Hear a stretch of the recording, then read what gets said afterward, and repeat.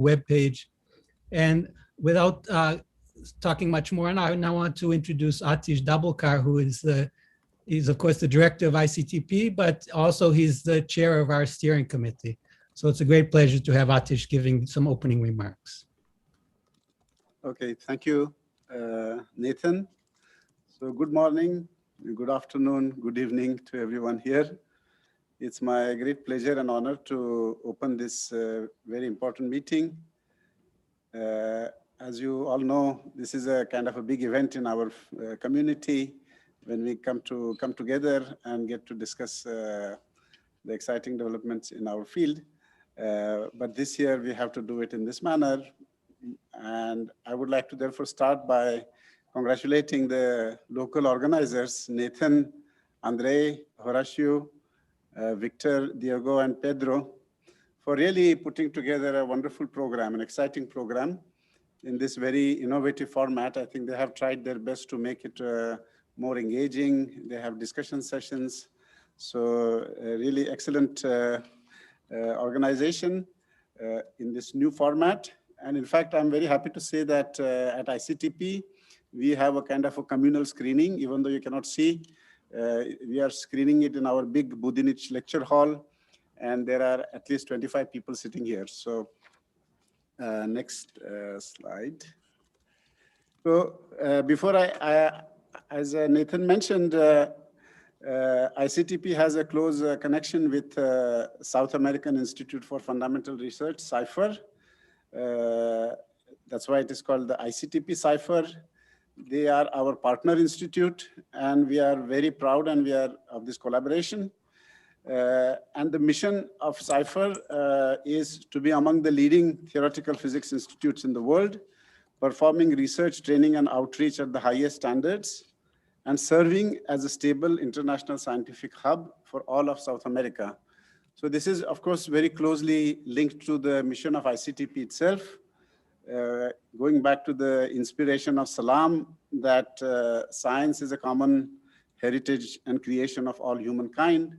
So we want to create opportunities that help overcome the barriers of geography, gender, economics, and ethnicity. And our partner institute initiative is essentially to make sure that what ICTP does at Trieste, we can now do it locally, for example, in South America. And it was with this intention that this partner institute was started. And I really am glad to see how it has flourished. These are the 5 permanent faculty members of SAIFR. In the last 10 years or so, it has really flourished to become a first-rate scientific institute. And I know how difficult it is, and I want to congratulate Nathan and all his colleagues who have made this possible. This is an impressive achievement. I know what kind of difficulties you come across trying to create a center like this, and I have seen how they have overcome them. And in some ways, the Strings 2021 being organized in Sao Paulo is a recognition of the quality of the work that is being done at SAIFR. So I should just say a few words about SAIFR. I mean, we have a steering committee, but I should thank some of the people on the steering committee: Juan Maldacena, Peter Goddard, Michael Green. But also I should thank the previous people on the steering committee and the scientific council, Barton Zwiebach, and my predecessor, Fernando Quevedo, and also in particular, the previous deputy director of ICTP-SAIFR, Anjbar Daemi, these were the people who really supported ICTP-SAIFR during its initial phases. And as you can see, really, SAIFR ICTP radiates outwards and interacts with many, many organizations around the world. And it is really now has taken a wonderful shape as an international physics hub. It is supported by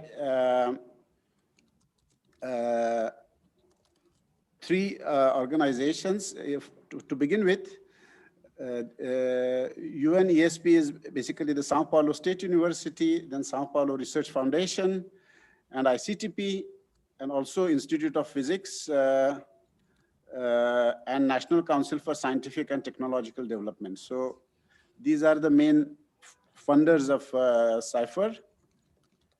But we also, SAIFR also receives private funding from Simons Foundation, Serra Pilheira, Perimeter Institute, APS, and LocaWeb. So I think our community doesn't need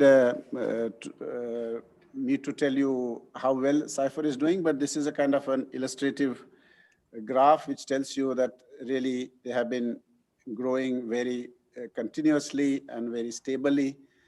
And now, over the last so many years, they have 257 activities, something like 2,000 visiting scientists, and something like 5,000 students have passed through. So it really performs this important mission of bringing science, making it available to the best students through research, training, and outreach. I want to go back before I open the conference. I just want to, I have a personal connection that I want to mention, that in 2001, exactly 20 years ago, the Strings 2001 was organized in India. And we were among the organizers. I was one of them and my colleagues in India. And it was, I remember, it was a very important event for the Indian string community to hold this major conference. It was for the first time, actually, the Strings conference went to a developing country. And as you know, Strings has been a long tradition for now decades. But it was for the first time that it went in 2001 to India. And at that time, I was on the other side. I was one of the organizers. And I remember ICTP was very generous in their support for the Strings 2001. And now it's exactly 20 years later. This was in Asia. We have this conference coming here in South America to another continent in the developing world. And I recall that in India, it was really made a big splash, and it was very important, at least for 1 week. Even the person on the street of Mumbai sort of knew about what are strings or something about strings, black holes. It was in newspapers. But also scientifically, it had an impact that it sort of made it clear that the Indian string community was of the quality that it was. And it also helped us with our funding agencies. And I hope it has a similar impact in Brazil. So wish you all the best, my colleagues in SAIFR. And I look forward to a really exciting conference ahead. So thank you, Nathan. Over to you. Okay. Thank you very much. So we have a few minutes, so I just want to review a little bit about the protocol. So I think all of you are very familiar with how things work on Zoom, but maybe some of you are newer. So we have actually a PDF file you can look on the web page. So if you want to ask a question, the way to do it is to raise your hand. So at the bottom of the participant list or reactions on my screen, you should be able to click to raise your hand. And then at the end of the session, or even during the discussion sessions, the chairman will call you, and then you can open your microphone and ask the question.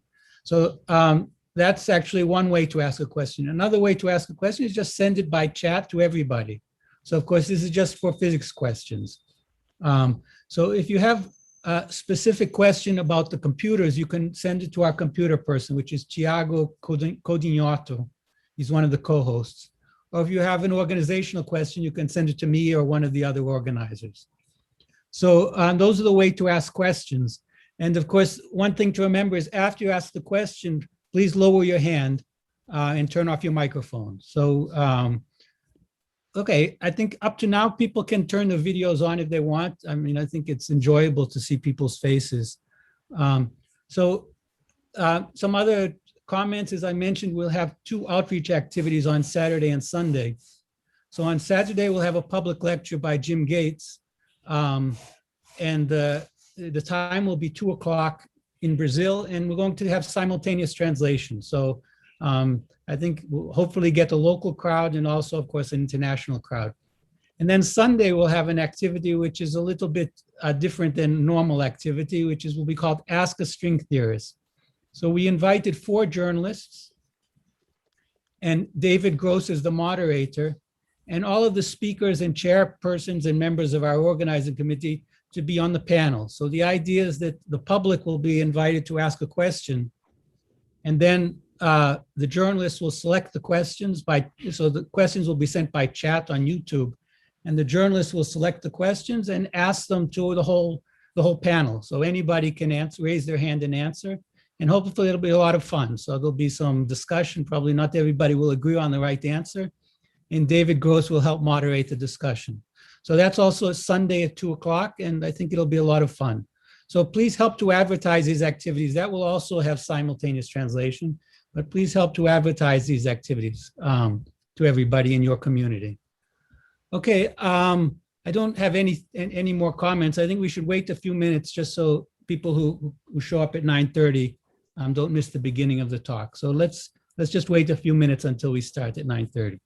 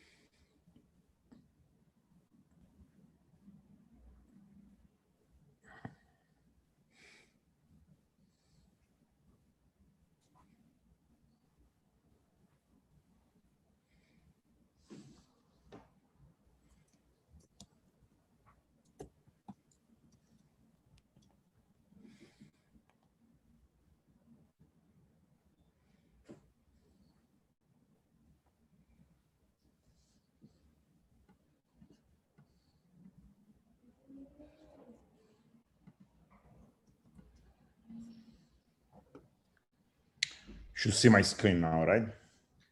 Yep.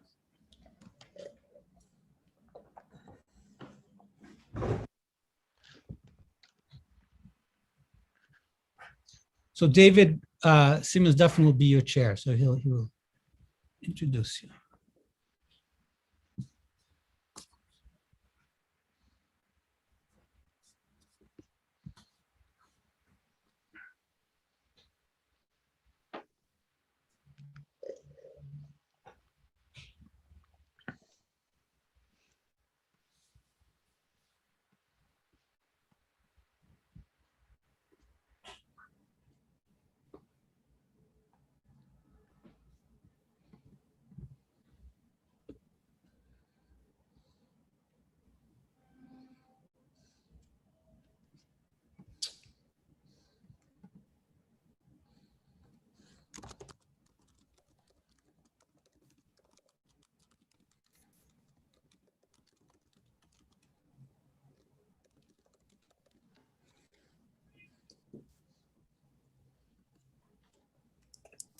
Okay, David, do you want to introduce Leonardo? Okay. All right, thanks a lot. And thank you to the organizers of this wonderful conference. The first talk today will be by Leonardo Rastelli. It's a review talk, Carving Out the Space of Effective Field Theories. Leonardo, take it away. Thank you very much.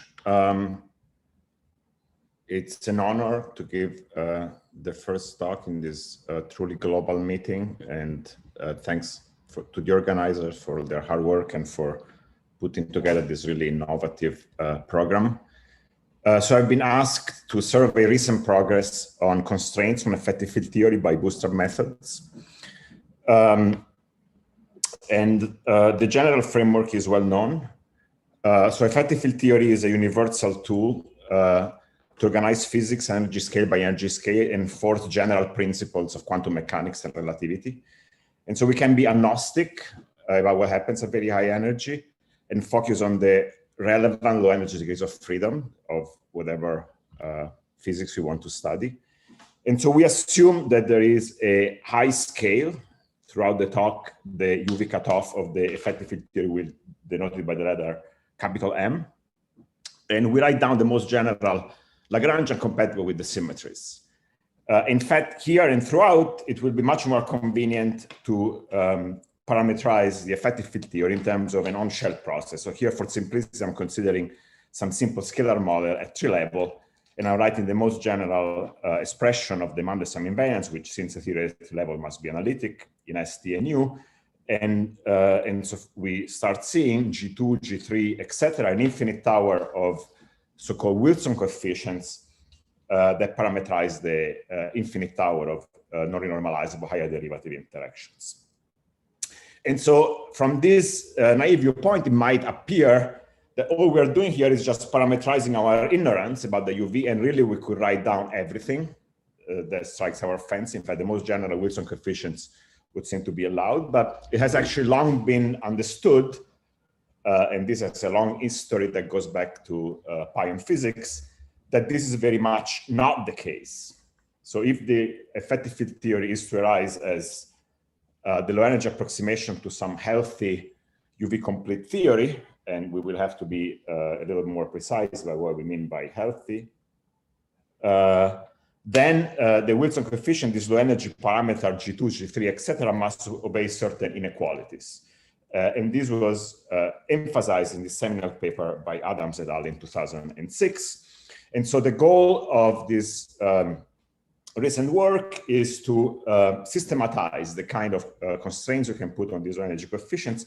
And here I'm showing a little preview of the kind of results one can get, some precise carving out of theory space where what is in the blue region here is allowed, what is outside is not allowed. So there are some obvious motivations why we may want to do this.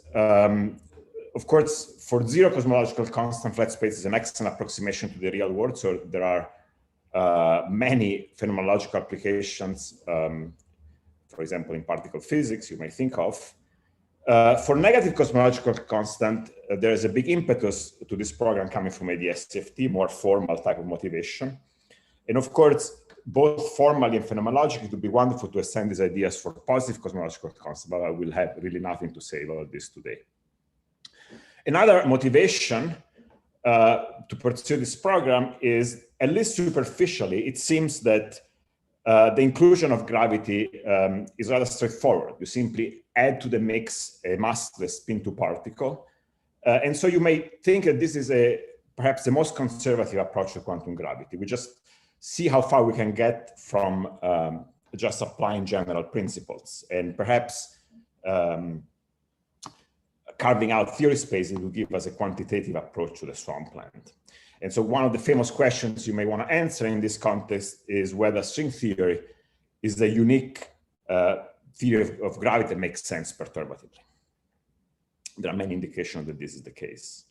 And so the general philosophy here is very much in the spirit of the Bootstrap. We want to constrain observables, such as the S matrix or a CFT correlator, from general principles such as analyticity, unitarity, etc. So needless to say, these ideas have a venerable history. The idea that causality and analyticity are linked goes back to really a century ago, Kramers and Koenig, dispersion relations. And many of these ideas were pioneered in the 60s and in fact are now being recycled and discovered in the context of formulating an analytic S matrix for the strong interactions. And that program led by the Veneziano AMPI to the birth of string theory. And so you may legitimately wonder why now? Why is it that these ideas have picked up interest recently? And this is not entirely a sociological question. I think there are good scientific reasons for this. One is that there's a more contemporary emphasis on the space of possibilities, on the landscape of theories, rather than trying to nail down the unique optimal solution of the Bootstrap axioms. You really want just to explore possibilities. There is the famous success story of the conformal Bootstrap that many of you will have heard about, the serendipitous discovery that in the context of the conformal bootstrap, very interesting theories such as the three-dimensional criticalizing model sit at the boundary, in fact, at the kink of the allowed space of parameters.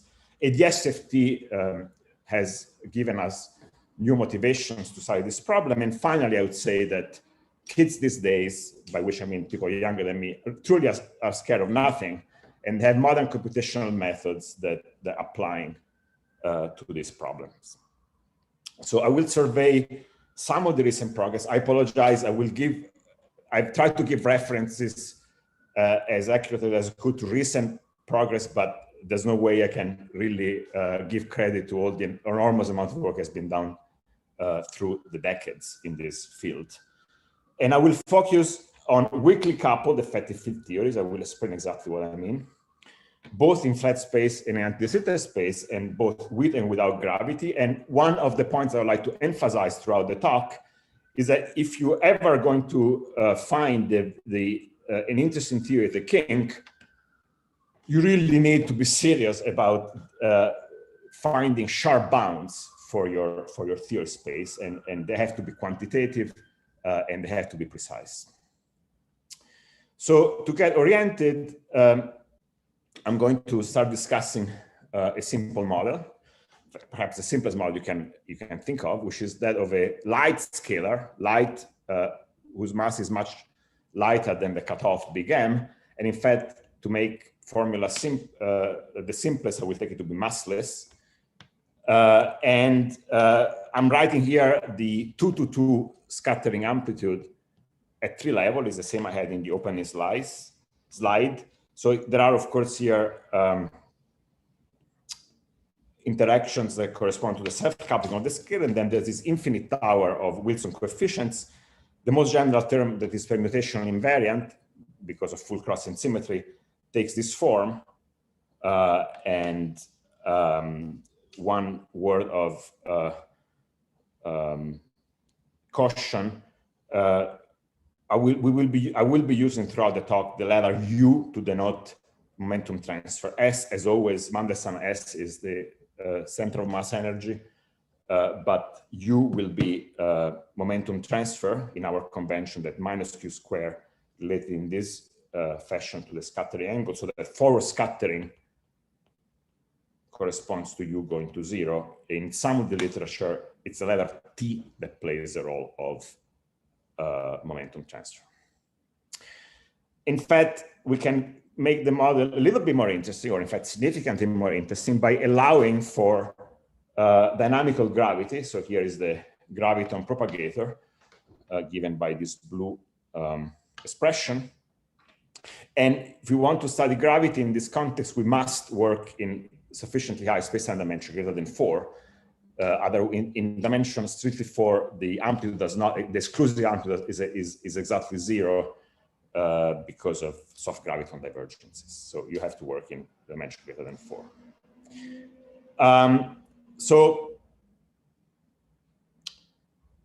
The assumption of weak coupling can be formalized as follows. So we are really looking at a family of S matrices, a family of connected amplitudes that are depend on some small parameter epsilon, and all couplings of the effective field theory go to zero as epsilon goes to 0, and so the theory remains weakly coupled all the way up to the cutoff. So the effective field theory is weakly coupled, but this does not mean that the theory will be weakly coupled at arbitrarily high energy. And an excellent example to keep in mind and guide our intuition is weakly coupled string theory, by which I mean we fix the string coupling to be fixed, small. This could be 10 to the minus 10. It's a fixed number we pick from the get-go. And then the cutoff scale is the string scale, is a scale in which the first massive string resonance appears. And of course, we are perfectly justified to treat string theory at 3 levels. It's an excellent approximation of the physics all the way up to the string scale, and in fact, quite a bit beyond it. But of course, eventually, as you crank up the energy, the theory will become strongly coupled, and eventually we encounter the mysteries of quantum gravity at the Planck scale. So the goal, as I have already emphasized, to try to derive sharp bounds. Well, clearly, given their assumption of weak coupling, all the couplings scale with the same small parameter epsilon, it's clear that we will be constrained to work on ratios of coupling. So there is some sort of homogeneity to the problem. We can scale by an overall positive number and nothing will change. And moreover, by dimensional analysis, we can stick the appropriate power of the cutoff to find a dimensionless ratio of this kind. And the standard intuition from Wilsonian effective field theory will then tell us that we would expect these dimensionless ratios to be of order 1, or to say differently, standard effective field theory scaling would tell us that higher derivative interactions are suppressed by inverse powers of the cutoff. And we would like to confirm this intuition quantitatively by putting sharp boundaries on the allowed region of parameter space. Okay, so that having this model as an illustration, I'm now going to state some general principles about the 2-to-2, the properties that we expect from the 2-to-2 connected amplitude. So the first and least controversial is that unitarity will imply that on the physical S channel cut, by the usual I epsilon prescription, we reach the cut from a little above for positive S.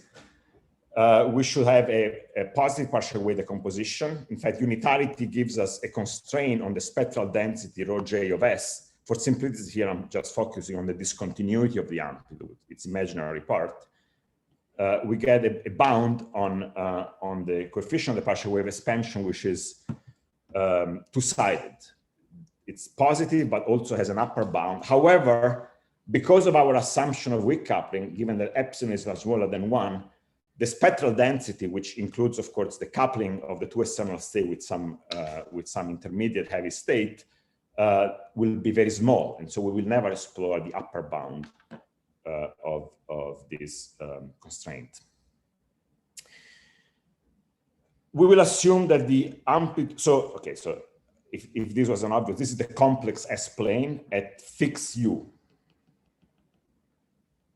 I take U to be in the physical region, fix U and negative, fix U small and negative, and we explore the analyticity properties of the amplitude M in the complex S-plane. So the amplitude should be real analytic. It should be fully crossing symmetric. We will hear a lot more about crossing symmetry later today from Sebastian Mizera's talk. This is one of the examples where there is a tension between physical intuition and assumptions and what has been rigorously established. Crossing symmetry is not established even in ordinary quantum field theory in the absence of a gap. And clearly we do not have a gap here because we're dealing with massless gravitons. And so this is really not something I can prove. It's an assumption. We will need some notion of ascending analyticity in the first sheet. And so we will need, again, for fixed U small and negative, we will need the amplitude to be analytic, at least for sufficiently large modulus of S. And finally, I left this for last because it's the most interesting assumption we will make, or perhaps the least well known. We will assume that along any ray of approach to large S, for fixed U, this is known as the Regge limit. It's the limit of small angle scattering at high energy. But now in the complex S-plane, the amplitude should grow slower than S squared. So the M over S squared goes to 0. And the usual slogan is then means that if I divide the amplitude by 2 powers of S, which is means I do 2 subtractions of the amplitude, then I can write a dispersion relation. So the slogan is 2 subtractions always suffice.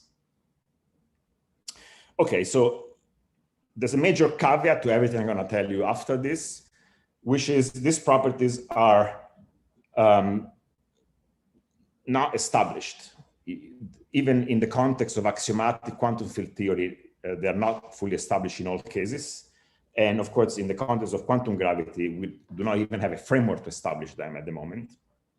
And so the working hypothesis, and certainly my very strong belief, is that these are actually relatively conservative assumptions that are meant to encode in the S matrix the notion of asymptotic causality and unitarity, even in the presence of dynamical gravity. And again, the connection between causality and analyticity is very well understood. And there's also a connection between causality, unitarity, and the fact that the amplitude should not grow too fast, should grow sub-exponential, should be polynomially bounded in the complex S-plane.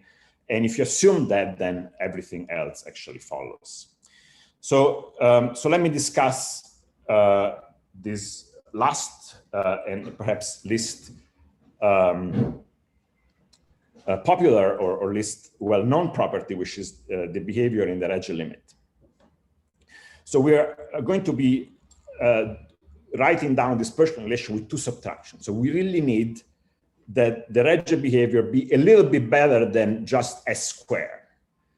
If you recall from the previous slide, the graviton propagator really grows like S squared is the graviton propagator. And so Einstein gravity, or in fact any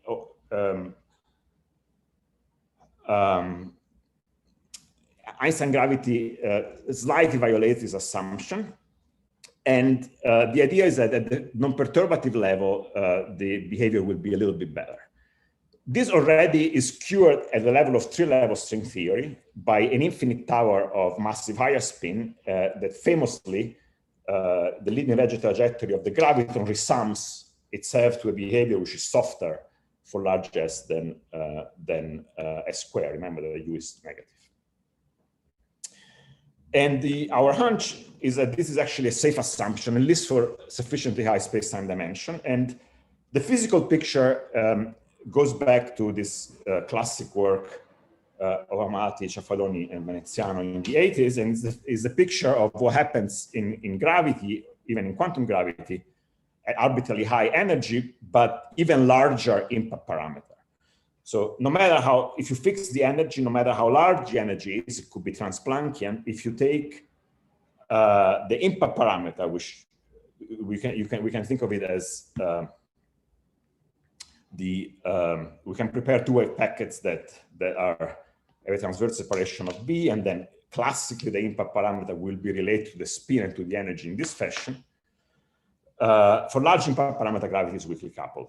And the quantum mechanically, this ratio of 2J over E will be the region of the high energy states on which the intermediate states are mostly picked. So you can assume that the impact parameter, even quantum mechanically, is given by 2J over E with good approximation for large energy. And perhaps this will be discussed later on in the session on high energy scattering in string theory. But in the crudest form, the argument is then the following. So unitarity tells us that each partial wave is bounded, and the sum will shut off a large J, because a large J, we have large impact parameter, and that's when gravity becomes weak. Of course, this argument is really very crude, and one can and should be more precise. This is work in progress to appear by Herring and Zhiboedov. One can perform a better estimate. First, start in the physical region, large energy on the real axis, and using relatively conservative assumption in the impact parameter representation of the amplitude and carefully estimate the Fourier transform back to, this should be really an U in our conventions, to momentum transfer space, one finds that in dimension greater than 7, the Regge growth assumption is correct. And if you're willing to make somewhat more adventurous, but still rather reasonable assumption, what happens at somewhat smaller region of impact parameter, then this is true in D greater than 5. And once you have this on the real axis, you can extend it in the full upper half complex plane. If you assume, as I would advise you to do, that the amplitude is polynomially bounded there, which is again an assumption meant to encode the notion of causality. Okay, so perhaps I've said too much, but I emphasize this point because it's a crucial assumption that we will be making throughout. And let me say something perhaps a little bit more informal. In this string theory community, you're kind of not expected, but there's a sense that quantum gravity is not this terribly exotic thing. More or less, quantum gravity follows the usual rules of quantum, or the usual rules of the games, very much, including quantum mechanics. And so this is, even in the context of quantum gravity, these are not terribly adventurous assumptions. But of course, if you believe that quantum gravity is not in this framework, then I have very little to tell. So the complex S-plane is wonderful because it lets us connect the IR expansion of the amplitude, the one that we want to put bounds on, with the UV. And so the idea is that we're going to write a suitably subtracted dispersion relation for the amplitude. So this is the contour at infinity. So if we divide by 2 power, and then we can use Cauchy theorem.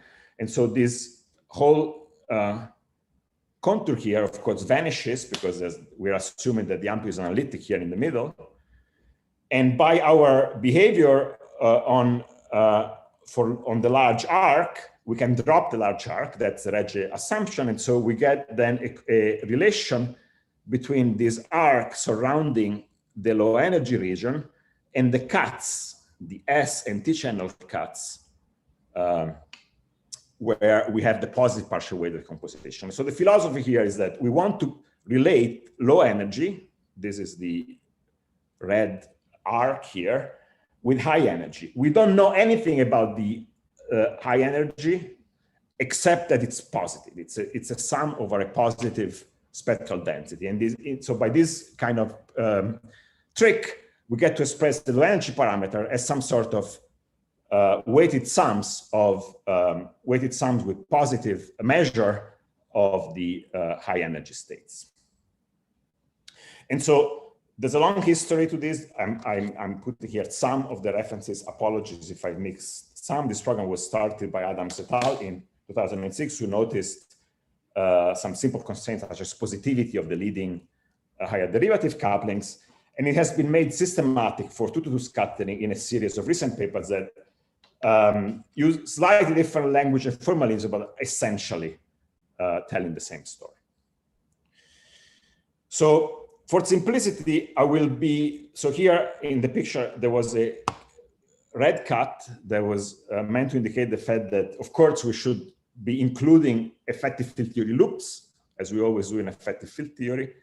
But remember, we have this parameter epsilon, which is very small. The effective field theory truly is weakly coupled all the way up to the cutoff. And so to leading order, we're perfectly justified in entering the theory at 3 level, and we'll worry about systematically doing loop corrections later. So we only have poles at low energy in the approximation I'm going to make in the next few slides. And so again, there are several equivalent formalisms. I'm following here the notations and setup of Caron-Huot and Van Duong. So again, we write a dispersion integral of this kind. The reason we divide by S prime times S prime per U is because we want to preserve ST crossing symmetry. And then this is 0. And by deforming the contour, we get to express the low energy parameters in terms of the high energy spectral density. So this is low energy piece, the arc that I had earlier, and this is the high energy piece integration on the cut. And so let's stare at these formulas for a second. So U here is a parameter that has to lie in the, for validity of this approximation to work, has to lie in the physical region between minus m squared, which is the cutoff, and 0.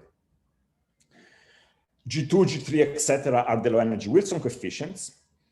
And so this is an infinite set of sum rules for each even integer k, each of which is in itself an infinite set of rules because the parameter U is in both sides, expressed in the low energy parameter in terms of the UV data. F2, F4, X6, etc. are perfectly computable and well understood functions that I'm not writing here not to overcrowd the slides. And so that is the essence of this game. And we are agnostic about the UV physics, except that these densities are positives. K here is the number of subtractions, and it follows that only EFT interactions that grow at least as fast as OS to the K appear on the left-hand side. So for example, you see that the graviton only contributes to the spin to some rule and then drops out, etc.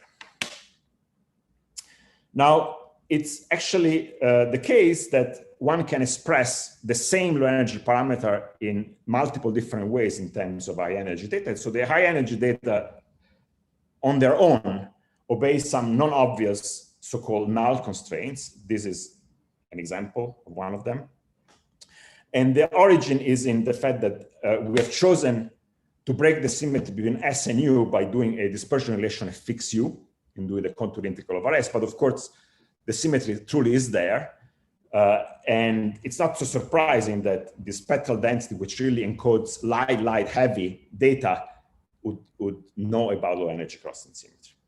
And so we see from here, just a little scaling argument, that the interesting physics, the interesting dependence on rho, happens at a scale of the order B, B being the impact parameter assigned big N.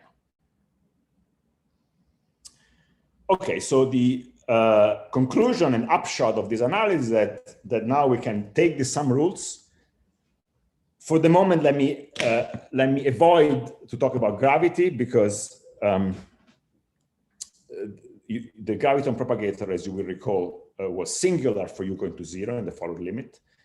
And just expand this in a Taylor expansion. So that gives us an infinite set of constraints for this coupling in terms of positive objects. And this is the kind of program that you can very much put on a computer using semi-definite methods. And you find then a sharp exclusion region of this kind, where, as promised, the dimensionless couplings obey two-sided bound. It's a compar region. And this is a very nice conclusion because it means that power counting follows from causality. That is the takeaway slogan.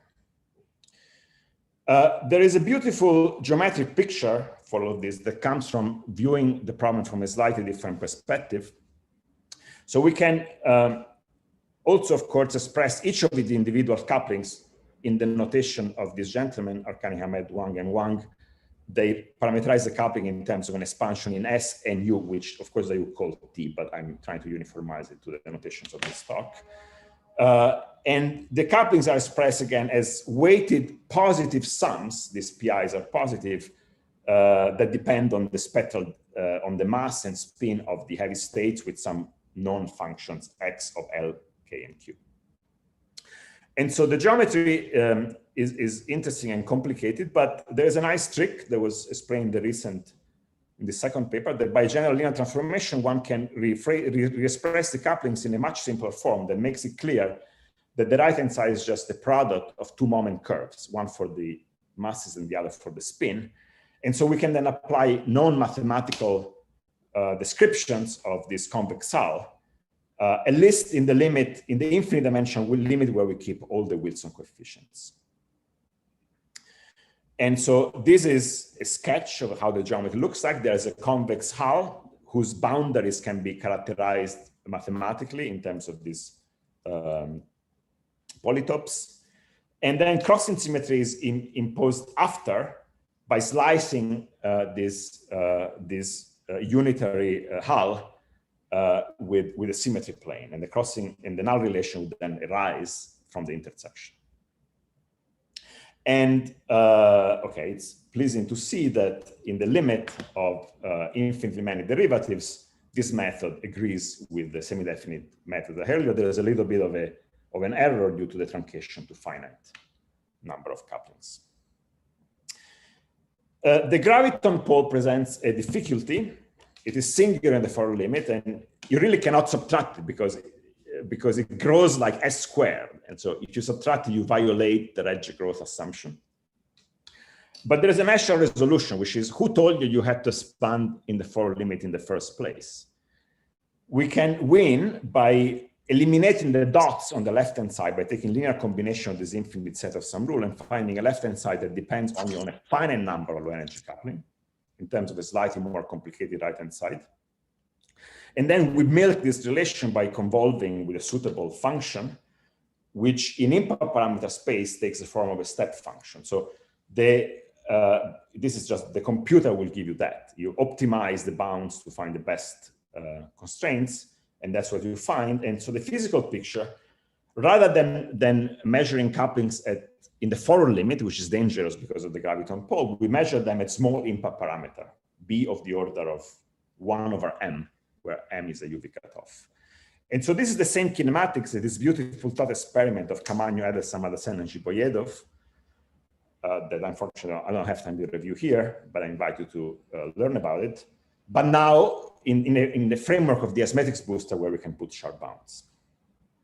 And so this is, I'm flashing some of the bounds. So one upshot of this in different dimensions is that the coupling G2 that in the paper of Adams et al. Was the one that was strictly positive now is allowed to be a little bit negative because gravity provide a time delay that can compensate for it. So all of this was in the context of a model with external scalars. We would like to do gravitons. That's a little bit more involved. There is some work on external spin, but as always, supersymmetry provides a shortcut. In particular, maximal supersymmetry allows us to study scattering of supergravitons in terms of an auxiliary scalar amplitude. And the scalar amplitude actually has improved Regge behavior of this sort. And so it starts as 1/STU. And the leading correction is a constant, which is related to the famous R⁴ corrections to Eisen-Hilbert. And we can now put a rigorous upper bound on it, a weak coupling. Again, we're assuming that the Newton constant is small at the unit of the cutoff.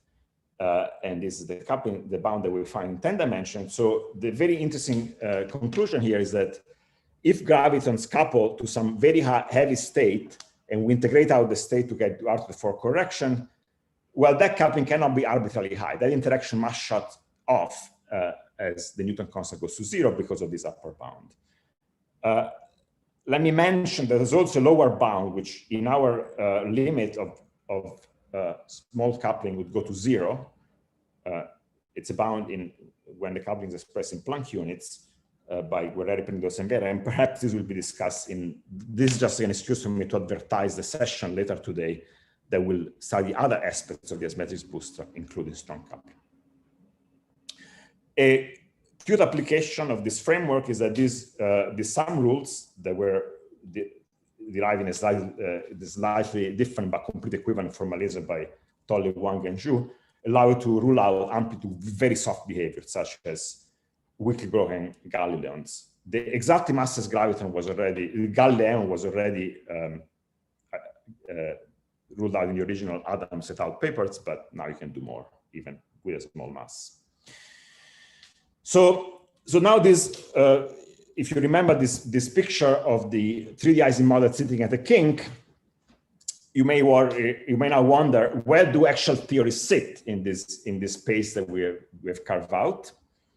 And the interesting conclusion that was first noticed in the EFT Hedron paper and then explored more systematically by Bernd, Cosmopoulos, and Zhiboedov is that physical theories actually do seem to lie kind of at the edge of the exclusion region. Here is actually, I'm not sure if you can even see it. There is a sequence of theories here that are this black segment. And there is a nice principle that one can experimentally notice, namely, if one looks at what contributes to this amplitude, one sees that there is a suppression of states of high spin as intermediate states.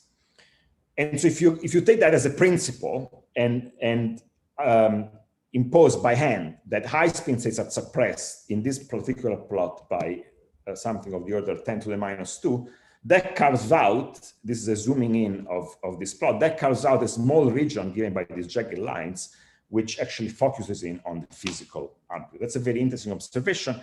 It is not, none of this is visible at the level of 2-2 scattering, because at the level of 2-2 scattering, the rigorous constraints we have imposed will allow for this whole region.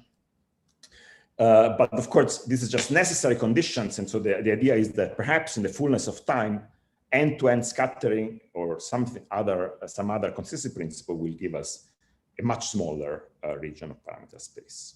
Leonardo, you have about 4 minutes. Really?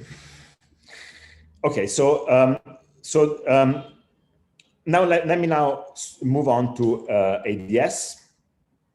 I'll be quick. First, because I only 4 minutes. Although, can I go on? Or can I go a couple of minutes up over? But thankfully, my talk will be followed by Simon Caron-Huot talk, who we will have a significant overlap on this last part of my talk.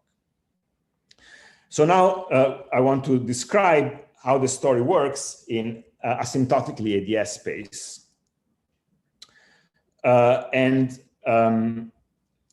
Many of the words that I can say are the same. So we want to study effective field theories that are weakly coupled in anti-de Sitter space. And in the purest model, we take the graviton to be the only state below some high mass scale M. And so, of course, to leading order, we just have Einstein-Hilbert with a cosmological constant that Weinberg taught us.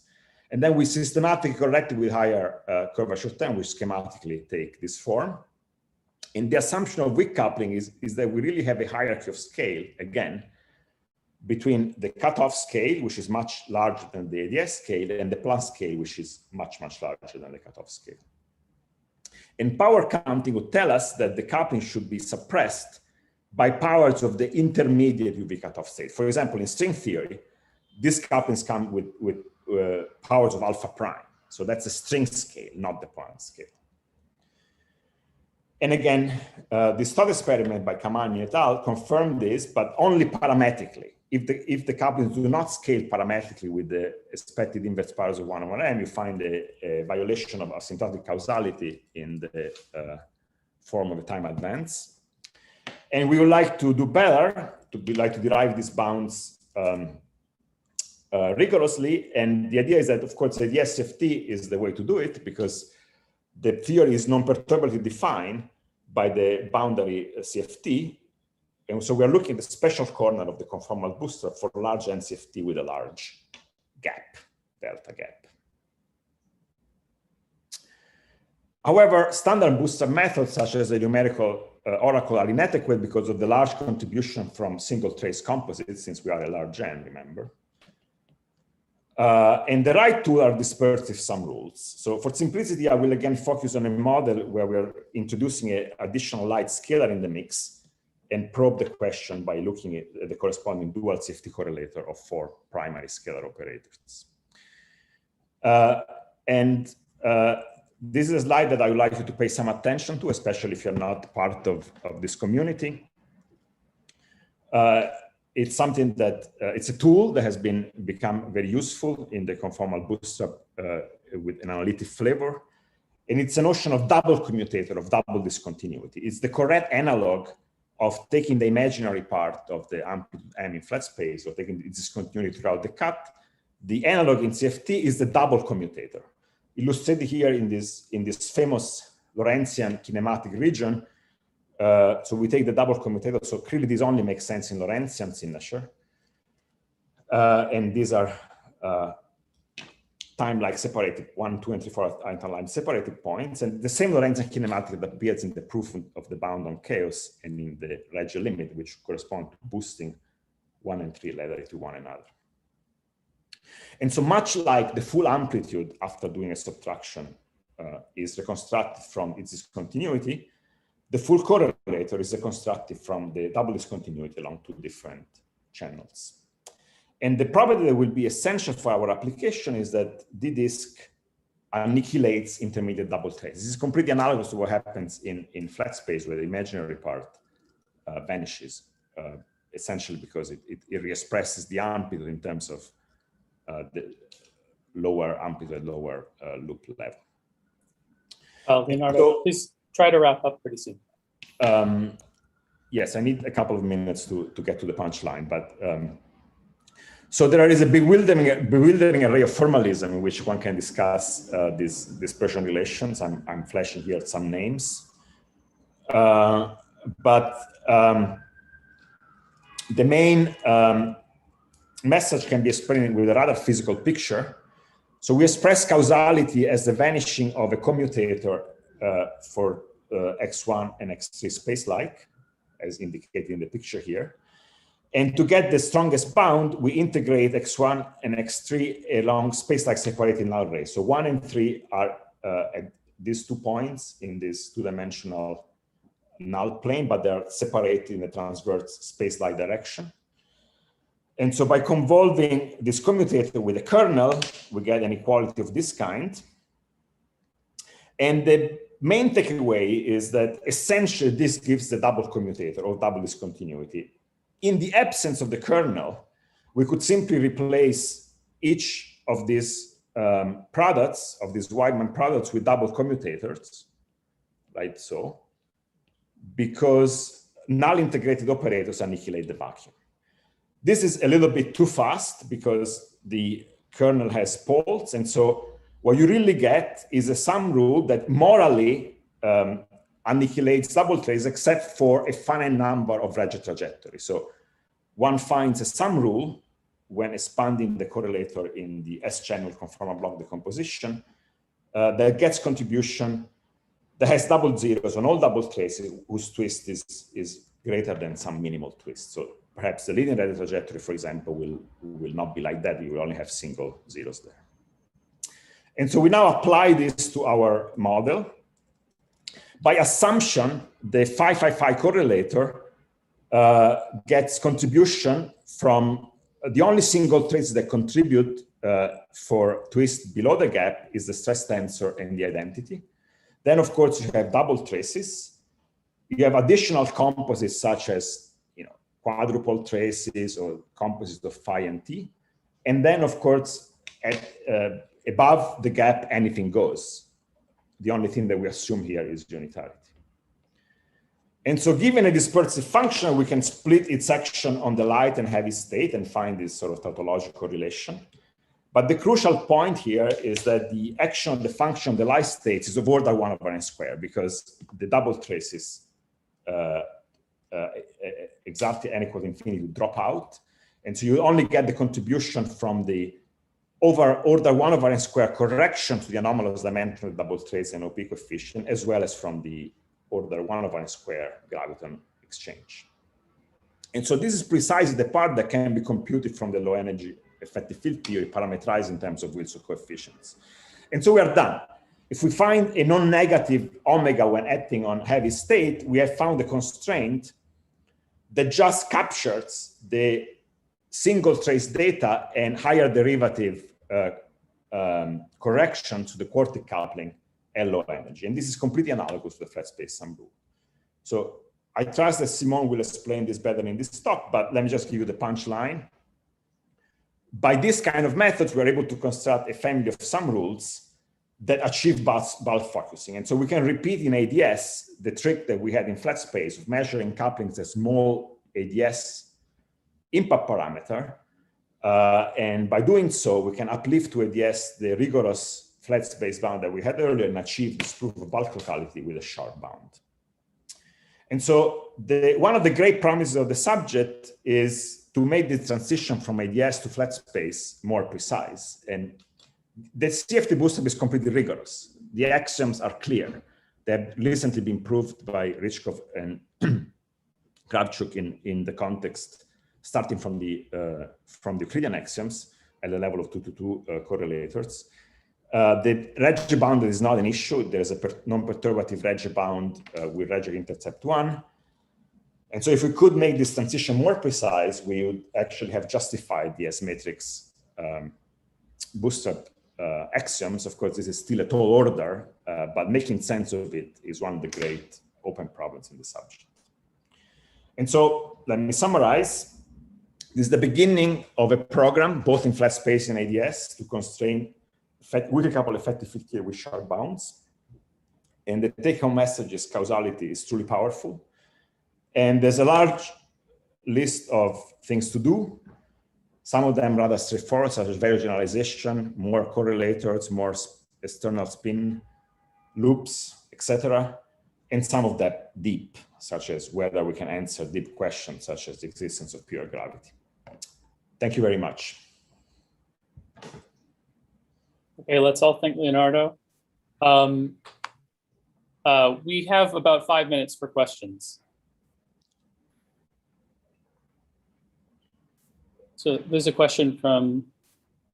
Sorry, I want to acknowledge my amazing collaborator for teaching me everything that I know about this subject, and also Sasha Zhiboedov. There's a question from Alejandra. Go ahead. Hi, Leonardo. I have a very quick question. I was wondering if this program would say anything on a bound on the number of space-time dimensions. Not that I know of. Do you expect it to be an outcome in the long term, or? One can always hope, but at this stage, not really. I mean, these axioms for 2-to-2 scattering, I believe, would work in any dimension. Perhaps in very high dimension, you can mix this with the simplification of gravity in large dimensions, but I really haven't thought about it. Okay, thank you. Okay, Daniel. Hi, Leonardo. Thanks for the nice talk. I'm a bit puzzled about the role of the weak coupling assumption in this. For example, I mean, you could try to do the whole story also for weakly interacting quarks and gluons, but you would totally miss what actually happened in the infrared of the theory because you couldn't do that for. Okay, good. So why can't I do that? But because I'm looking at asymptotic states. But is that I guess, yeah, okay, so that's an assumption somehow. I mean, yeah, I guess that's the thing. You're kind of perturbative, but then not perturbative. And I guess I'm having trouble figuring that out. Let me emphasize this again. What is perturbative is the effective theory description. The full theory really need not be perturbative. And it will not be perturbative sufficiently high energy. But I am assuming that I have a description of the asymptotic states.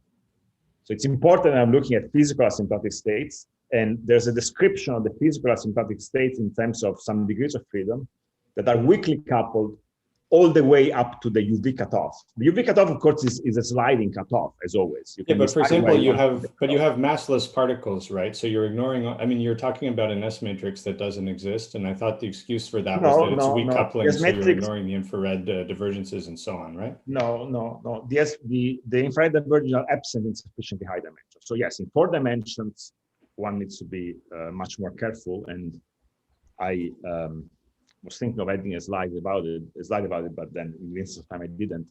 In 4 dimensions, of course, you will find an infrared divergence, and that will actually be very nicely regulated by ADS4. So I would be actually hopeful that one can, either using ADS4 or using some sort of other more inclusive kind of infrared safe amplitude, one could try to extend the discussion, the flat space discussion, to 4 dimensions. But in dimension greater than 4, there's no issue with infrared divergences. Yeah, thanks. Okay, we have time for one more from Sergey. Hi, Leonardo. Yeah, it's also about weak coupling assumption. So some of the bounds don't require it, like the initial bound on d⁵ coefficient. Are there more quantities like that which don't require weak coupling assumption and can be constrained? Sorry. The weak coupling assumption entered most centrally in the treatment of the effect of in the fact that I treated the effective field theory at 3 level. Right. This argument of expressing, if you are willing to just integrate, so if you go back to this picture, if you're willing to declare that the integral over this arc in the infrared region is my physical quantity, then there's no need to make any weak coupling assumption. The weak coupling assumption comes if I want to relate that arc to the standard Wilson coefficient, and then I do some matching of this on-shell quantity to the Wilson coefficient at 3 level, or systematic corrected loop by loop. But well, again, no, at the full non-perturbative level, it's true under our axiom, which of course is a good question, but under our axiom, it's true that I can express this arc in terms of an integral with a positive density over the cuts.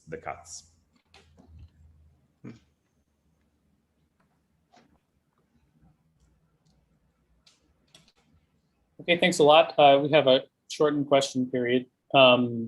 So let's all thank Leonardo again and get ready for the next speaker, Simone.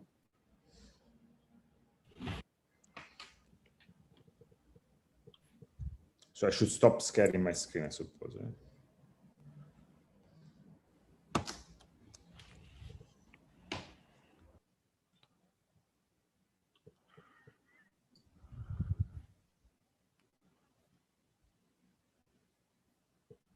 Okay. All right. The next talk will be by Simone Caron-Huot. Go ahead, Simone.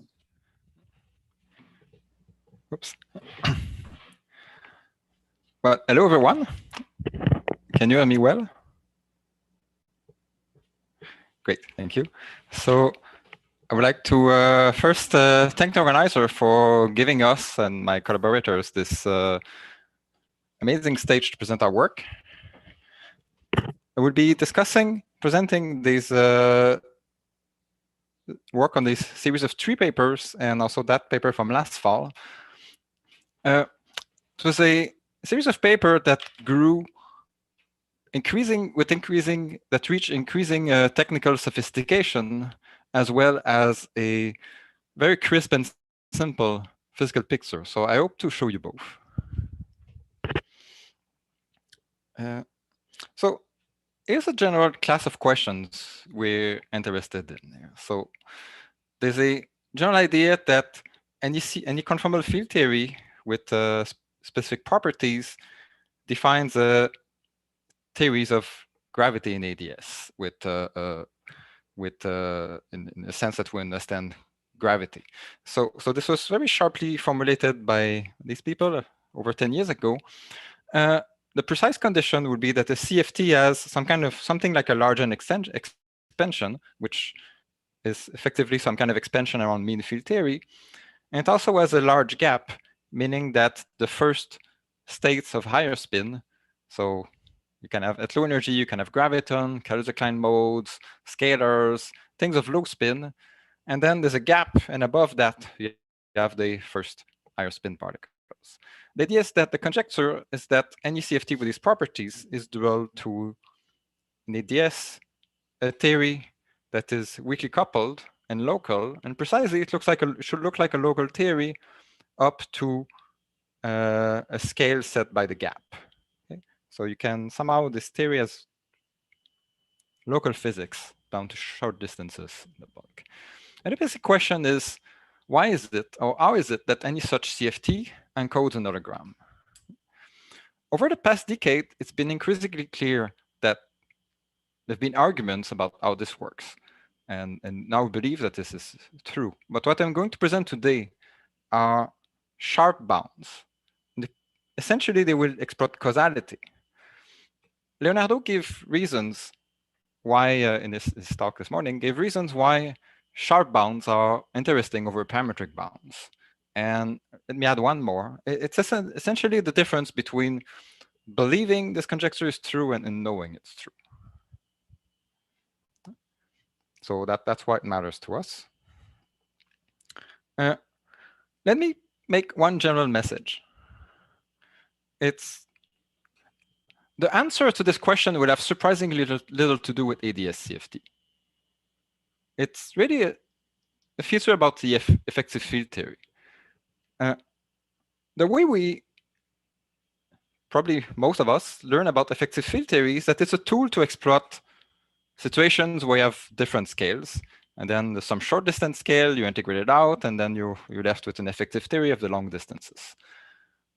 This viewpoint is very powerful, and its power is that it applies essentially in all areas of physics, right? It explains everyday things like why different fluids, water and air, satisfy a similar equation. Like, it's an extremely powerful principle. But it also has one bit of a drawback, which is that it's you can think of it as a set of power counting rules, and these power counting rules can be justified from specific examples where you know the short distance theory, but this effectively unprovable within the EFT. On the other hand, what I guess we learned from past year or so is that there's a completely independent way of justifying the EFT logic, is that it's a way of organizing the degrees of freedom in a causal theory. This way of thinking is, one drawback is that it's clearly more specialized and less general. Okay? It doesn't hold throughout branch of physics. However, you get something out. And the upshot is that by restricting to causal theories, you can actually get sharp version of power counting rules that are implied by causality. So in the second perspective, well, once the Reich disciplinary is established, well, conjectures like HPPS that I stated on the previous slide, they go from unprovable to essentially tautological, basically because the CFT is causal. Okay? So the main message here is really the surprising strength of causality. So I'm going to explain so there'll be two parts in this talk. I would try to explain in pictures what the kinematics are in our construction, because if you try to understand the formulas in our paper without having the right kinematics in your head, it doesn't make any sense, and we're confused for a long time. So I hope by showing you the right pictures, you will make this easier. And after that, I will tell you what we do with these parts. So is our kinematics of, I'm discussing 2-to-2 scattering in flat space, like S matrices. Let's forget CFT for a moment.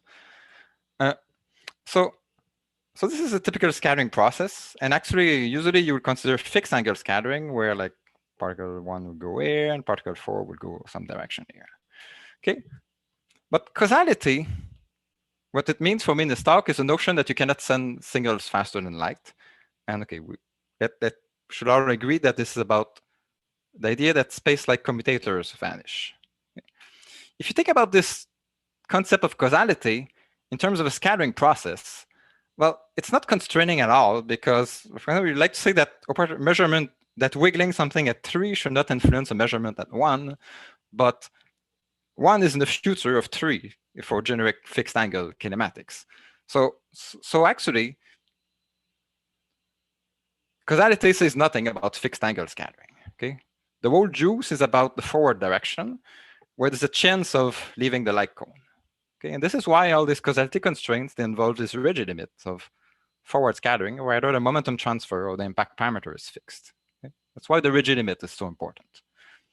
Causality only matters in the forward direction. And now you might think that causality is a statement about particle 1 here. So now I'm going to erase the fixed angle scattering thing. You might think that causality is a statement about particle 1 not arriving before the shaking was done at point 3, but this is not true. The strongest statement is really that a particle going from 3 to 1, the amplitude for going to 3 to 1 is equal to the amplitude for an antiparticle going from 1 to 3. Okay, and this is essentially the argument in flat space that shows the existence of antiparticles. So the strongest statement of causality requires you to think about crossing. Okay? So you really leave this light cone. And when you think hard about this in flat space, this leads to a lot of technical problems that are valid problems. Is that the region where crossing is relevant has no overlap with the region where fixed angle scattering, where the LSZ reduction formula holds. Okay? And this leads to all sorts of technical issues that you need to do extend domain of analysis and so on, that were solved by highly technical in this papers in the 60s that I wouldn't be able to explain. What we propose here is a different solution, effectively, that we carry out in CFT. Before I reach the end of the slide, I need the audience to name those two individuals. Guess you can show it in the chat.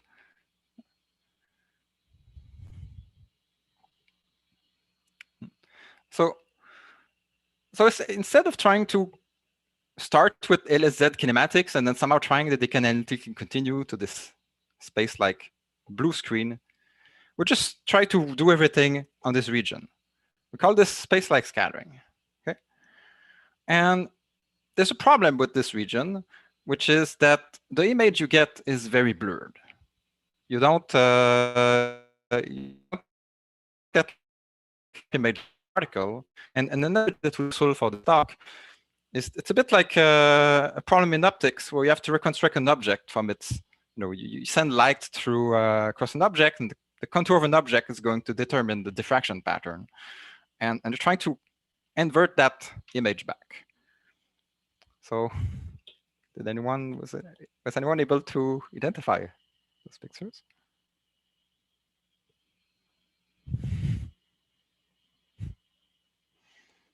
These are people who definitely had something to do with optics. No, Debbie, no.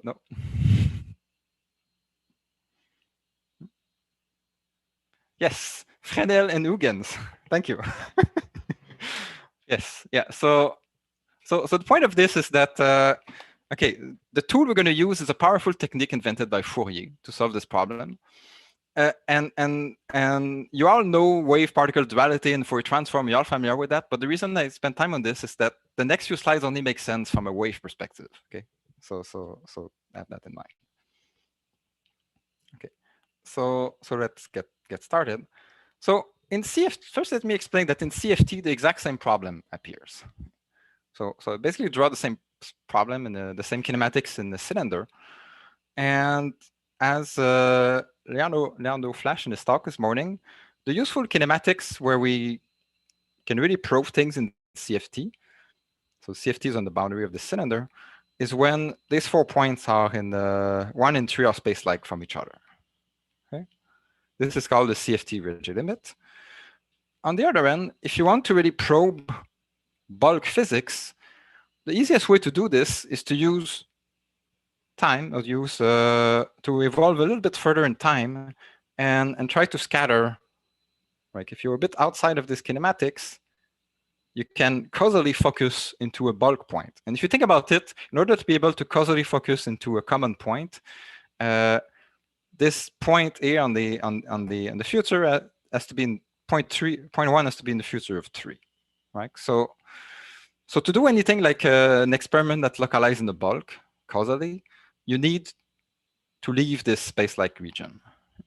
So the same problem that LSZ region and the space-like region have no overlap exists in CFT.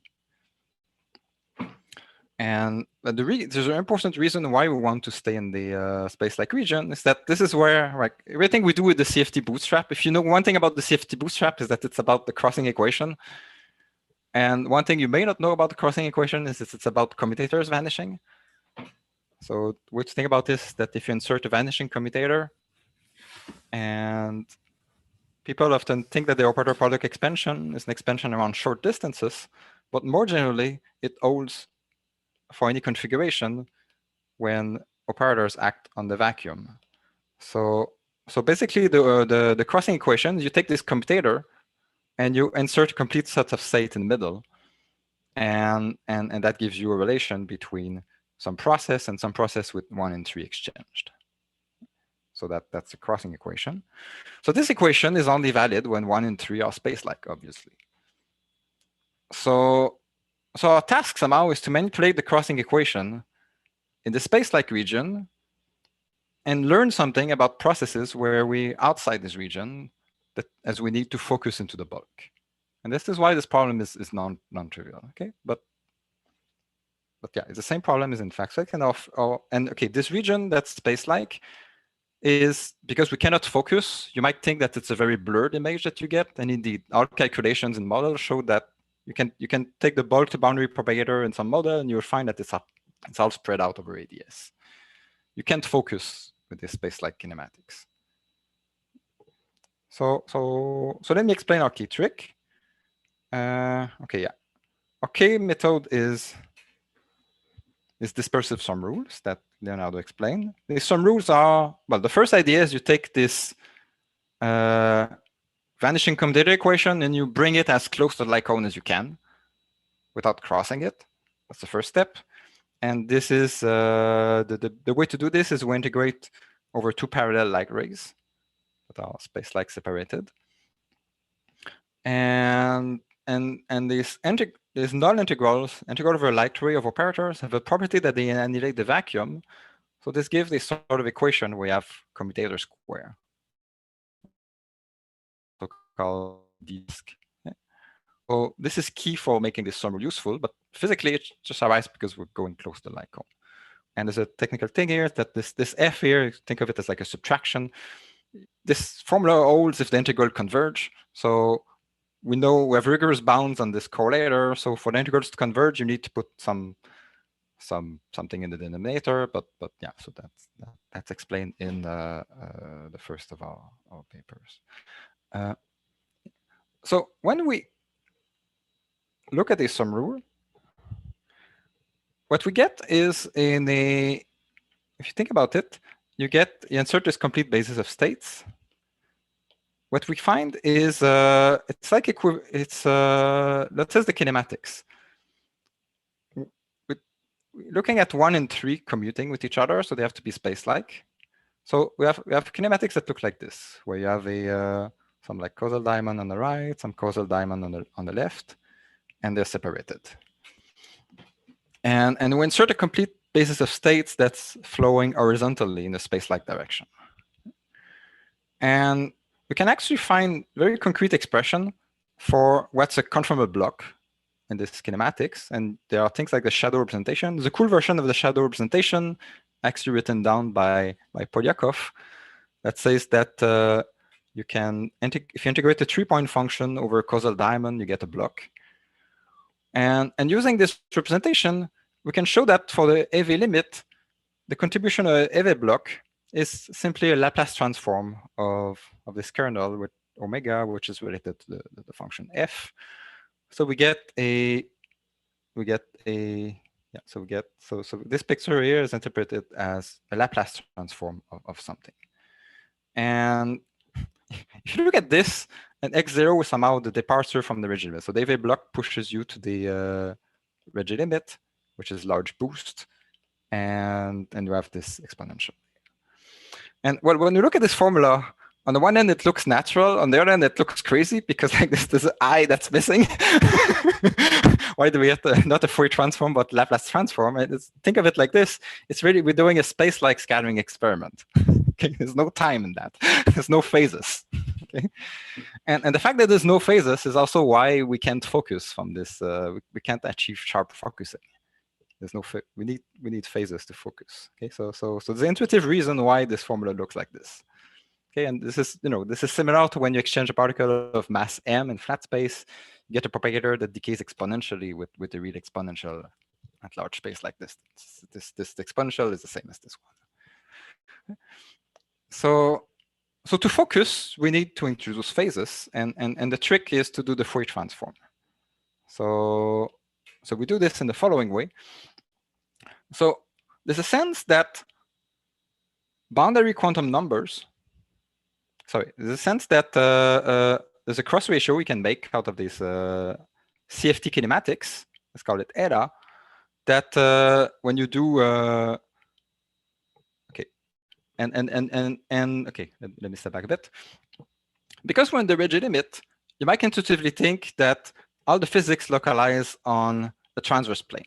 That's 2-dimensional lower. So this transverse plane here, let's call it HD-1. We have on the boundary of a CFTD and the bulk of ADS D+1. So there's a transverse plane on which the whole interaction is localized because we're in the rigid limit. This transverse plane has some isometries, and the impact parameter that we're trying to localize is for a conjugate to this. It's okay. I haven't defined impact parameter yet. This would come soon, but you can think of to some trajectory travel by these particles. This impact parameter and the bulk cross ratios are acted on by the same isometries. This means that we can go from one to the other using the Fourier transform. So the trick is simply we take a functional, we integrate these sum rules that we describe, against what are partial waves, do Fourier transform on the on this conformal group. So the partial waves are Legendre polynomials with on the principal series, and x dot y over xy is kind of the boost angle between this point x and this point y. So we integrate this, and the key is going to be to put a large phase. By putting a large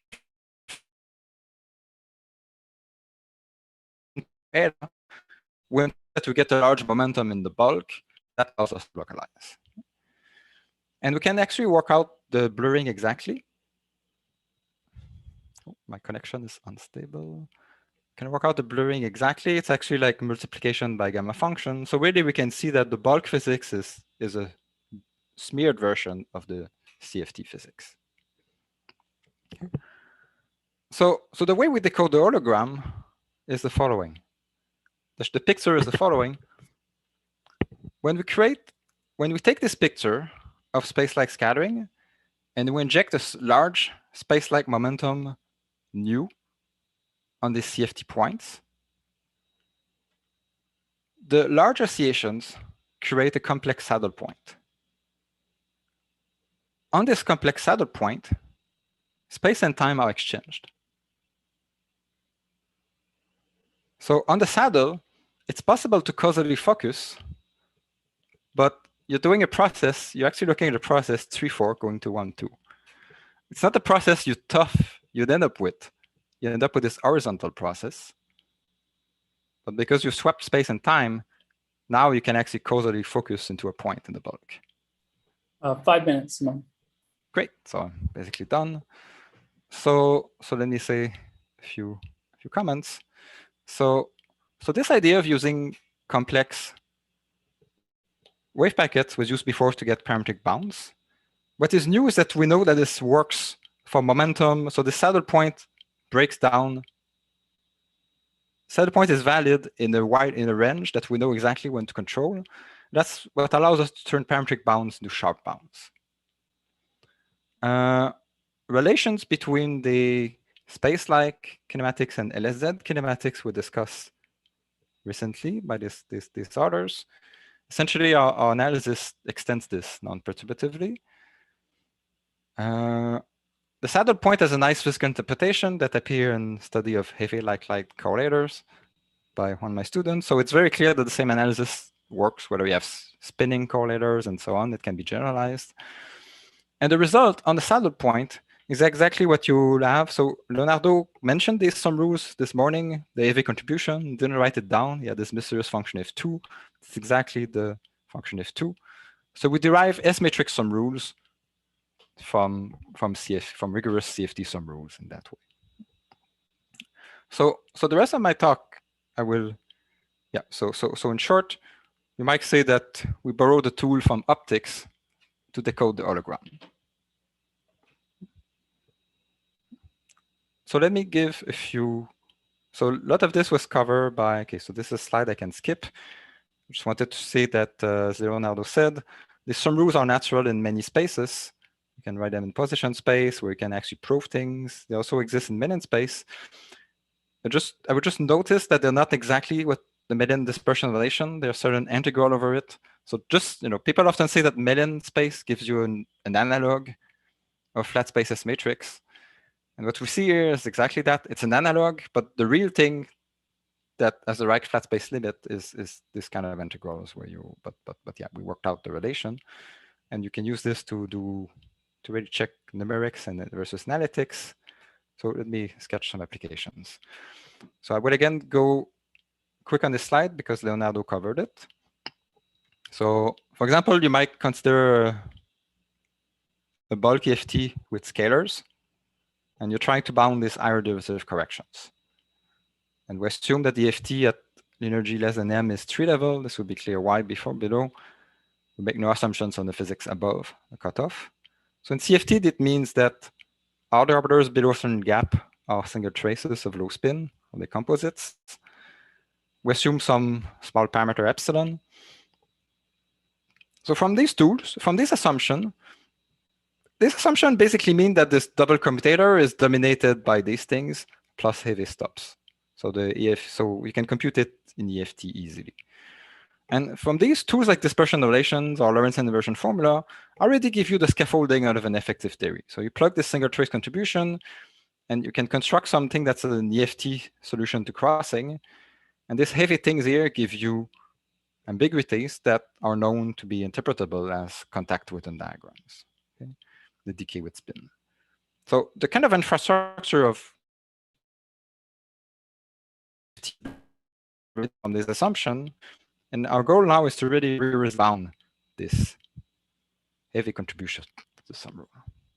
So okay, I will skip because yeah, we can do forward limit bounds. Basically, going to different bounds, in the paper we go through different types of bounds with increasing sophistication, like if it's forward limit, yeah. So in the forward limit, it turns out that the general message is that the flat space bounds embed into the idea in flat space is to have some rules that are positive on the heavy states, and things that are positive in flat space turn uplift to things that are positive in CFT. So all these bounds turn out rigorous.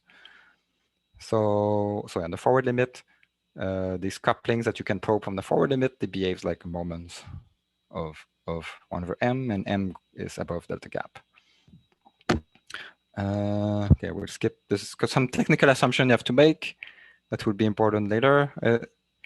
You have to be very precise about what couplings you're measuring, and the couplings that are friendly to this approach differ from the couplings that are nice in flat space by 1/RADS square correction. And you have to argue that we give an argument that these infinite sums here are bounded and don't basically can be neglected. But yeah, this would be nice to be more elegant about this. But yeah, the next step, which came from last fall, is to study near expansion around the forward limit. And here there's a basic kinematic point that Leonardo makes, is that the way we define impact parameter, to really have to think in terms of impact parameter to go away from the forward limit. And in flat space, like you can define impact parameter from the quantum numbers of the thing you're scattering. I think people can write on the screen. I don't know if one of the hosts can remove that. Someone try to wrap up, please. Okay, I have 1 minute left. So okay, so the basic point here that well, I started 3 minutes late, right? So can I get 3 minutes? Maybe 2 minutes. Okay. So one basic point is that crossing symmetry, some things look like they are to bound. When you expand around forward limits, you get derivative Gegenbauer polynomials, and they have opposite. You have things with different signs. So you can easily, when you have a equation like this, so G3 is the quotient of some higher derivative couplings. You have a equation like this. It's easy to get an upper bound in terms of order some rules, but to get bounds on your side, you have to bound the spin of the exchange particle. And the key to doing that is that IR crossing symmetry constrains the heavy light-like couplings, was emphasized last fall. And you can actually show things like the following. Effectively, the impact parameters which contribute to the sum rules, where impact parameter is defined from the spin of the intermediate states, is suppressed by the cutoff. This is a consequence of low energy crossing symmetry, and that's a big deal. You might worry that J/M is the impact parameter. You might worry that your theory contains big objects like black holes, extended strings, blah blah blah. This argument says that these things never contribute significantly to sum rules.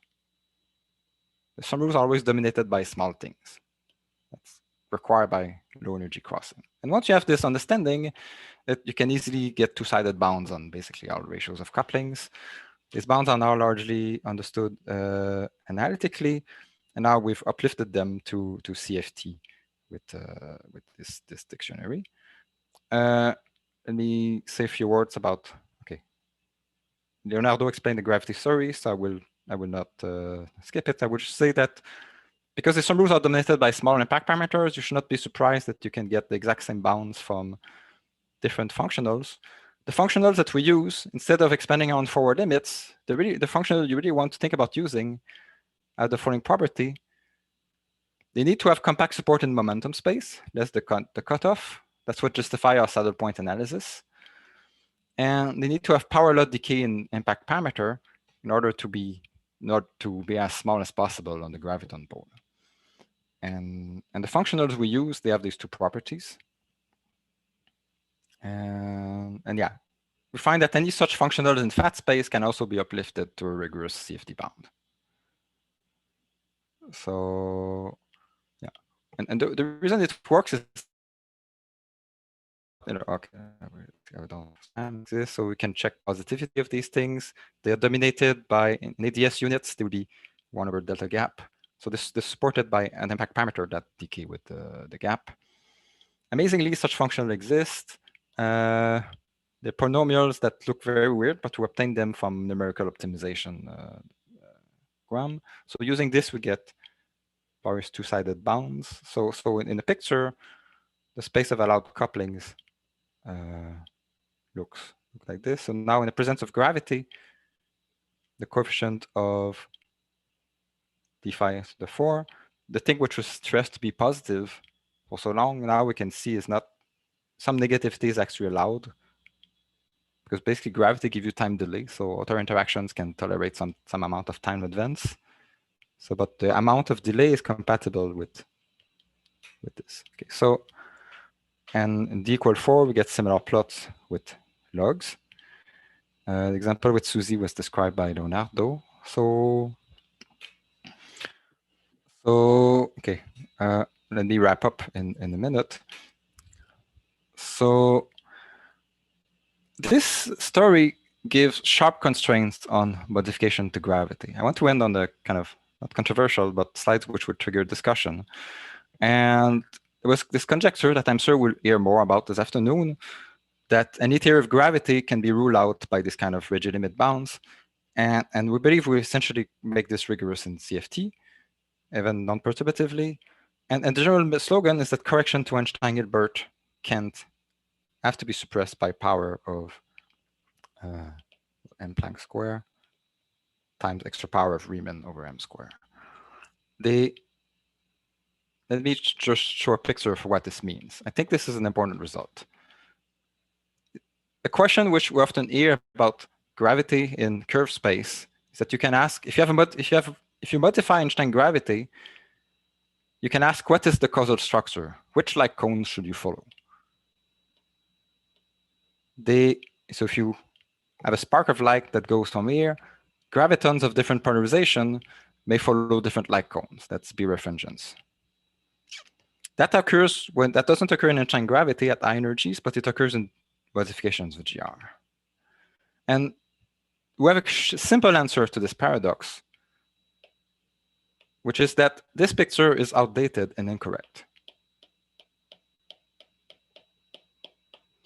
Theories in which this paradox exists are unambiguously acausal. If you have a patch of flat space, you can do something that looks like a scattering experiment where you vary the impact parameter. There's a completely unambiguous causal structure. And these theories will violate causality in this completely controlled setup.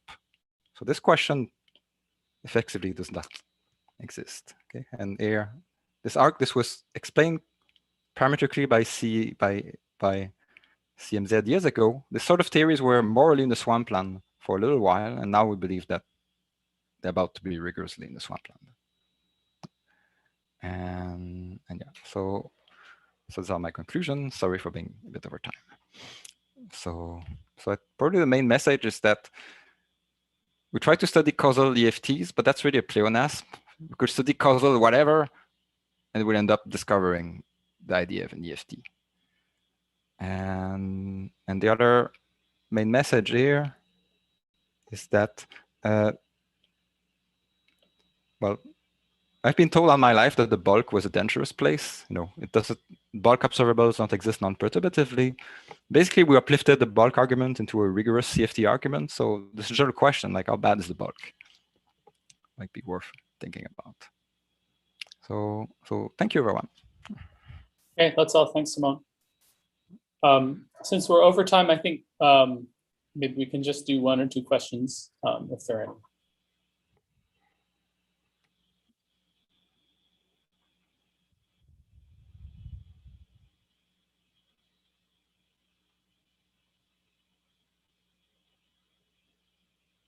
If there's a question from Brando, go ahead. Hi, Simon. Thank you for the very nice talk, amazing results.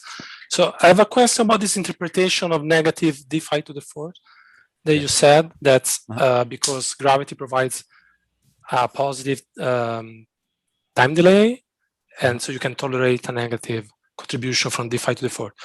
So this I'm missing something because I thought that d5 to the fourth is a contact that does not contribute to time delay at the order you're doing the calculation, so at 3 level. So is this like the right interpretation?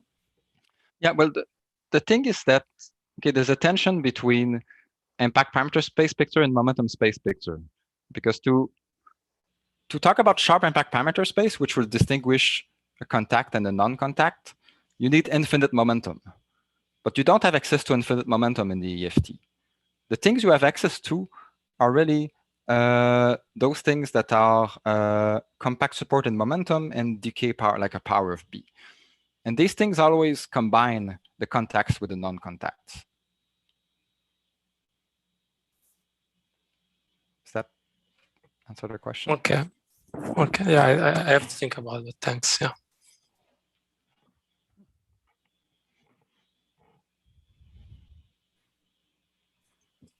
Okay. If there are no more questions, let's thank Simone and Leonardo again.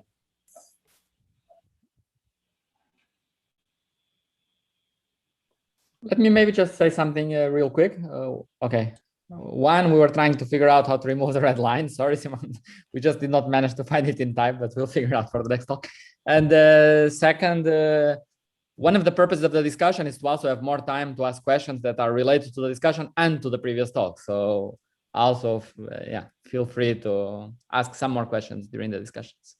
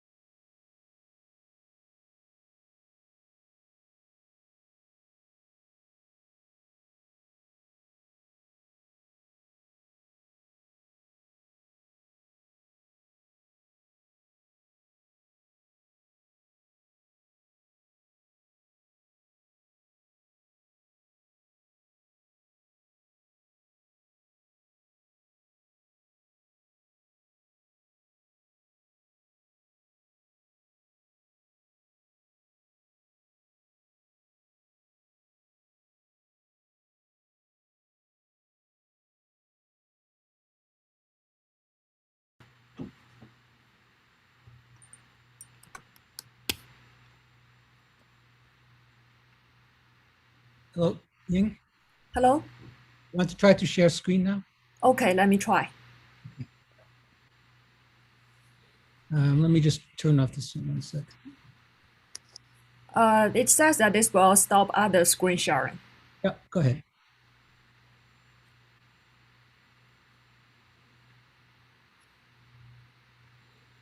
Okay, very good. Yeah, I think it works. Thank you. Okay, sure. Also, Ying, how do you want me to let you know I'll that you stop have share. 5 minutes left? Ying, how do you want me to let you know that you have 5 minutes left? Do I just speak up or do I write on the screen? Yeah, please just speak up. All right, thanks. Sebastian, do you want to try to share screen now?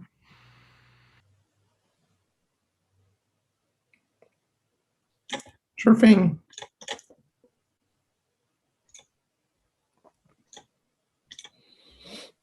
Does it work?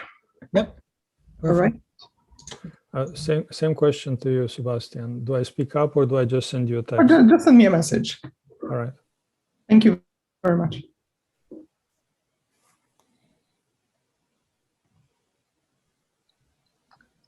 Should I also try to share screen since the discussion is just after? Yep. I need to make co-host 1 second.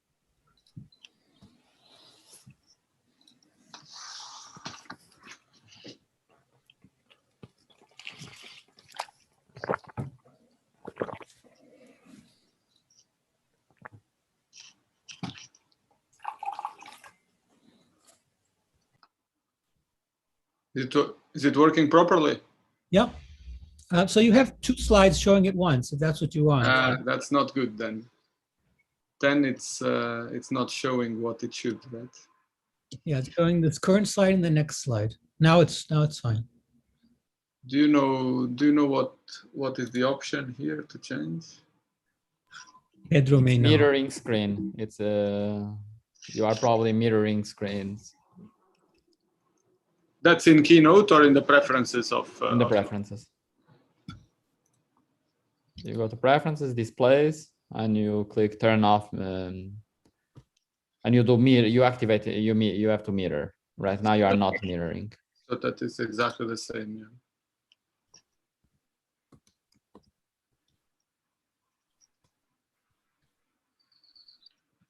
Pedro? Yes. Are you reminding me 5 minutes left, 25 minutes into the talk, or 20 minutes into the talk? So Radu will. That would be not me. That would be Radu. Yeah.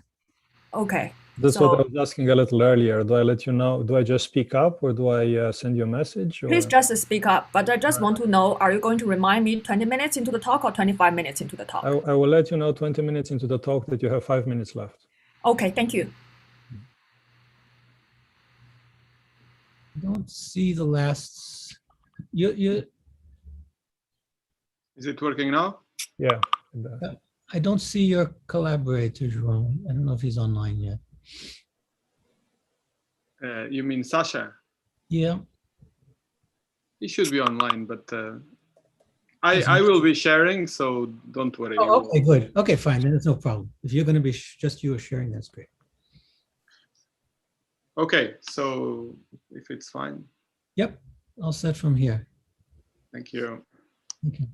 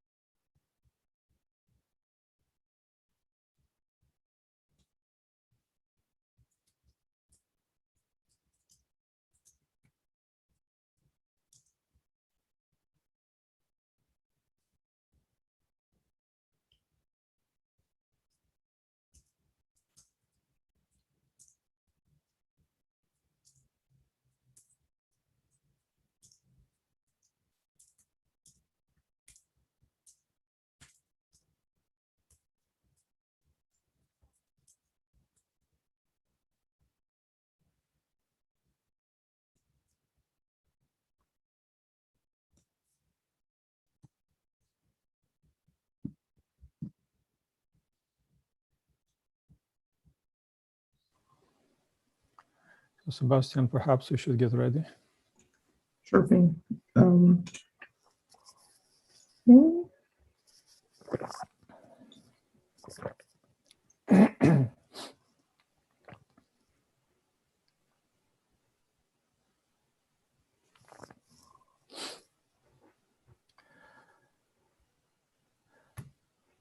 shall we start?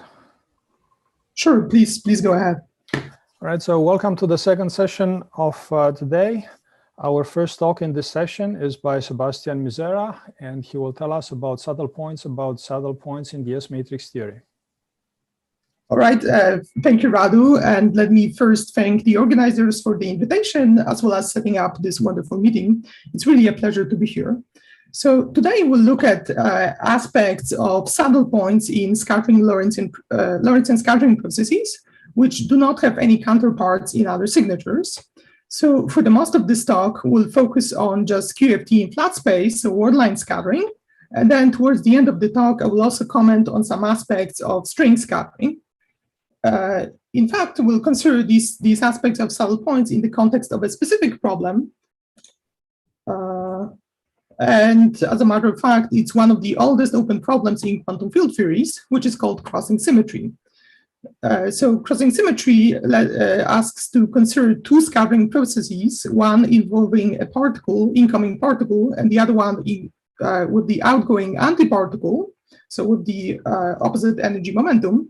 And the question is, are the two scattering processes really related by analytic continuation? So that question dates back to the work of Stuckelberg, Gell-Mann, and collaborators.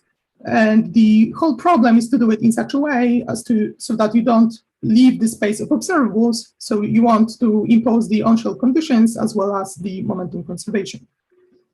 Now, there's been a lot of partial progress in the context of axiomatic quantum field theories, specifically with the mass gap. So for example, Gross, Epstein, and Glasser in the 60s showed that what you can do is you can consider this 2-to-2 scattering and take a pair of two particles, one in and one out, and exchange them for a pair of antiparticles like so. So this lets you to continue between S, T, and U scattering channels.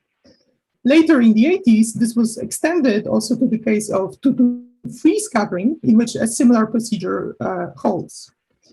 And then, as I'm sure many of you heard about from a talk of Ashok Sen around 2 years ago at Strings, there also exist some extensions of this to string field theory.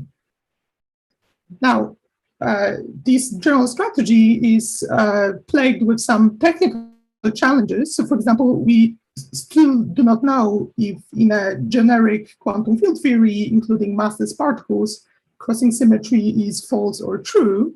And likewise, when you consider scattering, crossing between different numbers of in and out states, such as this original idea of exchanging a single particle into a single antiparticle, that's still an open question.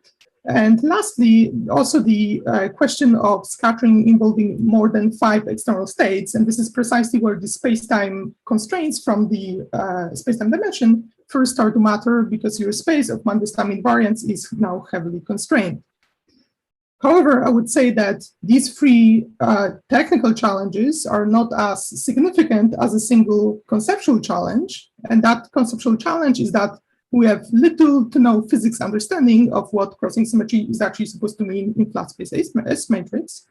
And this is because the previous proofs that I've outlined on the previous slides really hinge on the use of analytic completion theorems. So while they're mathematically, of course, correct, we have little intuition about what this means, why this is true physically. So what I will try to convince you of by the end of this talk is that we can have some new physical interpretation of what crossing symmetry is supposed to mean in the S matrix. Now, there's a good chance that many of you have not heard about the fact that crossing symmetry is still an open problem. And that's because historically it was basically too difficult to tackle, and it was eventually abandoned. Then it was replaced with a much stronger mathematical assumption. So one example of such assumptions is called maximal analyticity, of which crossing symmetry is a special case. And in contrast with some of the physical assumptions that you can put on your S matrix theory, such as causality, locality, or unitarity, there was initially no motivation to introduce such an analyticity assumption, no physical motivation, other than to simplify the math. Okay, and then in my opinion, at least, the S-matrix theory should not be based on assumptions whose physical content we do not understand. And that leads us back to considering more basic questions such as crossing symmetry. Okay, so what's the new strategy? Well, the strategy will be to revisit this question in perturbation theory. So as pointed out by Witten, there will be a connection between crossing symmetry and an absence of a certain class of singularities. The way that those singularities look like is that if you consider some Feynman diagram with an arbitrary number of loops, then you can put the internal particles on shell, that's already singular. But moreover, what we're going to do is we're going to align them along two beams in some well-defined sense. Now, this is a certain class of singularities that your S-matrix can have. And now the question is, in your favorite theory, do such singularities exist or do they not? If you can show that they do not exist, then that would imply crossing symmetry. So the major simplification that comes with perturbation theory is that we'll find a connection between singularities and word-line saddle points. So that is significant, or that's a simplification, because finding singularities is an analytic problem. And then we'll convert it into an algebraic problem simply because saddle points have some set of algebraic equations. Okay, so let me introduce some notation here. So contribution from a single word-line Feynman diagram is going to look as follows. So the dynamical variables in our problem are the Schwinger parameters, alpha sub E, for every internal edge E, where the capital E, I will denote the total number of internal edges, propagators. Then the rest of the integrand also contains this determinant of the Laplacian, as well as some polynomial numerator here, which encodes all the matter content and the interesting OP contractions. But for our purposes, the most important part will be the word-line action, which I will call V, and we do everything in the Lorentzian signature. So the word-line action takes the following form, just the usual double sum over contractions of all the external momenta times the Green's functions between the points where you insert those momenta, and then you have also corrections from the internal masses. So now one of the subtleties is that before applying the saddle point analysis, or really the stratified Morse theory, you need to make sure that the Green's functions are holomorphic, or more generally that the whole integrand is holomorphic. So locally on the word line, if we call the positions of the vertex operators tau I and tau j, then locally the Green's function looks like the absolute value between positions of those two vertex operators. Then what we are supposed to do is we're supposed to replace this by this alpha, which measures the length of this, and then we treat alpha, the Schwinger parameter, as a holomorphic variable. Okay, so now the saddle point equations are very simple, they're just these derivatives. And for the purposes of this talk, I will also ignore the boundary saddles, although they're not very difficult to include in the analysis. Now, what is special about the word-line action specifically is that it's homogeneous under dilations. So if you take your Feynman diagram and then you rescale it with some overall scale lambda, then the way that the action responds is that it picks up this overall scale times the original action. Now, this has three very important consequences. And the first of them is that the action actually vanishes on the saddle points. That's simply because we can apply this dilation operator to the original action. We get the action back. But we also know that if we're on the saddles, all the derivatives vanish. So that implies that the action has to vanish as well.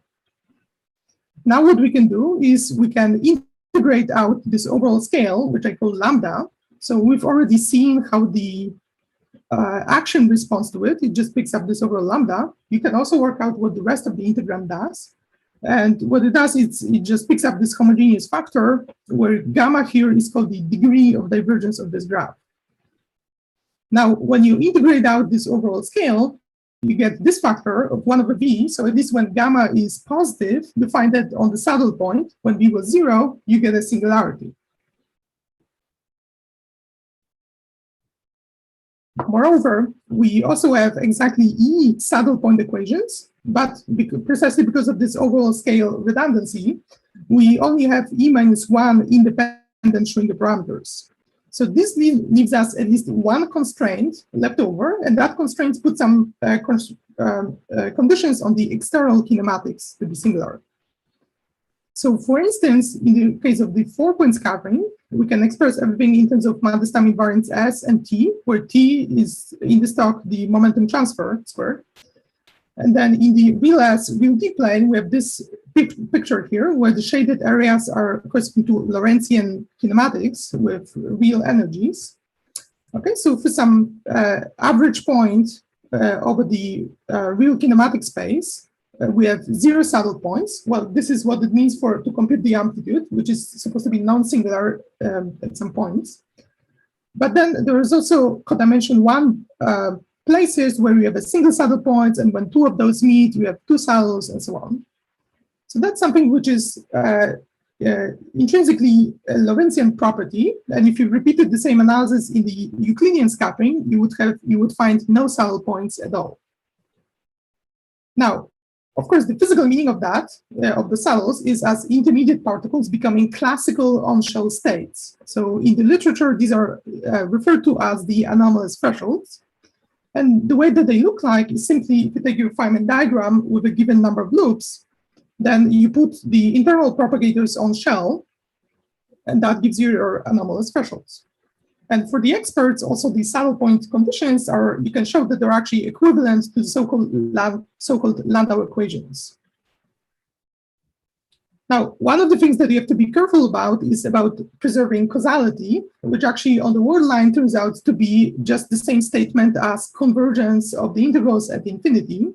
And it can be simply imposed by rotating the word lines by an infinitesimal amount. So you just take your Schrödinger parameter, and then you give it some infinitesimal complex phase proportional to these derivatives. You can see that the result of that is that the action actually acquires a small positive imaginary part. So you get this piece to leading order in epsilon.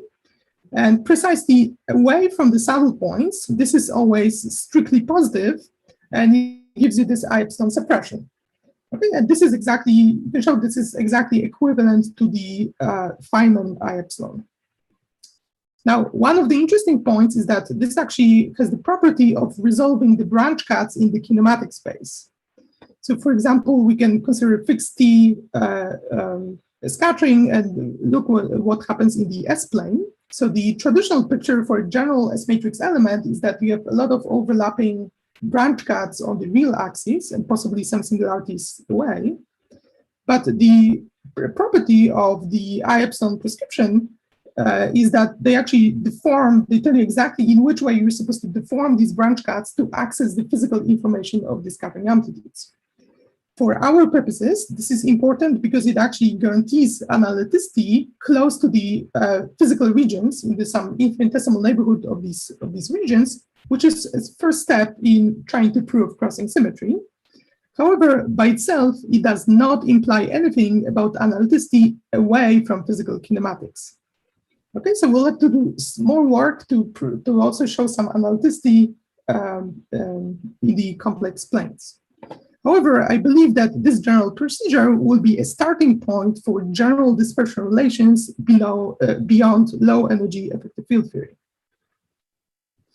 Okay, so now what we need to do is we need to do an analytic continuation in external energies within the complexified light cones. So let's say at 4 point, we have some 2-to-2 scattering process where particles 1 and 2 are the incoming ones and 3 and 4 are outgoing. Then what we need to do is we need to do some kind of continuation in which you take a pair of those particles, one in, one out, and then you rotate them one from the future to the past light cone and vice versa. In coordinates, what we're doing is you can go to these light cone coordinates in which there always exists a Lorentz frame in which you can adjust the positions of the particles, say 1 and 4, to be diametrically opposed to each other, and likewise 2 and 3, as illustrated in this picture. Okay, so then what we're going to do is we're going to introduce this complex parameter Z okay, such that the original kinematics was defined at z equals 1, somewhere here. And then the analytic continuation illustrated on this cartoon corresponds to continuing z to be equal to -1. Okay, that exactly exchanges the energies. And the crucial point is that this specific deformation, which is given here, is the one that preserves both on-shell conditions and momentum conservations at the same time. Okay, so now the problem is, this is our deformation, and what you need to show is that as you deform the external data, the internal kinematics cannot be on-shell. Okay, so for the every internal momentum Q sub E for a given edge, we know that at least in the light directions, it can be decomposed into components which are parallel to the P1 direction, one of the ones that we've seen on the previous slide, and also P2, which is the one that was deformed with the complex parameters. So let's call the coefficients of those F and G, okay, like so. Now, what we need to do is we want to study what happens when you put these propagators on shell. Okay, so putting things on shell means that this has to be 0. And you can show that already a small part of this, just requiring that imaginary part of this constraint is equal to 0, you can show that it's proportional to F times G. Okay, what this implies is that either F is going to vanish. When F vanishes, it means that your internal propagator has to be fully aligned in the direction of the momentum P2, like so. Or G vanishes, and in this case, you have the opposite constraint that your momenta have to align along this line, or both of them vanish at the same time, which means that this whole thing vanishes, and the solution has to be purely space-like. Okay, so we have these three options. Okay, this is precisely a class of anomalous thresholds that you might want to worry about, and as long as you can say something about them, that will imply some crossing properties. Okay, and let me emphasize that currently it's actually unknown if such anomalous thresholds actually exist in an arbitrary theory. However, what we can say is that specifically for planar scattering amplitudes, such singularities never appear, and there's a simple explanation for it. So let's say we take a planar scattering Feynman diagram with ordering 1, 2, 3, 4. And then what we have to measure is components in the directions as you only apply the momentum P1. What you can do is you can look at the edges on the perimeter of this planar diagram, like so. So for example, these ones will be, now what you have to study is how the momentum flows along this direction. Well, momentum flows just like the current in an electric circuit. So it's not difficult to convince yourself that along these edges on the perimeter, it always have to flow in a causal direction. Now you can repeat the same exercise for what happens when you apply the momentum in the other direction, the one proportional to P2, and a similar conclusion holds that the flow has to be here strictly positive in the causal direction. And this immediately implies that there exists some propagators, more precisely these ones, which can never go on shell along this path of deformation. And this is in precise contradiction with the existence of singularities that we've seen before, and it completely guarantees analyticity when rotating energies from the past to the future and vice versa. Now, what you can do is you can devise a procedure in which, by applying this kind of rules of rotating energies and so on, you can analytically continue between this process at arbitrary multiplicity to a different crossing process. Okay, so while for the details, I will refer you to this paper. The upshot of that is that you can exchange a set of incoming particles in the last step into outgoing antiparticles, A bar, and likewise C goes into C bar. Okay, so it turns out that actually a composition of such moves proves crossing symmetry for planar scattering amplitudes at every order in perturbation theory with any masses, spins, multiplicities, dimensions, and so on. And the statement is that as long as the left-hand side of this exists, then you can show that the right-hand side, where you've changed the a single particle into an antiparticle with the opposite momentum also exists, and it's given by analytic continuation spelled out on the previous slide. Now, the technical conditions is that for this, specifically, you require a scattering of multiplicity 5 and higher, and it only works for processes with consecutive in and out states in a CPT invariant theory. Now, it turns out that actually similar arguments extend to many classes of non-planar Feynman diagrams, such as these ones, but more generally, crossing symmetry remains an open problem, even in perturbation theory. Okay, so now we have an obvious question. Well, how does it generalize to strings? And let me just say it straight away. We actually don't know, but I think it's interesting to understand what are the abstractions in this generalization. Okay, so one of the first realizations that you need to make is that in your string scattering, in the low energy limit, we expect to see exactly what we've seen happening in QFT. So we expect to see at least the anomalous thresholds that you might expect in a QFT. But of course, now the difference is that this has to be true for every mass level. And famously, string theory has an infinite number of mass levels. And this leads you to the following conclusion that Lorentzian scattering amplitudes at any genus must involve an infinite number of saddle points. This is the only way that this story could be consistent with the worldline picture. Okay, this leads us back precisely to the subtlety that before applying the saddle point analysis, we need to make sure that the Green's functions are holomorphic. Okay, so one aspect of this, say for open strings, is that the Green's function, which used to behave locally as a log of the absolute value between positions of the vertex operators, now we have to upgrade that into, you need to remove the absolute value to make everything holomorphic. So while on the word line, that was a fairly innocuous step, in here, what you can see is that this becomes a multi-valued function on your moduli space. And in particular, what it allows is some non-trivial monodromies as the punctures go around each other. Okay, so this allows for some kind of a winding of strings around each other. So let's say you have a string I and string J, then let me call the number of windings of one around the other Wij. So as you perform this operation, everything stays the same, except you've picked up some monodromy phase. The phase is proportional to the contractions of the relevant momentum vectors times this integers Wij. And let me emphasize that it's actually tricky to interpret this physically, what is going on. But I would like to point out that recently Greenberg and Pantasena found a similar kind of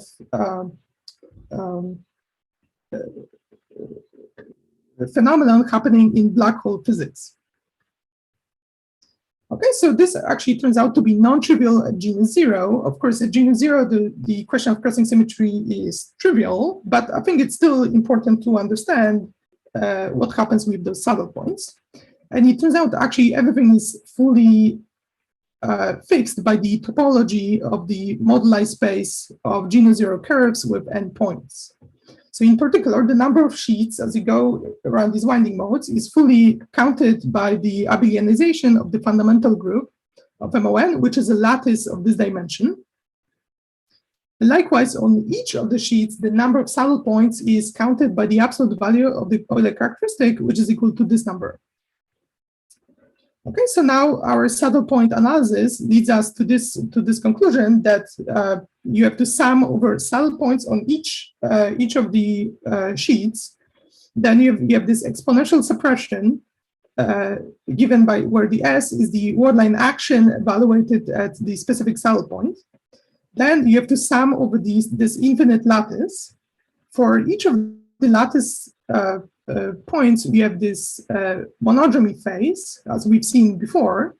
And then you also have to decide which of the saddles actually do contribute and which ones do not. So everything will be weighted, the sum will be weighted by some integers.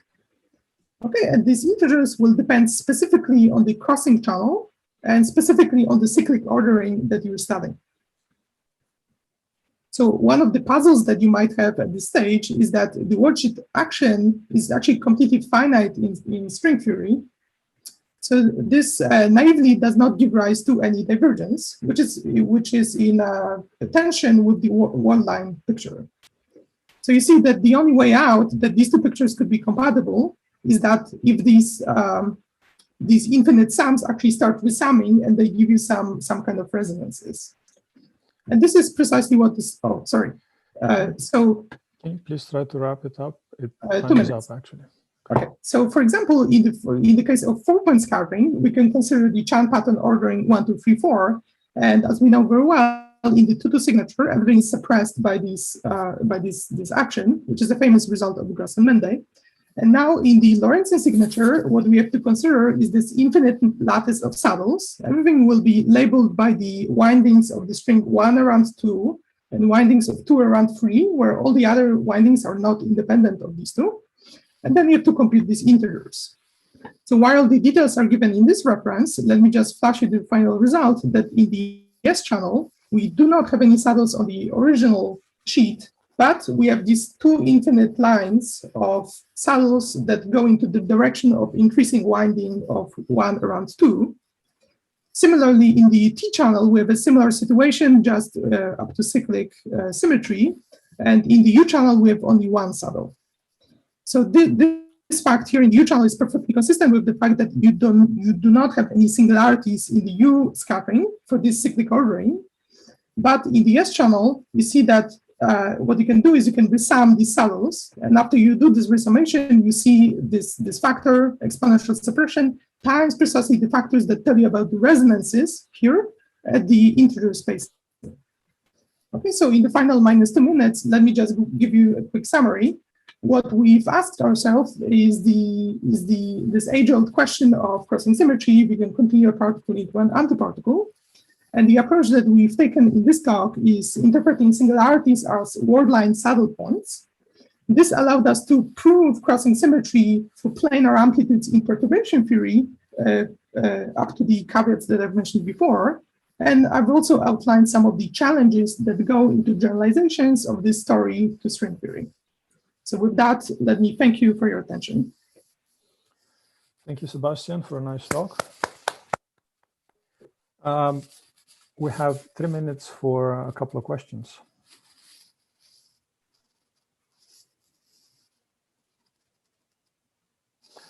João. Hi, Sebastian. Just a quick question about the string picture. So you said that even at the 3 level, at the genus 0, you already had non-trivial stuff. But in that case, I mean, we just have the explicit Veneziano amplitude, and absolutely there's nothing. I mean, it's just explicitly analytic in SNT up to poles. So yeah. Can you explain it in terms of that example? How do you see these issues? First of all, in the context of crossing, let me also mention that, of course, we have meromorphic functions, so there's no question about crossing in the first place.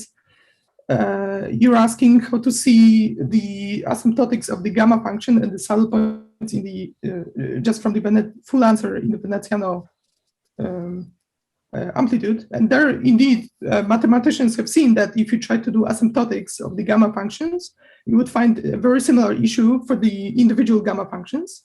And at least at 4-point, when we know that the answer is expressible in terms of gamma, gamma over gamma, we can translate those results, and they're in perfect agreement with this saddle point analysis on the worldsheet at 4-point. Then, of course, the story becomes more difficult at multiplicity 5 and higher. That's it. Thank you. Okay, thank you. Daniel? Yeah, so there's a naive proof of crossing symmetry based on using correlation functions instead of the S matrix. So if you start with Euclidean correlators, which are manifestly permutation invariant, then you can analytically continue to Lorentzian correlators and then use the LSZ formula. So isn't that already kind of a proof of crossing symmetry just based on the permutation symmetry of the Euclidean correlators? Is there some aspect of that you're not satisfied with? Yeah, this is not a proof of crossing symmetry, and it's sort of already Simon mentioned that challenge, which is that the LSZ itself does not define scattering amplitudes because it does not converge for on-shell kinematics. So you need to first translate the properties of your correlation function into off-shell statements about the S matrix. So they're really not S matrix, they're just statements about off-shell Green's functions. And then the whole trouble is showing that those properties of the off-shell Green's functions can be analytically continued from off-shell to on-shell. And this is precisely what Gross, Epstein, and Glasser did. And this is the whole crux of the problem. That's why it's so difficult to generalize it to higher multiplicity. And what is sort of non-trivial physically, what is happening, because in doing this analytic continuation, we have to basically continue across the light cone. Thanks. We are unfortunately out of time for questions. So I would suggest that Simone and Gabriele will join the Slack channel and continue the discussion there. So let's thank Sebastian again. Thank you. And let's set up for the next talk. Ying? Just small comment, Radu, as I said in the previous break, also during the discussion, of course. So yes, we'll have of course, also during the discussion. It will fit very nicely there as well. Mm-hmm. So, Ying, if you could share your screen.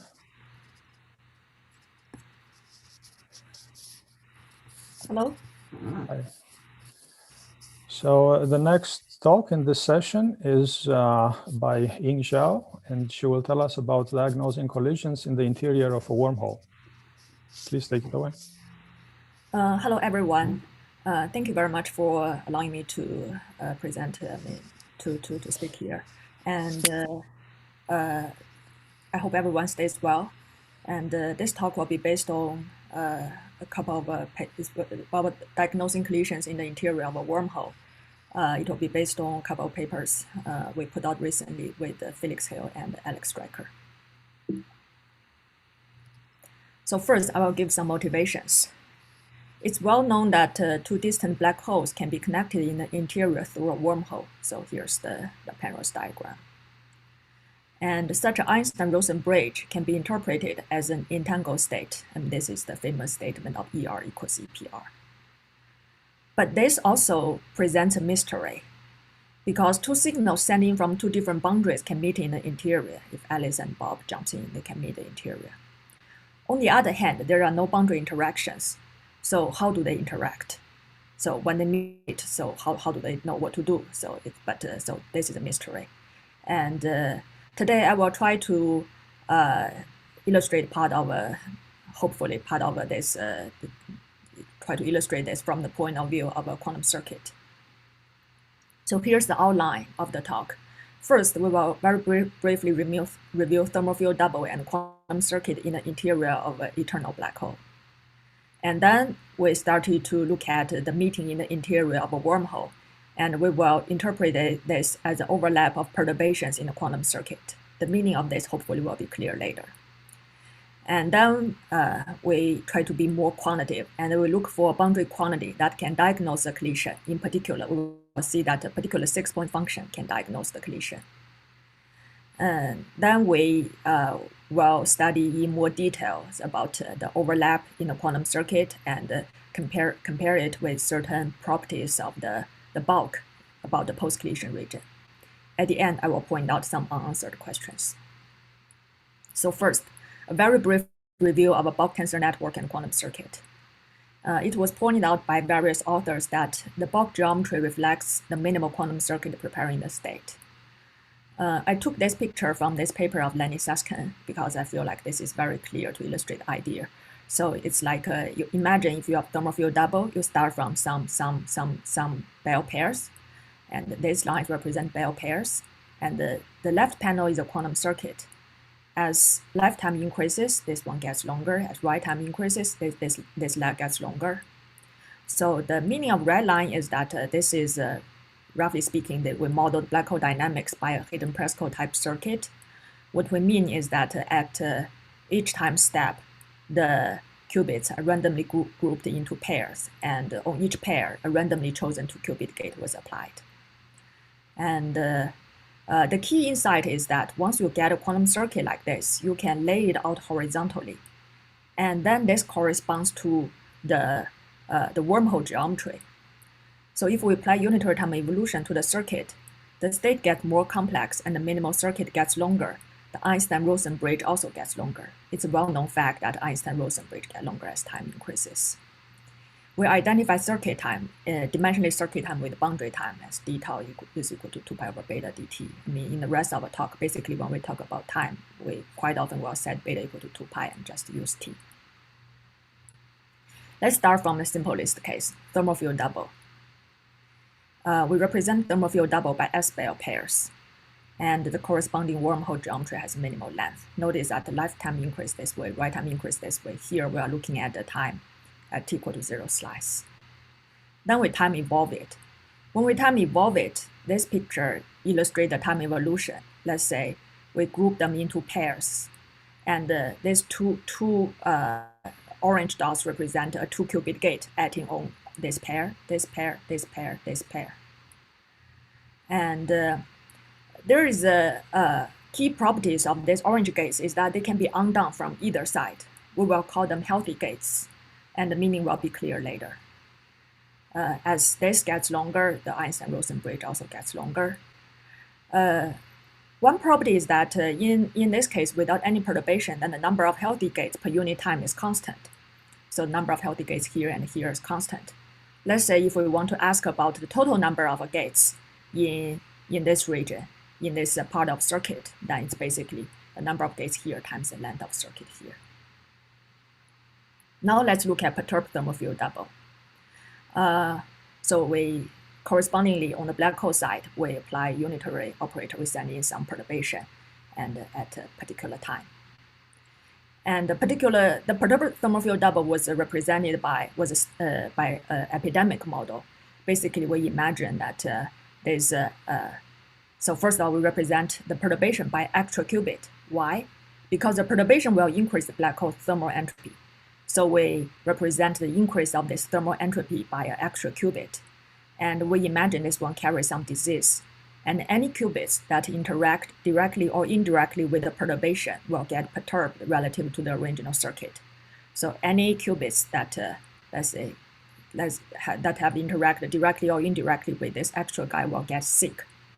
And these red lines, we mean the sick qubits. And these red dots, we mean the sick gates. This is just a toy model. Okay, then coming back to the topic of this talk. What we're really interested in is the quantum circuit with perturbations from both sides. Let's say one from Alice side, one from Bob's side. And here is just a simple illustration of a circuit. Let's say something coming in from left time, then there is a quantum perturbation coming in that grows towards the left side.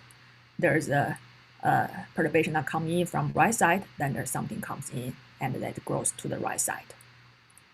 Our proposal is that, let's say when the time TWR is larger than minus TWL, the two perturbations, notice that the two perturbations do not have overlap in the quantum circuit. Correspondingly, the signals sent into the bulk hit the singularity before they have a chance to meet in the wormhole. The more interesting case is this case, when this time is arranged this way, such that minus TWL is larger than TWR. Then once we draw the quantum circuit, we will see that there will be certain part of quantum circuit with both perturbations appear.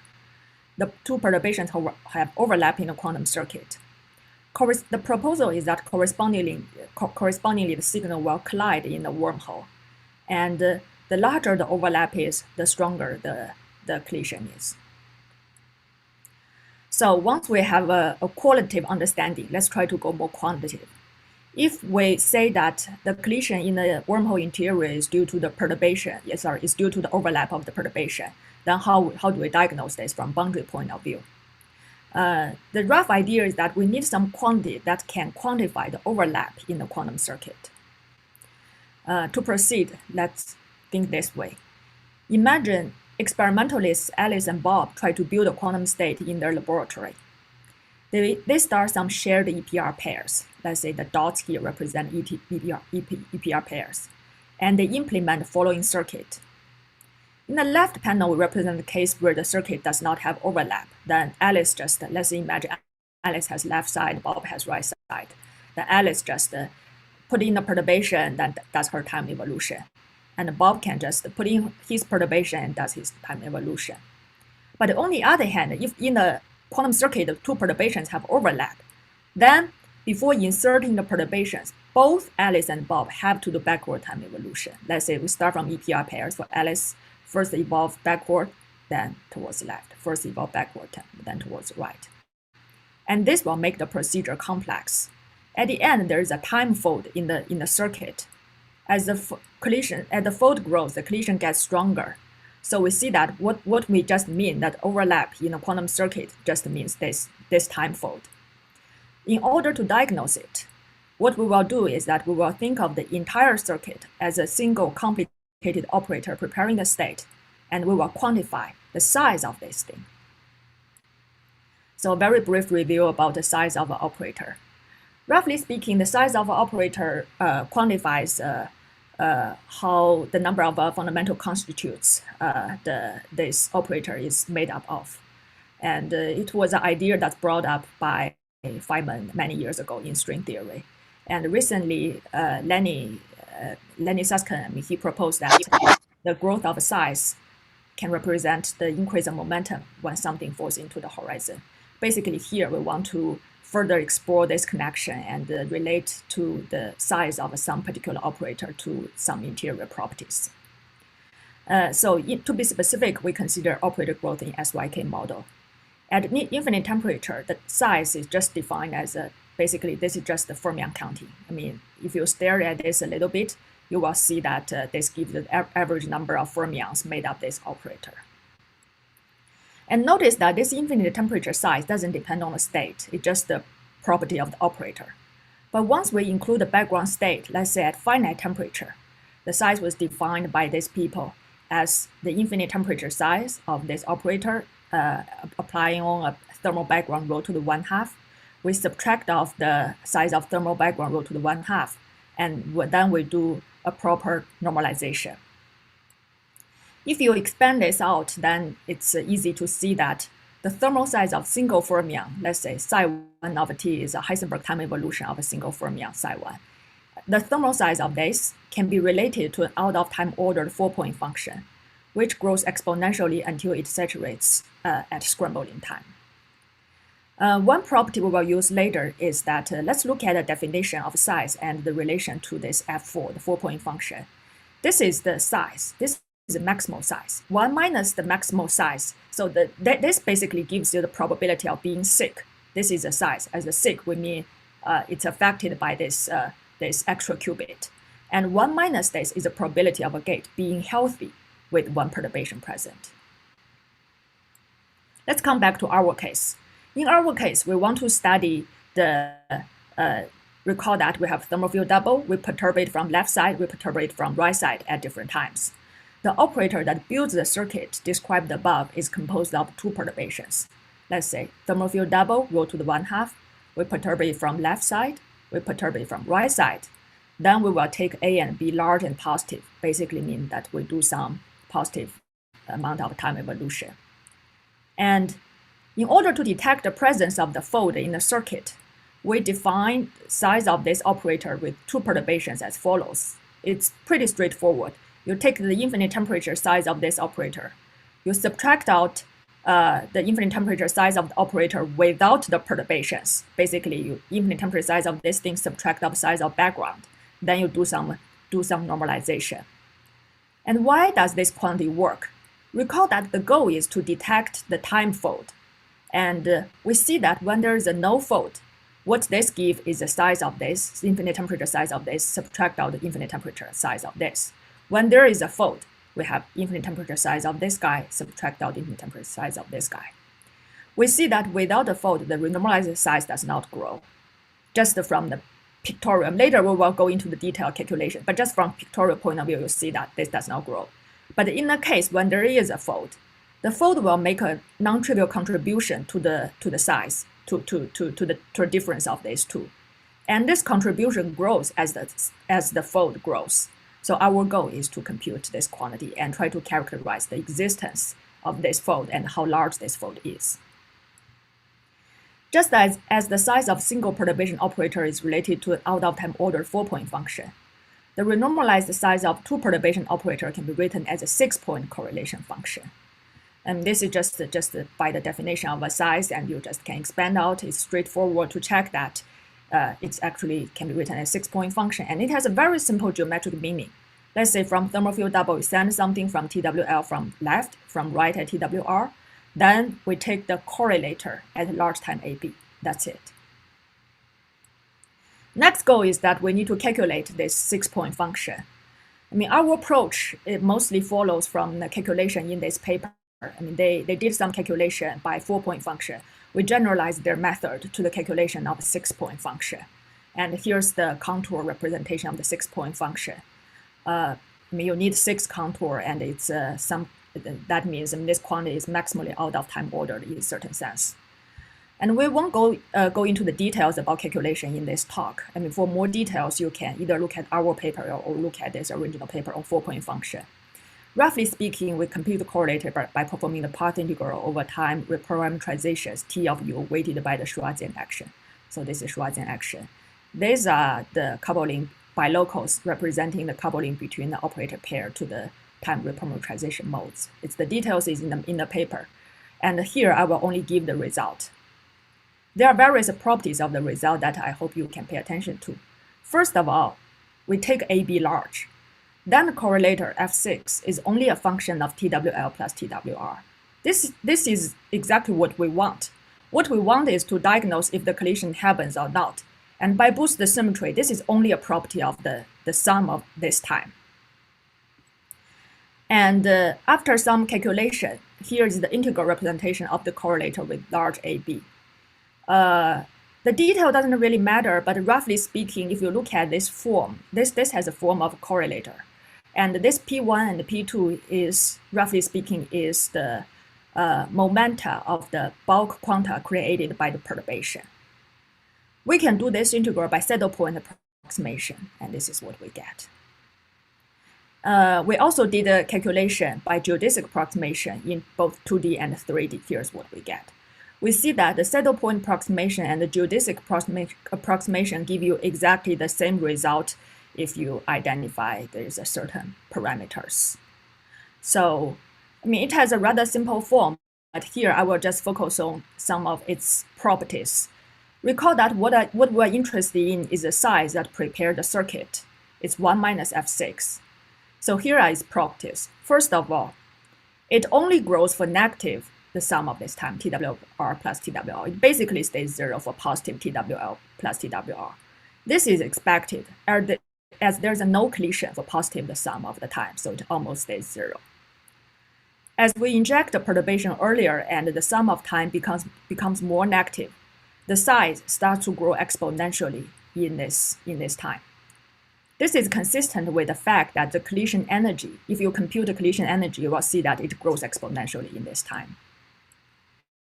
When the sum of a time here is larger than 2 scrambling time, the size saturates at its maximal value.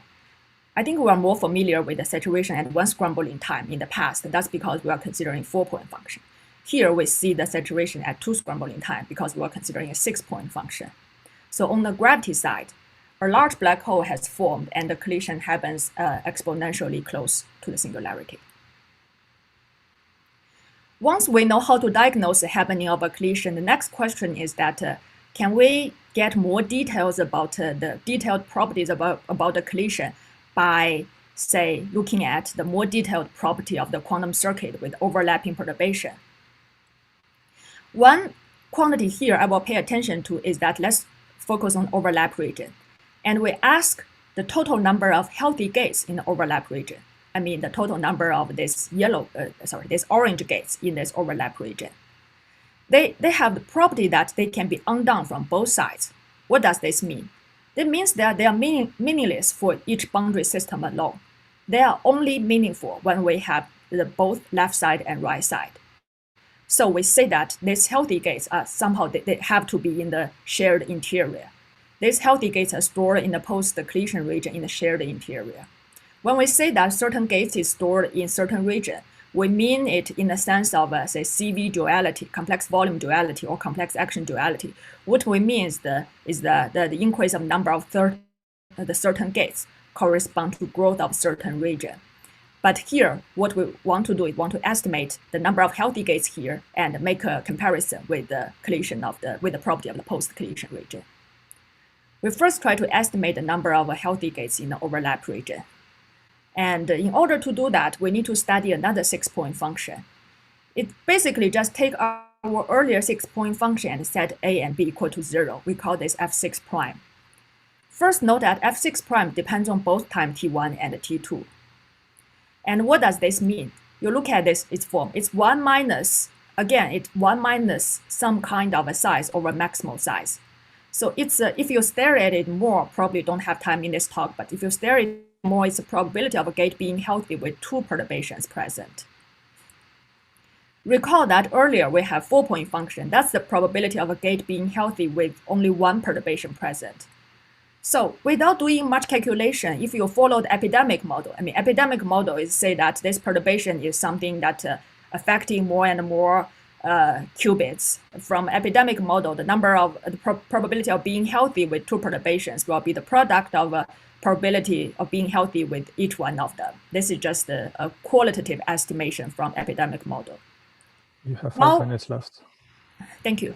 Now we can actually evaluate this 6-point function, F6 prime in Schwarzian with the same method as before. And we indeed see some kind of factorization. It's a product of 4-point functions times a particular something so-called connected 6-point function piece that was first pointed out in this paper. And we see that because this connected piece actually stays of order 1. This orange dots represent connected piece. So it is indeed a product, almost a product of 4-point functions. And here is the form of the result by after a saddle point approximation. And the exact form doesn't really matter, but here I want you to understand its meaning. We say that this F6 prime basically gives you a probability of being healthy, let's say a probability of picking a healthy gate at this time. And if we want to ask the total number, what's the total number of healthy gates in the overlap region, we basically do a time integral from TWL to minus TWL, from TWR to minus TWL of this F6 prime. And I won't write down the detailed answer, but I just want you to pay attention to the fact that it's only a function of delta t.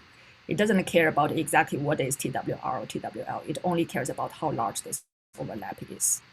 And if you play with this a little bit more, you can basically estimate its time dependence with delta t. You will see that it first grows linear in delta t, then it decreases linear in delta t, then it stays almost 0. We want to compare this quantity with the space-time volume in the post-collision region. So what happens in the post-collision region is that a larger black hole will form. Let's say before the collision, the black hole has a horizon radius RH. After the collision, the horizon it will have horizon radius RH tilde, and RH tilde grows exponentially in the time separation of the collision. The geometry was studied by various people before. And we do the calculation in a BTZ black hole. That's what we get. The space-time volume is a post-collision region. Again, the only thing I want you to pay attention to is that it's a function of delta t. It's only a function of delta t. Doesn't depend on detail of TWR just by the boost symmetry. Now we want to do a comparison of the total number of healthy gates in the overlap region. It's a function of delta t. And the space-time volume of post-collision region, it's also a function of delta t. We see that both of them has the same behavior, that first linearly growth with the delta t, then linearly decrease with delta t, then basically stays very small. Actually, on top of this linear growth, there are some small exponential corrections. They also match, but it's not clear from these pictures. Here is the time derivative of this. We see that except for the very early time and the near 2 scrambling time of saturation, these two basically have the exact match. So, this is basically all I have, but at the end, I will point out some unanswered questions. a big unanswered question, as we all know these days, is about singularity. Throughout this work, we assume the existence of a space-time singularity, which can prevent a meeting of signals that are sent in too late. Because that we recall, we said that if when TWL plus TWR is positive, then they don't meet. But this is not true for charged black holes. So how to understand the collision near inner horizon for charged black holes? We have no understanding about that, and our quantity is not sensitive to that. But recently, there is a paper trying to explore that regime. And also about singularity. So this entire picture of a quantum circuit in the interior is only sensitive to a portion of the trajectory of infalling object when it's close to the horizon. And from picture of neutral black holes, one tends to say that at a singularity, the perturbation has smallest size and becomes simple. Why? Just you imagine you send something in at left times 0, and you send something from right times 0, and the two perturbations barely touch each other. And on the bulk side, they meet at a singularity. But again, this picture doesn't work for charged black holes, so we couldn't say anything conclusive. Another thing that how broadly does this meeting occur in general quantum systems? We expect the discussion to hold when the system has a bulk dual, which is just for the discussion in the talk. But for more general quantum systems, the meaning of meeting is not even clear. But we expect it's some concept that should be as general as a notion of ER equals CPR. The last question is the most concrete one, and it's something that we have been working on for a while, but with very little progress. It's that if we want to use the growth of size to diagnose the interior property, how should we incorporate the microstate information in the definition of a size? Related things are also explored by a recent paper from a group of people at UBC. That's all I have. Thank you.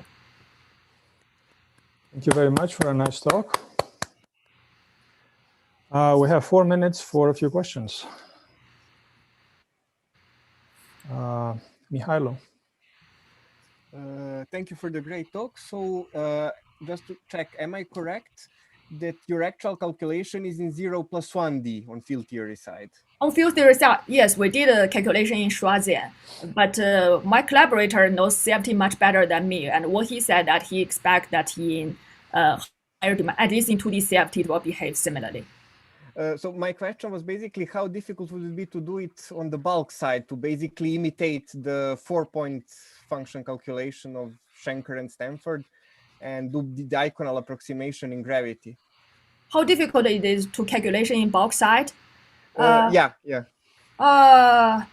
It's not too difficult. It's how to say, it's tedious. You need to keep track of the post-collision region, the change of geometry, but it's doable. Mm-hmm. And we have it.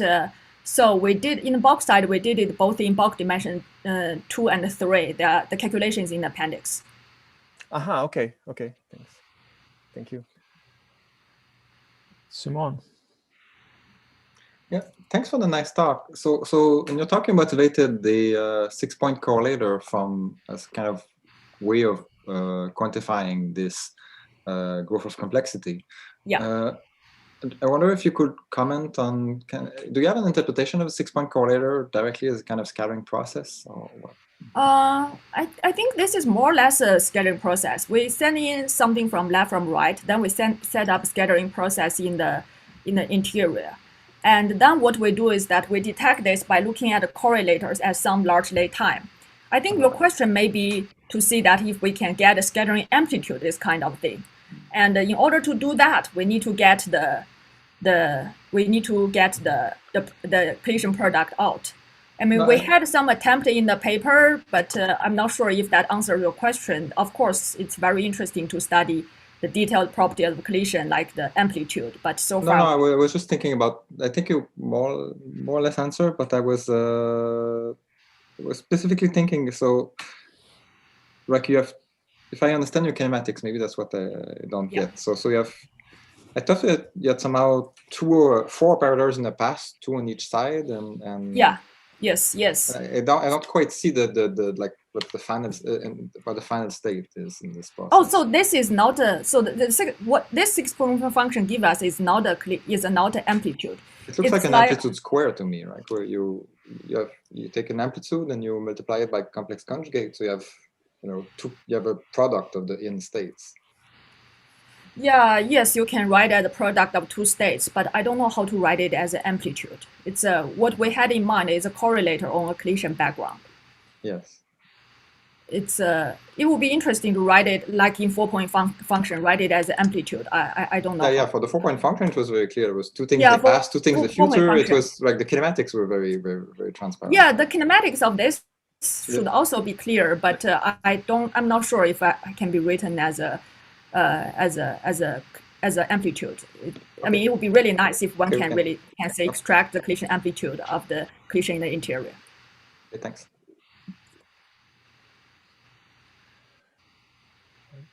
Since there don't seem to be any more questions, and since the time is up anyway, let's thank Ying again. And now the floor goes to João and Sasha for a discussion about DS matrix Bootstrap. João, maybe before you share the screen, let me just make a few, let me maybe just say a few words about these discussions, and that could be convenient also for the discussions that follow. So as I'm sure you know, this discussion is something new. We did not have these discussions before, so it's something we are implementing, we are trying out to see how it's going to work. And one of the main goals is to give the conference a more informal feel, so that we have time to chat with each other and to welcome comments and to have more interactions between all of us. The other purpose is to be useful, because we have seen that we run out of time often with questions to the previous speaker. So it's very convenient to have more time to ask more questions to the previous speakers. And of course, another goal is to be fun, so that we hope that we can have some fun during these discussions. So the format of the discussions goes as follows. So there will be 20 minutes that we told the chairs and moderators of these sessions to do as they want. So they can either present some slides or sing a song, whatever. They have 20 minutes, do whatever to do as they please, followed by 30 minutes, where people from the audience should be able to ask questions, make comments, ask questions to either the chairs of the session or other people in the audience. The 30 minutes that should be really reserved for a more relaxed interaction and comments. Now, people should, of course, still raise their hands in the discussion part. And in principle, I will call people. But of course, if João and Sasha in this case, or if any of the coordinators wants to ask to call particular people, just override me and ask directly, oh, it will be nice at this point to hear this or that person. Otherwise, I will be calling people myself. Keep the camera on, of course, as Nathan said, it's always fun, especially in these more informal meetings, especially if you participate, after you participate, keep your camera on, please. And let me see, I have here a couple, one more thing. So, and finally, so there is a Slack channel that we created, and do use the Slack channel, not only if we run out of time in this discussion and if you want to keep discussing, but also if you have questions for the next discussions or suggestions of topics that you would like the next people to discuss, do go to the Slack channel and write there, and I will make sure that I pass the information, or of course the coordinators of the discussions, please join Slack as well. Yeah, the last thing is that, as I said, my role is going to be very, very mild during these discussions. I'm going to try to interfere as least as possible. And it's a more relaxed part of the conference. So it's not a big deal if we go 3 minutes over time. It's also not a big deal if we end 5 minutes earlier and go for lunch earlier and have some more time. So having said that, I think I summarized everything I want to say. And it's a pleasure to start these discussions with a very appropriate topic for a strings meeting on the S-matrix Bootstrap. And so João and Sasha, the floor is yours. And please take it away. Yes, thanks, Pedro, for this introduction. We won't do anything as original as dancing or singing. We just prepared some slides for 20 minutes. But again, as Pedro emphasized, we hope very much that we can use this to discuss, to collect ideas, suggestions, to keep it informal. Use Slack. Also, if you don't want to post on Slack, just send an email to us. So yes, that's the idea. So the plan would be that we will for those maybe who do not follow the subject, some of the ideas and questions we already mentioned today. We'll start with a short introduction. Then we would broaden a little bit the discussion and state the state of the art in the field at the moment. And finally, we'll come to the main part, which is the open problems. We also listed them at the end of presentations in the form of questions, and then some hints why maybe we can answer this question. So please also check these ones. So as already mentioned today, when we are talking about S-matrix Bootstrap, we focus on observables. And from this point of view, a physical theory is a way to generate these observables in a self-consistent and hopefully complete fashion. So from this point of view, it's not so important if it comes from some Lagrangian or from some bullshit or from some completely new structure like a volume or something deeper. As long as we can generate these observables, we are happy. And so the three questions which we commonly ask: what is the observables, what is the complete list, and what do we mean by the word consistent? And finally, when we agree on these questions, which are basic questions in the Bootstrap, then we can ask what is the space of such physical theories, which is maybe a more modern version of the old questions: what is the theory? So here we ask what is the space of possibilities and how can we limit it using our data and observations. In this case, so here we would like to focus on ADS CFT and flat space, and okay, since it's strings, so we focused on gravitational theories. In this case, observables are anchored at infinity. And for ADS, we have a non-perturbative CFT formulation, and we can study correlation functions of local operators. And for flat space, of course, we talk about scattering amplitudes. And here, the important difference, which has already been used and mentioned today, is that on the ADS CFT side, the observables we can study, they make sense both in Euclidean and in Lorentzian. So we can go to the safe Euclidean space, study everything there, and then go back to Lorentzian, whereas on the flat space side and scattering amplitudes is a purely Lorentzian objects, and that creates all kinds of difficulties. So what is as we study this local operators or scattering amplitudes, what is a complete set of observables? And on the CFT side, the basic operations that we always like to use is OPE. And in this case, we can reduce everything to the set of 4-point functions. And as we learn how to deal with 4-point functions, in principle, we can be as systematic as we like and study larger sets of 4-point functions. Whereas on the scattering amplitude side, we imagine our Hilbert space being made of being a Fock space of free particles, and we then can study various transitions. And as you heard today in the first few talks, then we always talk or mostly talk about 2-to-2 scattering amplitudes, and everything that goes beyond that is mostly terra incognita. And if we ever want to make it systematic, we will have to face this difficulty. Finally, what do we to set up to finalize the problem? What do we mean by consistent? And here we have on the CFT side set of Euclidean CFT axioms, which have been recently shown to be in some cases equivalent to the familiar Whiteman axioms, and then we use crossing equations and derive rigorous bounds. On the S-matrix sides, the rules of the games are much more open. There are things on which we all agree, something like unitarity, symmetries, it could be Lorentz invariance, or something like BMS symmetry for gravitational scattering. Then we have causality, and already at this point, what do precisely we mean by causality, how to formulate it, it becomes not easy, and we see that in 2021, we still hear some news from that. And then based on these basic principles, there are also more derived concepts like analyticity and crossing. And again, as we heard today, it's still an open question: what is the right domain of analyticity, when is the crossing valid, etc., etc.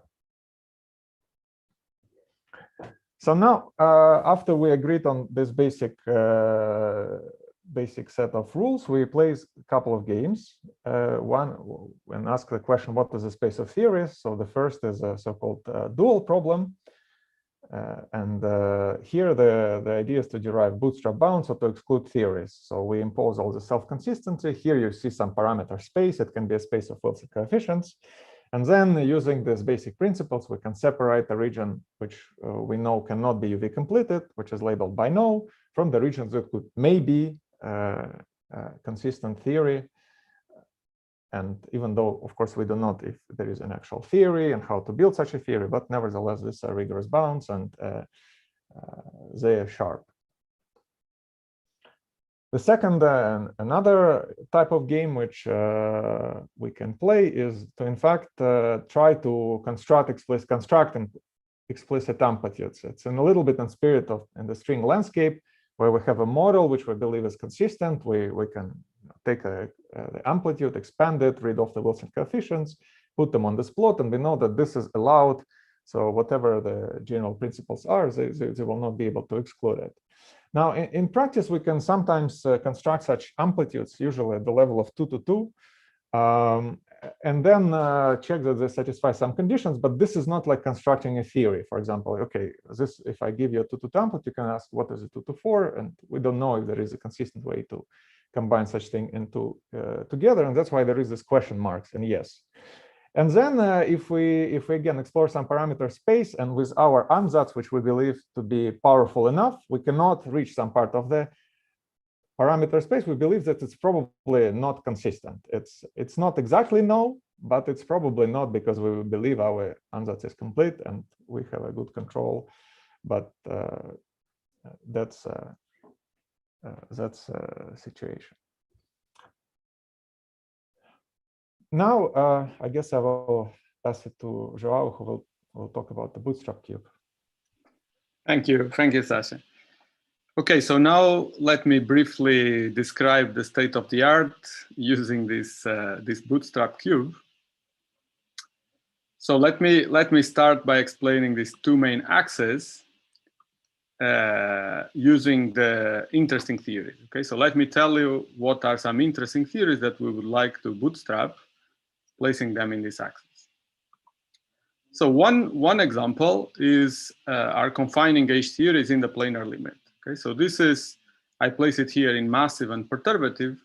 So here it's important to emphasize that what I mean by perturbative is not exactly the same thing of textbook. So planar scattering amplitudes in the planar limit, they are perturbative in the sense they are small, they are suppressed by 1/n, and they are perturbative also in the sense that they only have poles, they don't have branch cuts. But still they have an infinite number of poles, and there is no simple set of Feynman diagrams that you can use to compute, say, glue ball scattering. Okay, so these are the kind of perturbative theories that we would like to bootstrap. And of course, the same applies for massless. So massless, I mean, the vertical axis is obvious if you have a mass gap or not. So the same kind of theories can be used to construct, if you want, classical UV completions of gravities, like three-level string theory. And I will also include here the theories that Leonardo was talking about this morning. So effective field theories that are weakly coupled in the sense that we neglect massless loops, but they can actually be strongly coupled at high energy. So that's also a set of theories that it's interesting and non-trivial. Then on the upper right corner, we have the most standard cases, just some QCD, finite N confining gauge theory. And well, let me emphasize that this 2D Ising field theory is probably the best laboratory to test methods. So if you want to test some non-perturbative method, this is probably the simplest non-integrable field theory that one should try. And then finally, here on the lower right corner, you have the most interesting and most difficult theories, where you have full non-perturbative UV completions of, let's say, gravity. Okay. Okay, so this is a description of this table, this parameter space. So now let me give you the other direction. So analytic results. So of course, let me already apologize. This is going to be some cross-section, which will be incomplete for sure. And the references will also be incomplete. So I apologize for that. So crossing symmetry, Sebastian just gave us a review. So this is some recent work trying to understand crossing symmetry, especially in the planar limit, even in perturbation theory, but to all orders. Now, another result that I want to emphasize is some universality of these classical amplitudes of higher spin amplitudes, higher spin particles in this particular regime. And then there is not much more that we actually know, even in this corner. And then, okay, on-shell methods, well, they are more developed here in the massless case. And I mean, this is clearly a huge literature in the amplitudes community, which I'm not gonna describe or emphasize in great detail. Here, I will mention more what Leonardo was telling this morning, these positivity bounds, which, well, actually, let me show already like this, which come, well, I put it in these two columns in case you include or you exclude the massless loops. I would distinguish that as perturbative and non-perturbative. So here there's a lot of recent progress in this respect. Some of it analytic, that's why I put it here, but actually to be more systematic, many things have to be done also numerically, like Leonardo and Simone was explaining this morning. Then this was also mentioned this morning. So in principle, you can derive string scattering amplitudes non-perturbatively from the flat space limit of ADS. So again, this could be in both columns.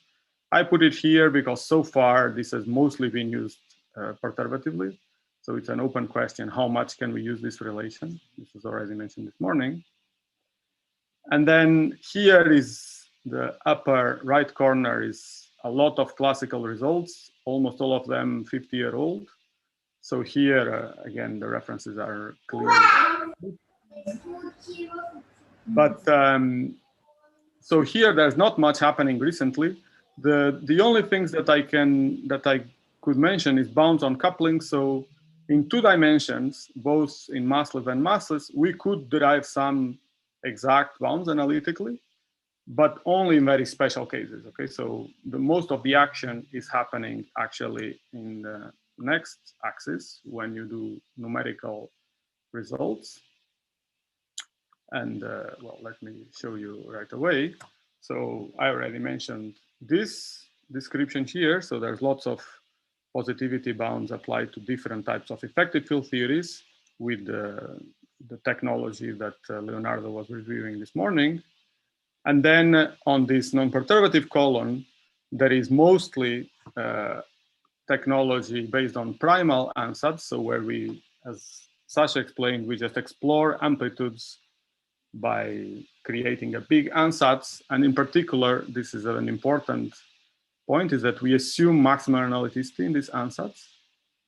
And then we can obtain bounds on many observables between scalars, between fermions, even multiple amplitudes we already did in 2D, and many things in effective field theories also.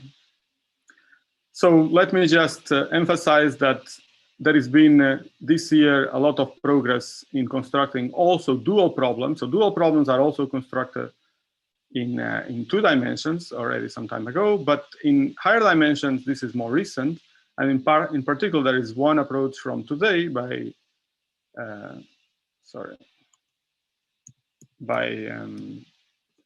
Amit and Andrea that basically really derives, following up on some old approach by Lopez and Menessier, that derives really rigorous bounds without any unproven analyticity assumptions. Okay, so this is, I think, a very important problem to test all the developments. And okay, I pass it back to Sasha to discuss open problems. Yes, here, thanks, João. Here I would like first to thank some of you who already shared your ideas and questions with us, and so we collected them and added some other few. And so let me briefly say a few words about these questions to give you some details. So one big question, of course, is that if we can use S matrix Bootstrap to solve either known theories or to find find new theories. And here we already heard, we know there is a success story in CFTs. And so the question, can we generalize to S metrics? And in fact, it has been done in two dimensions. There are beautiful papers where some known integrable theories were discovered. And the question is, can we do something like this in higher dimensions? Another question, since we have sharp bounds, what are the theories which lives on the boundary? And again, in 2D, this is some known theories. There are some open questions, but there are also interesting examples in high D, which were recently found, of amplitudes which extremize some problem, and then they do not look like something familiar. And the question is, what are they? And maybe we will have time a little bit today to discuss some of these interesting amplitudes which do not come from something known. Second question, which was again mentioned several times today, is that can we use ADS CFT and especially non-perturbative formulation of CFT as a safe harbor, and what can be learned from this about non-perturbative S metrics? What are the lessons which are still to be learned from this? We don't know. Then an important direction is understanding multi-particle amplitudes. If we ever want to make S matrix program systematic, we cannot always talk about 2-to-2 scattering. This isn't just a little corner. And here there are all kinds of questions: analyticity, crossing. There is an interesting relation between scattering and particle production in high dimensions. And there is a question: how close can we be to have integrable theory in high dimensions, theory without particle productions? It cannot be zero, but how close could we be? Can we derive dispersion relations for high point amplitudes or dispersive sum rules, maybe in CFT first, where we know it better? There was also this observation that known theories which are fully consistent at the level of M to N exhibit low spin dominance. Is it something important, or is it something that happens only in examples? Then, of course, there is, again, we already saw, and there was some questions, what happens in 4 dimensions. This beautiful formalism of S matrix that we use, it only makes sense at D larger than 5, this exclusive way when we talk about 2-to-2 amplitudes. In D equal 4, there are infrared divergence, and we have to construct infrared finite observables, and then develop tools to analyze those. And this is an open problem. There is also a problem related even at tree level to the divergence of the graviton propagator in 4 dimensions in impact parameter space, and maybe something we can discuss. An obvious thing is generalization to spinning particles. This is a technical thing and probably will be done soon, but nevertheless, we heard today a lot about scalar particles, but we want to do gravitons eventually. Bounds on the Regge limit. Similarly, we have a better control in CFT. We have some arguments in flat space, but presumably we can improve those, and especially in gravitational theories, where we know that even the scattering at large energies and large impact parameters is under control. Another thing is using the UV or data from high energy fixed angle scattering, or Regge limits, a saturation of Rossard growth. These are, again, the pieces of information which we know are there, but in the current Bootstrap approaches, they're not used, and it's a bit open question how to put them in. And finally, maybe open it to really broad and waiting for your suggestions. Is the question, what are the new targets? Are we asking the right questions? And especially looking into the future, what are the interesting questions, both theoretically or in connection with experiments? There has been work about bounds on effective field theory of standard model, correction to bounds on the high derivative operators in standard model, or if we can generalize somehow this to cosmology. This is, of course, completely open and would be interesting to discuss. Yes, I think at this point, we would like to welcome everyone to join the discussion. I guess João put a slide again, coming back to this square. And I see already a question. So. Very nice. Thank you very much, Sasha. And let's indeed open Sasha and João. Let's thank Sasha and João quickly and move right away to the discussion part. I think one thing also, Yes. After Sebastian talked, there was Gabriele and Simon who didn't have time to ask questions, so we can also absolutely come back to that. Yeah. Yeah, we should. Yeah. So Donald from Harvard could unmute. Hi. Of course, we know in CFT, the 4-point crossing captures almost all the consistent constraints, whereas, we like to say in S-matrix Bootstrap, the 4-point amplitude is not far from enough. But that's, of course, because we're restricting ourselves to stable particles, which are asymptotic states. What about resonances? It doesn't make sense to define non-perturbative amplitudes of resonances, and would they allow us to extend, just with a level of 4-point scattering beyond that of, actual S-matrix elements?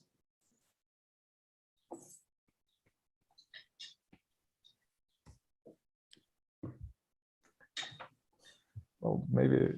Who wants to answer this question? Yeah. Yes. But Sheen, why do you think that resonance? Because some theories might not have even resonance, right? How do we? Well, but most theories have lots of resonances, right? And in fact, of course, in real experiments, most of the amplitudes we talk about are that of resonances. But I guess the first thing is, are the scattering amplitude of resonances supposed to make sense non-perturbatively? And of course, if so, there should be a interesting quantity to study. But I'm not actually sure of the answer to that. I would have thought so, but I'm not sure of any kind of rigorous statement. Do you know? I think let me emphasize something. Let me suggest something, that if you have your camera on and if you want to participate in a particular topic that's being discussed, it helps a lot if you just raise your hand and so on. So for example, Gabriele has his hand raised, and I would not be surprised if he has something nice to tell us about resonances, but I'm afraid that he might be too polite to jump in. So Gabriele, if you want to unmute yourself. Okay. Can you see me or hear me? Can you hear me? Yes. Okay, no, I mean, the question I had for Sebastian was, I was a little bit confused. On one hand, he said that for planar diagrams, he could prove crossing, but in string theory, it was a little bit trickier. And so the question to him was, if you have large N QCD or Young-Mills, what is the situation? I mean, is it more like planar diagrams or is it more like a string? The answer is it's more like planar diagrams. I should say that also if you assume string field theory is valid, then the answers, the results would carry on to string theory as well in the planar limit. Will that extend to a topology like the cylinder topology for, with two boundaries? It would not. To give the Pomeron. It would not. So when I said planar, I really meant like insertions of. Not the cylinder necessarily. Exactly. Okay. But sorry, I think Pedro also was asking a question in relation to Sheen's. No. It's all good. It's all good. I mean. Okay, and then perhaps I have a question actually to the discussion. Where would you put in this diagram planar unquenched gauge theories, namely with dynamical quarks? This is to Sasha and João. Did you understand the question? With massive or massless quark? You mean with massless pions, with exact goldstones? Yeah, with massless quarks. Yeah, then I think it would go to the but still in the planar limit, you mean? In the planar limit, yeah. If you want, in my limit, not Toft's. Right. So you will have only poles still? No, not at all. If you have quark loops, you open, you have multi-particle production.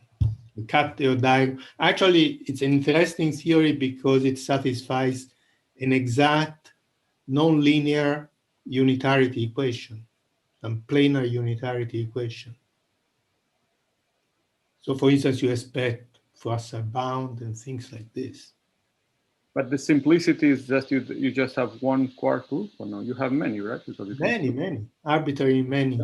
Then it's basically as hard as is like lower right corner. Since you say planar confining gauge theories, what you really meant is the Toft limit. Right? Yes, that's what I meant. Just with poles. So the simplifying assumption is that it only has poles. Yeah, that's the... No, in that case, you don't have only poles. So it will probably go in the next box, right? Right. Forget about massless states. Take for simplicity, light quarks. Doesn't matter. So you don't have goldstones. But still, I think it's still a hard situation. But it's planar. For instance, you expect to have no Regge cuts, only poles, because of some old arguments on angular momentum analyticity, and then you have only thresholds in the S and T channels, for instance, and not in the U channel. But still, it's a complicated situation, I guess. Yeah, I think it's somewhere in between. Yeah, it has some simplicity, but not. Yeah, but thanks for raising that theory. Okay. So I would suggest we go to Hiroshi, unless let's go to Hiroshi. Yeah. So since this is meant to be discussion session, so I have actually questions to Shi, just to follow up, just to the point he was making. So he said she said that crossing. So CFT contains more information regarding 4-point crossing than scattering amplitude, but it seems to me that the space of local operator is much bigger than space of one particle state in scattering. So isn't it obvious that CFT 4-point contains more information than the scattering amplitude? Am I missing something? Hiroshi, my point was a practical one. Because it seems to be technically much easier to analyze 4-point amplitudes than high-point amplitudes, I was suggesting to consider 4-point amplitude not just of particles, but also resonances.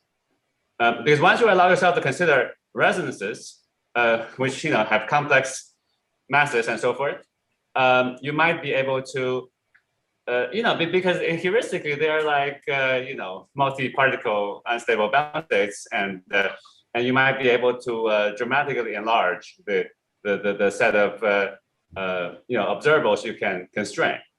But the question would first have to be, what do we know about the general analyticity or even unitarity sort of constraints on quote unquote scattering amplitudes of resonances? Which, so you have to extend the notion of S matrix in some approach. Right, but it's not.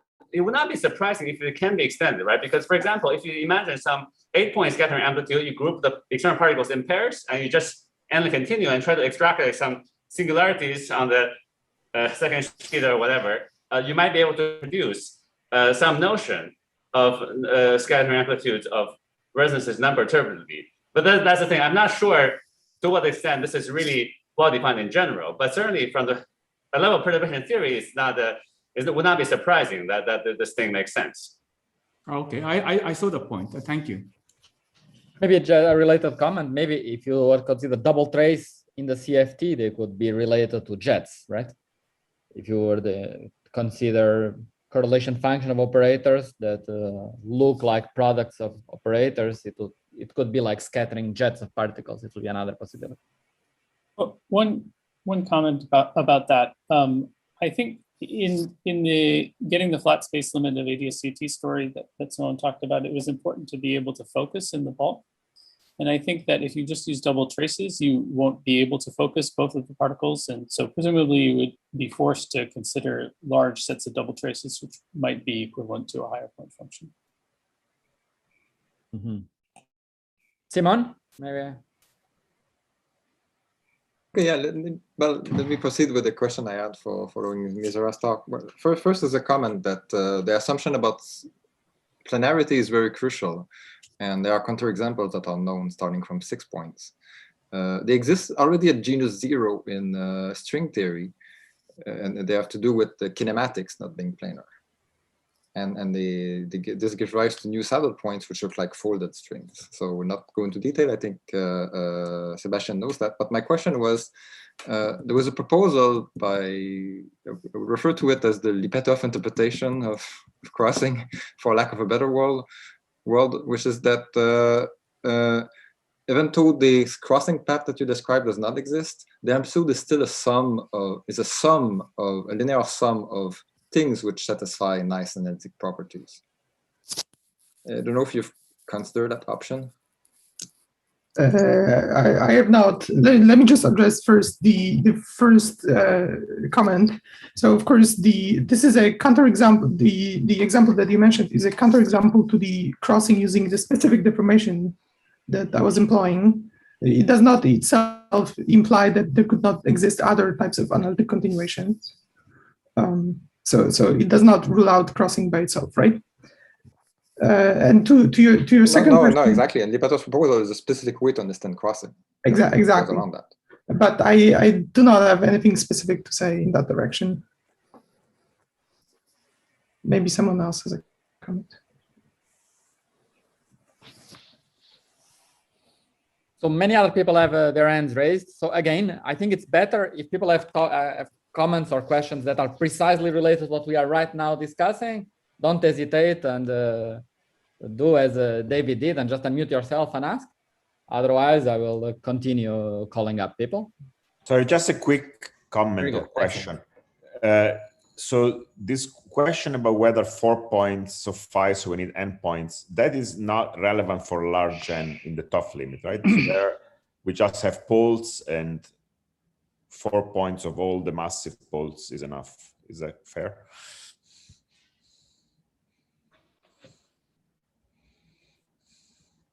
In the sense that all resonances are stable, so you have infinite. All resonances are stable. You can get the higher n points by factorization. Actually, I have a question which touches upon just what Leonardo just said. I mean, I agree with what you said in the context of the vacuum correlators. But suppose I was considering correlators in highly excited states with energies of order n squared, which would be, for example, interesting if you wanted to consider thermal correlators, which people have studied in the context of Bootstrap. Then I think you need some more but yeah, I agree. I was in the regime in which n is the largest parameter, so n is effectively infinity, and so. Right, but you could ask the question about trying to bootstrap thermal correlators in a large NCFT. Yeah, and various people have made interesting observations in that context. I was wondering, which also ties back to G's question, could one, especially in context where you have long-lived modes in thermal correlators like hydrodynamics, how much could one say in general from the Bootstrap program? Has someone thought about this?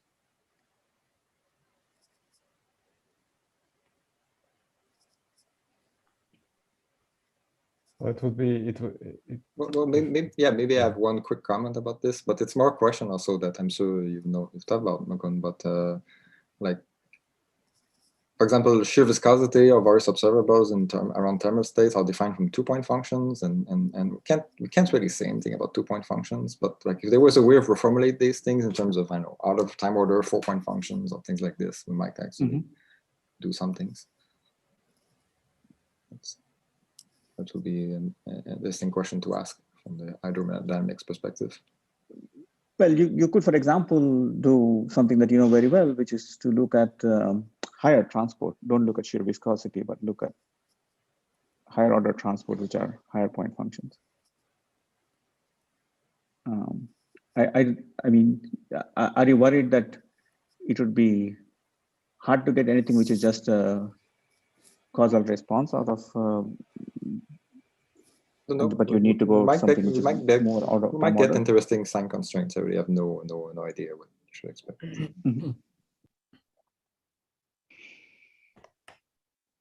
Thanks. Maybe we could move to Volodya. Yeah, it's my eternal question to the people who are doing numerical bootstrap. Is there any progress in the search of four-dimensional conformal theories? Of course, non-supersymmetric. Is there any progress, or there are some probably some questions which Bootstrap cannot answer? Maybe João can comment on it. So after this great success of three-dimensional Bootstrap, some of you promised to some of us that in 4 dimensions the program will be fulfilled very soon. So what is the status of it? Well, I'm not sure I'm the right person to give you a state of the art on this numerical Bootstrap in 4 dimensions, but well, there has been, even in 4 dimensions, people already did were operators with spin a half, and I know that there is ongoing work in setting up Bootstrap of a 4-point function of currents, which might flavor currents, which might open the door to find some interesting kinks or features in the space of theories, but I think we are still working on it. I don't know if is it at least clear that the space of such theories is much more limited than in 3 dimensions, and do you understand the reasons for it?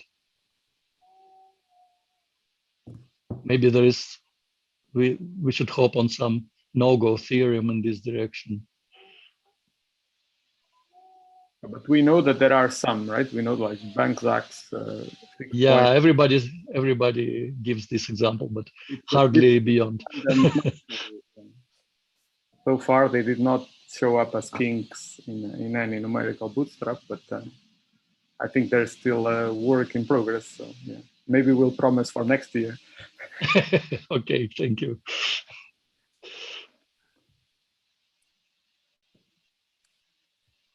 Is there any technical difficulty that you can pinpoint?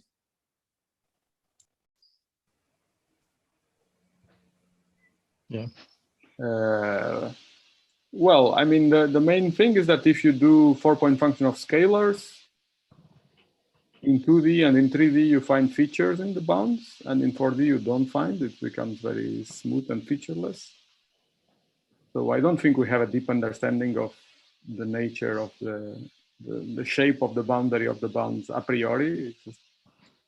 And therefore, we have to try with more complicated correlators with spin, and that's why it's technically harder. But I don't think we have a deep understanding. At least I don't know. Is it clear that if you were doing an epsilon expansion around 4D, you see features appearing and disappearing? I mean, is there some statement one can make in 4 minus epsilon that tells you that 4 is hard to get?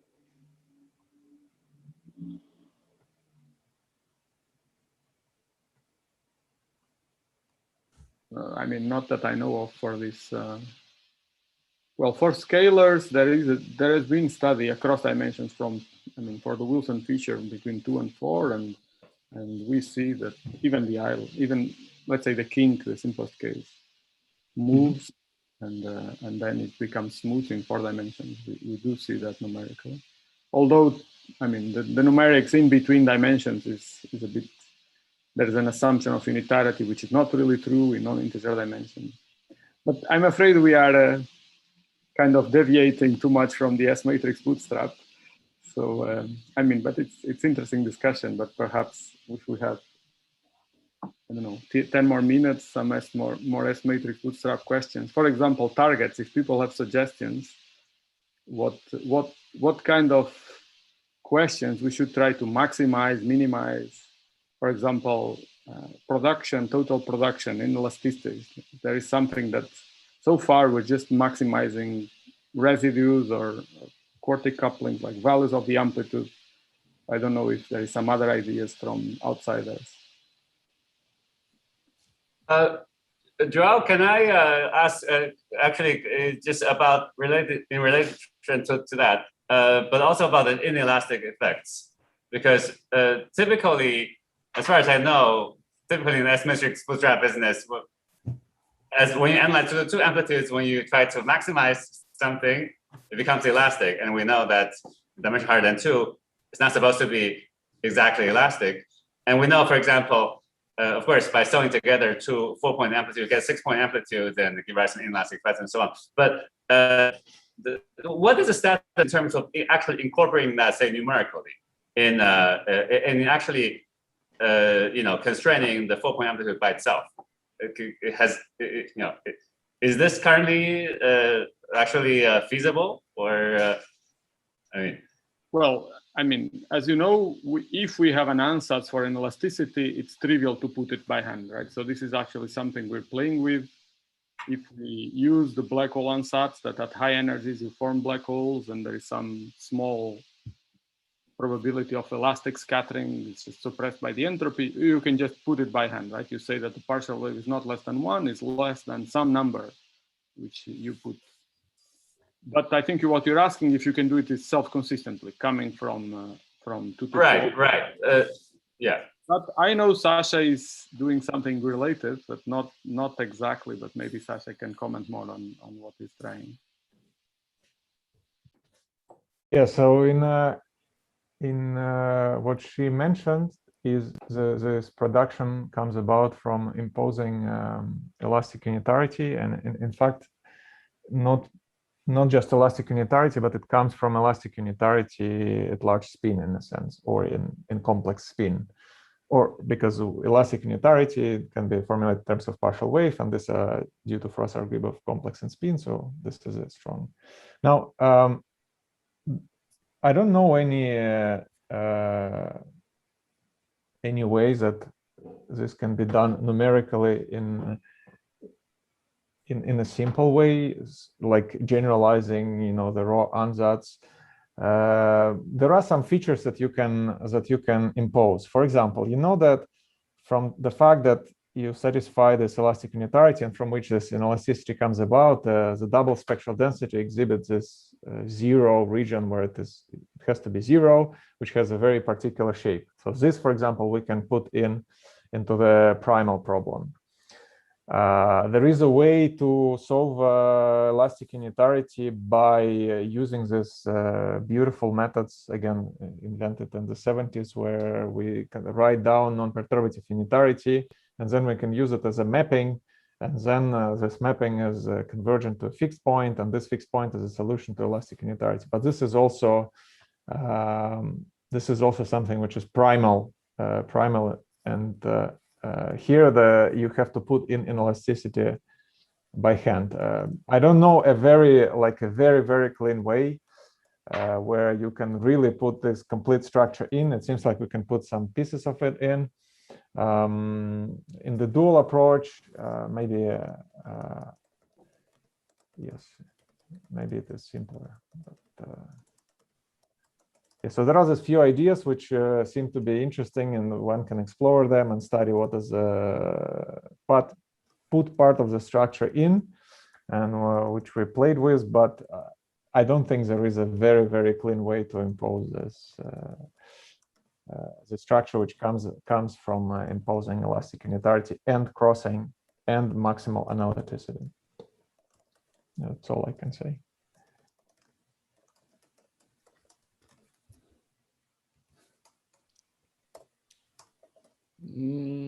I'm hesitating between going to the 2 nice questions in the chat or continuing with the people that have the raised hands. So let me maybe do one from the chat, and then we'll move to Wizuli.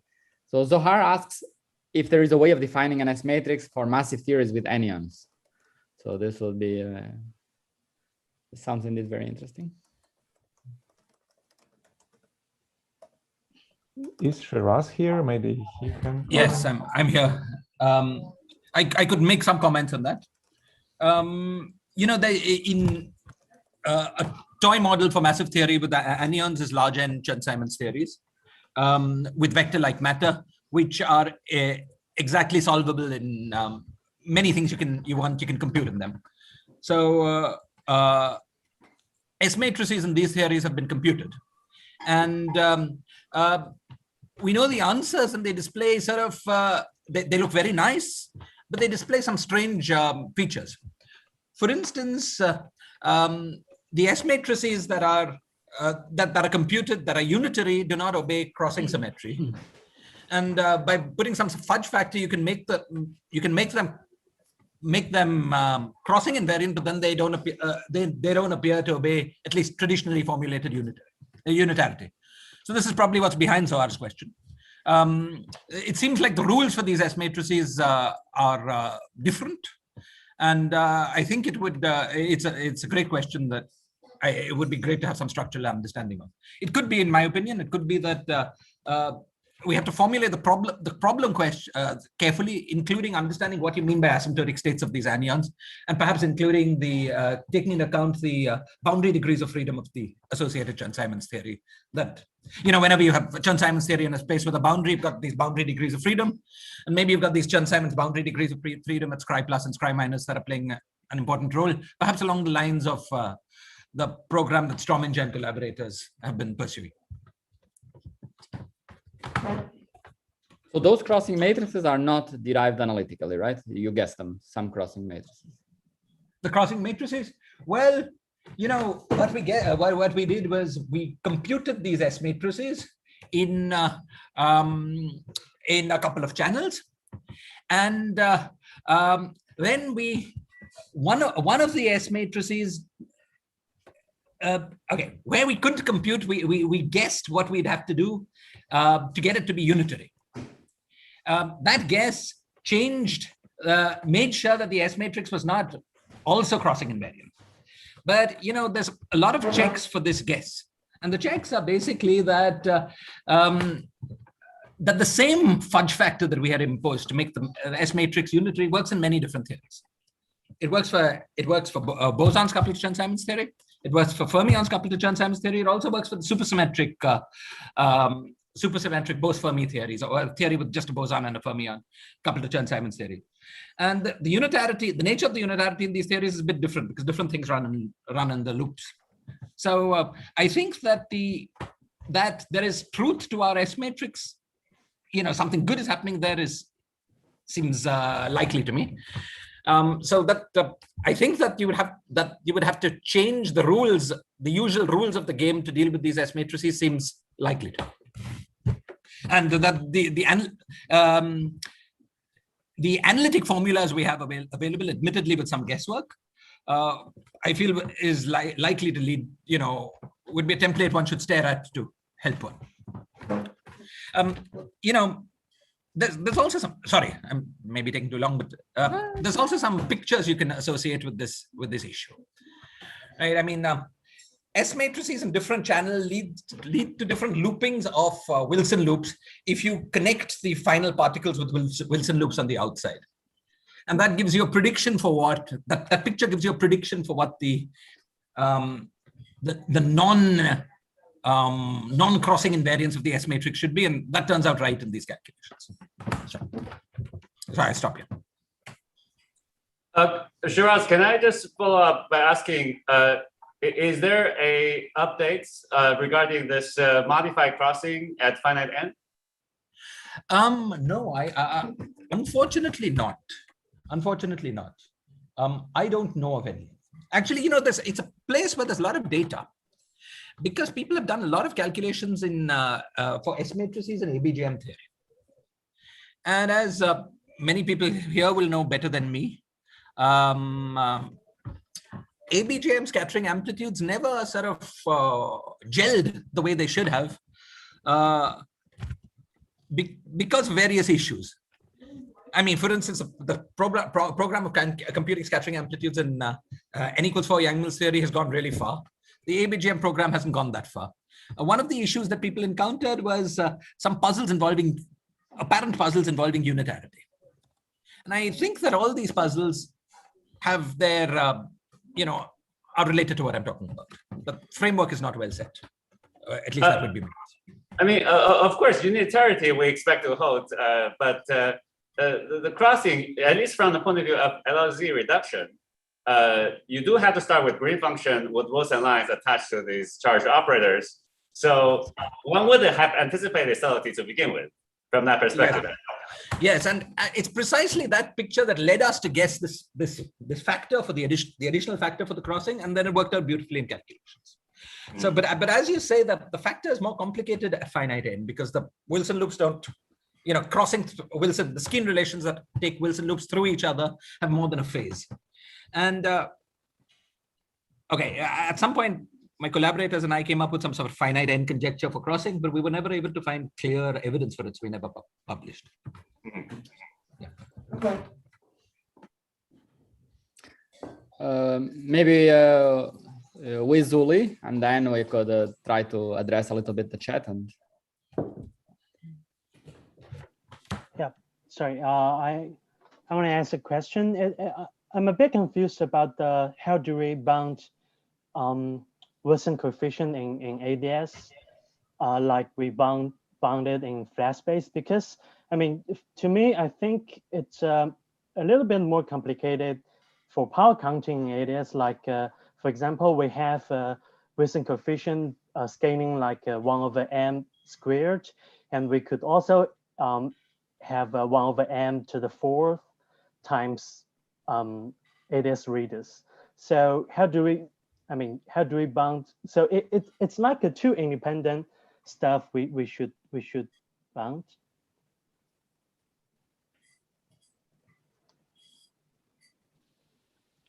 Yeah, maybe I could comment that the ADS radius effectively goes to infinity in all the things we discussed. But if you wanted to bound things like hierarchical reserve correction to interactions already probe in flat space, I guess that would fall in the category of IR point scattering amplitude.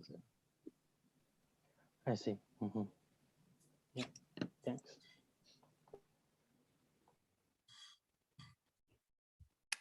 so if I renormalize by taking out a few minutes from my opening remarks, we are more or less 50 minutes in. So maybe, João, do you have any? Have you seen the chat? There are some comments of there's some discussion about TT bar.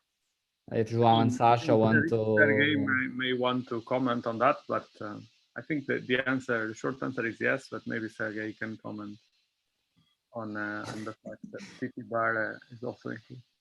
No, you don't want to comment. Yeah. So it's in a way it's this flux tube theory can be thought of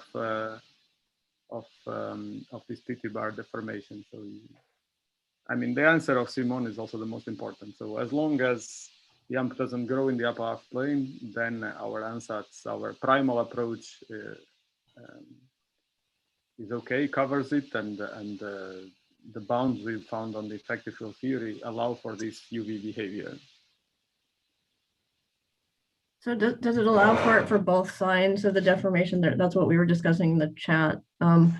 For the sign which matches bringing in the boundary, at least at large C, where we have approximate locality, the bulk theory is always causal, but the boundary theory, I mean, it may be faster to move through the bulk if you send a signal. So the boundary theory might naively appear to lack causality. And in that is a case dependent thing. So if you have a de Sitter boundary, then it's always faster to move along the boundary in terms of causality. So yeah, I think it only works for one sign. This is the sign would be of L string, right? So if you change the sign, then it will explode in the upper half plane, and that will not be. Then we cannot derive anything if it's not bounded in the upper half plane. Okay, I'm still trying to understand which sign it is you really have in mind. But in terms of other criteria, or other. I think a Hagedorn sign is a sign which is damping like. Yeah, that's what. Okay. But But in the other sign, if you truncate to the other side is non-relativistic, right? We know that the boundary theory is non-relativistic. I mean, the signal can go faster than speed of light, so you don't have well, the boundary. causality. Yes, but you're talking about bulk causality here, as I understood some of the previous talks, which were But you also use from boundary causality, you can't use it.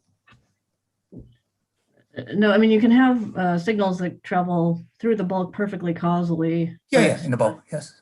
Yeah. So it's perfectly causal in the bulk no matter what, at large C, even for that sign. Yeah. But the interpretation requires the cutoff on both sides, which is, yes. Okay, so that's why I'm saying it seems to me at that level, it's causal in both cases. So maybe what's being said here is that the methods somehow pick up the complex energy levels and include those, and those blow up somehow. But if you truncate the spectrum to preserve unitarity, you might not see those complex levels causing trouble in your calculations. At least, I mean, yeah, we're assuming that tough experiments where you can do scattering at all energies exist and are causal. So if you have to truncate the energies of the external states, you can't do anything. Fair enough. Okay.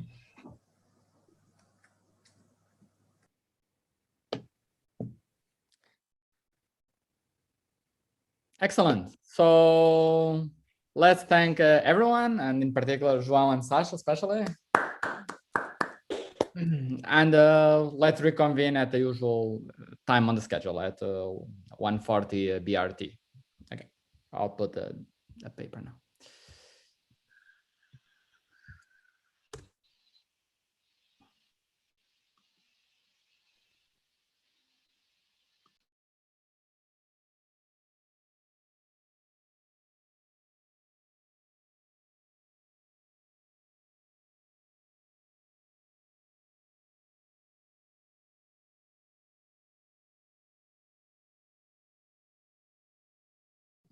I don't know if we're allowed to say things. I don't know if Daniel Harlow is here, I'd like to make some comments on the question he asked. He's not there. Never mind. I guess this the Slack is the preferred channel for this. No, feel free to chat here as well. No problem. It's okay. What do you say?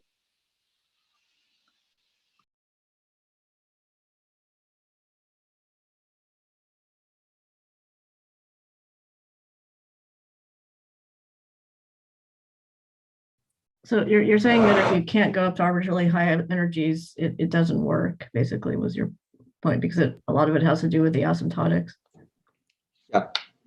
Yeah. So from the bulk perspective, at least, yeah. So we have to be able to imagine doing a scattering process at any high energy. Yeah, that's very interesting because, in a finite space like we have in cosmology, you can't throw in arbitrary energies, you'll cause a crunch, right? So no, that's true, but I think what we're trying to move away from is the idea that the asymptotics are so important. So the effect of, so for example, and clearly even though we live in some expanding universe, clearly you can build LHC in our space. Oh, of course. And I think our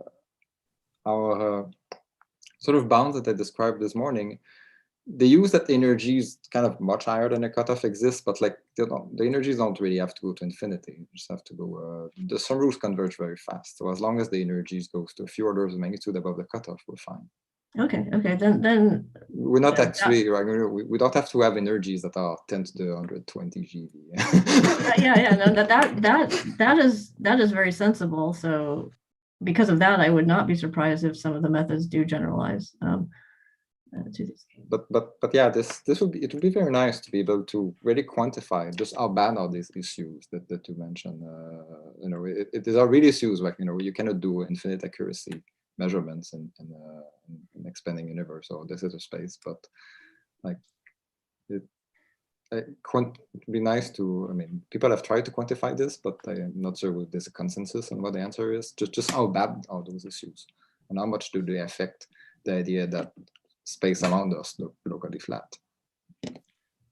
Yeah, no, that's a good question. You know, we're talking about finite time where everything is a little bit mushy, but right. I mean, you know, the kind of approximation scheme that you mentioned is what one generally uses, and it should work, which is, you know, effective field theory. That's all good. So in some way of thinking, you could get arbitrary precision if you went very far in the future, because at least in string theory, if there's you know, de Sitter is only finite time, so it decays eventually, and the entropy bound goes off to infinity. So by that I mean the Busso bound, the covariant entropy bound. So there's, you know, even though all of the calculations are at best approximate at finite time, there's room for some precision, for arbitrary precision at infinitely late times. But yeah, the question is this entropy limits. Is the limit on accuracy a power of 1 over s or an exponential exp minus s? Is there consensus on that? Yeah. It kind of makes a difference given our s is big. No, it certainly does make a difference. I think the obvious thing is exponential. That's where you see the metastability and so on. Yeah, but some people have expressed a hope that it's stronger than that, but I don't. Yeah, I don't know a justification for it.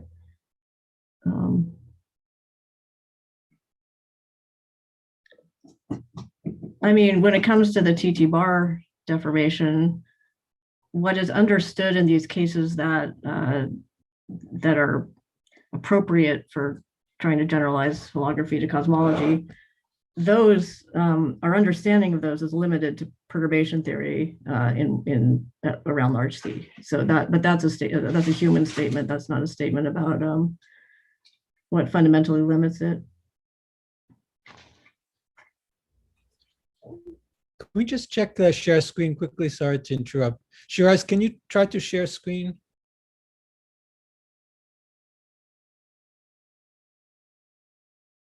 If you're there. If you're not, what about David? Do you have something you wanted to share screen?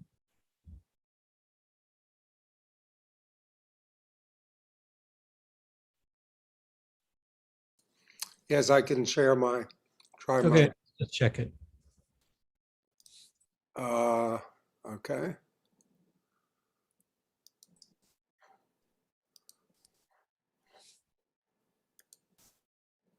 How does that work? That looks fine.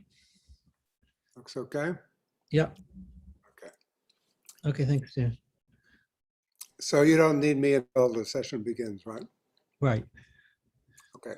So, but you'll stay online, right? Or are you going to go offline? No, I'm online. Okay, just to keep you as co-host. Let's just see if, so you can stop sharing now. Let's see if we can find the others. Shiraz, can you hear me? Yes, I can hear you. You want to share your screen now?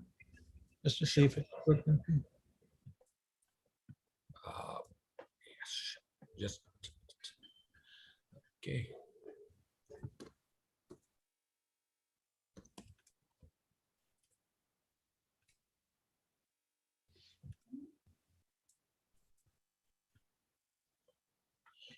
Right, I'll get the file up. Okay. David, do you know, is Gabrielle going to share something also? Maybe David is left. Yes, he definitely is.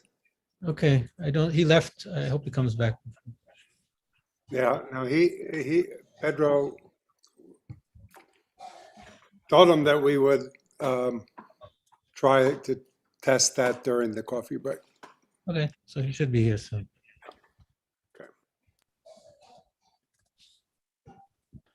Okay. Did someone call me? No, just waiting for Gabriel to check his share screen. Hi, Nathan. Hi, Veronica. Thanks for. How is Tassi going? Great, great. We just finished the Q&A. Okay, good. Answer. Question and answer Yeah, we had a session. Q&A too about Bootstrap. Went well. So I'm just checking everybody's share screen. Yeah. Great. Am I good, Nathan? You're good. You're good. Good. There's still some stuff around the edges. I don't know if you can make it larger or not, but Yes, I'll open it with a new with another viewer and do a share screen. you want to try it? Yeah, let me try.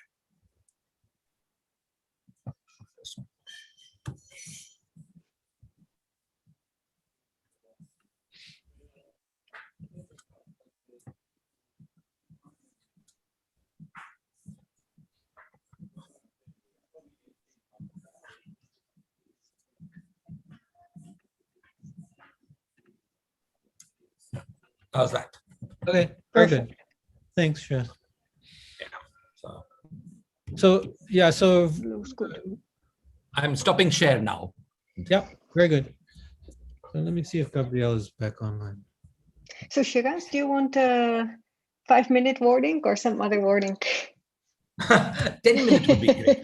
10 minutes? 10 That would minutes be and great. then 5 minutes? Would be Then perfect. count down. No, you wouldn't be so mean. Okay, I won't be so. I'll rely on your kindness not to push. I will try.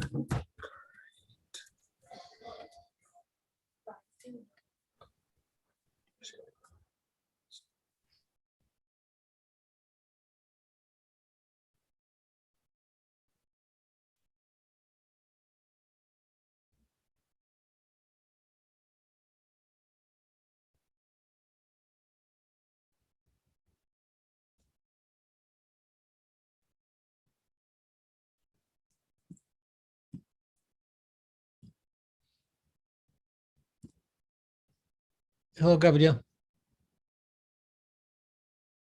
Just a moment. Yeah. You want to Hi, test your Nathan. share screen? Hi, Gabriel. Pedro wanted perhaps to check my share screen. Share screen. Shall I do that now? Yep. Yes, please. Okay, let me find it. Yeah. Okay. So let's see how I do it here. Just directly push. No? Is that okay? No. Yeah, just push share screen and see what happens. Okay. Looks Is good. it working? Yeah, we can see. Then I can put, of course, play size show, something like that. Yeah. This works, right? Yeah, looks perfect.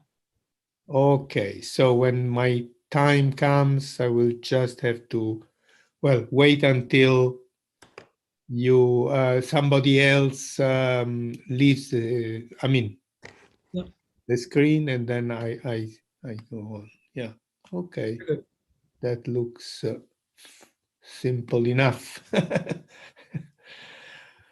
We had a a blackout here in Geneva. Well, I don't know, in Geneva, at least where I live. Don't say that. I need completely Leonardo's talk. I mean, I don't Yeah, know. Very unusual. All of a sudden, no electricity, nothing worked. I still remember the string meeting in Rome. You must have been in Rome when they had the blackout. Okay. Very good. Okay, so we are all set.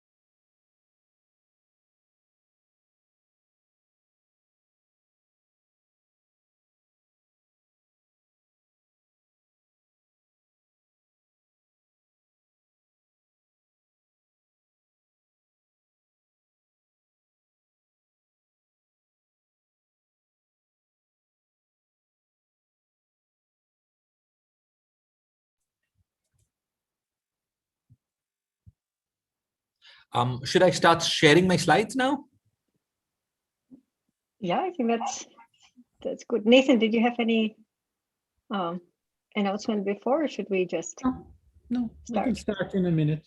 Or we can start already. It's already 10. But we can start sharing the screen, right? Yep. Okay, go for it, Shiraz. Thank you.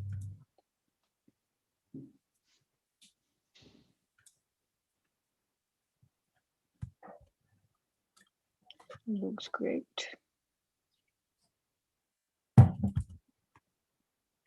Okay, whenever you want, Veronica, we can start. All right, so welcome back from the break. This is the last session of the day. We're very happy to start with Shiraz Minwalla from TIFR, who will tell us about the Hilbert space of Chern-Simons matter theories. Take it away, Shiraz. Thank you, Veronica. I would really have liked to be in Brazil for this meeting, but so it goes. Okay, my talk today is based on work to appear done in collaboration with Sachin Jain, myself, Amyo Mishra, Naveen Prabhakar, and Tarun Sharma, and uses work performed on the large n limit of partition functions in matter Chern-Simons theories over 10 years. References here. Okay, so let's start. So Chern-Simons theory is coupled to dynamical matter fields are of interest for several reasons. The first is just universality. The Chern-Simons action is the most relevant term for gauge dynamics. And so if you've got a gauge theory in 3 dimensions without parity, chances are that it will be governed by a Chern-Simons action in the far infrared. And if you're a bit fine-tuned, Chern-Simons theory coupled with matter. The second reason is that the Chern-Simons coupling, which is sort of like 1 over the level, doesn't flow because integers cannot, or inverses of integers cannot continuously flow. And so Chern-Simons theories very easily generate conformal dynamics even in the absence of supersymmetry. Third, Chern-Simons matter theories host anionic excitations which have interesting and unfamiliar and interesting physics. They have non-half integer spins. The S matrices display unusual crossing properties. We were just discussing the discussion session. Fourth, some of these theories have conjectured ADS-CFT duals ranging from the usual, like ABJM theory, to the exotic, like Vasiliev theory. Fifth, some of these theories, now there's fantastic evidence, obey invariance under a strong weak coupling type Bose-Fermi duality.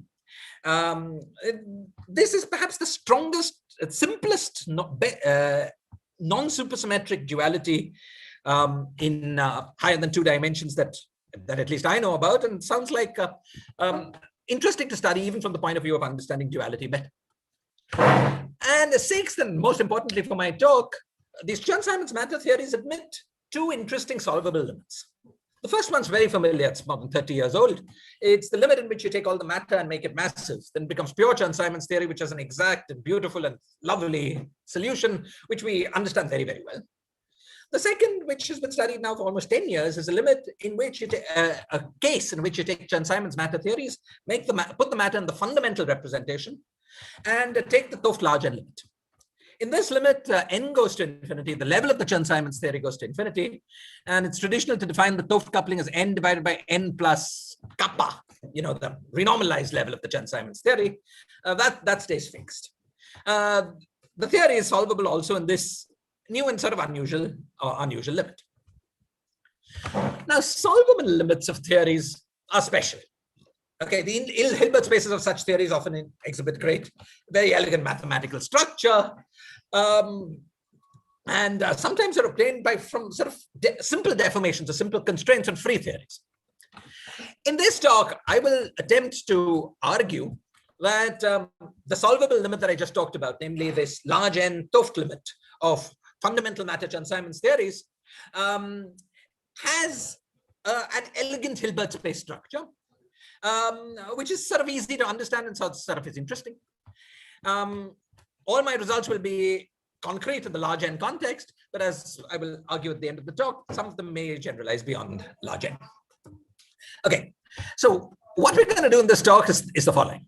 We're going to use known results for partition functions of these large n gauge theories on S2 times S1. These are results that have been obtained by computing the partition function, you know, the path integral of these theories on S2 times S1 by summing all planar graphs. It's been computed over a period of about 10 years.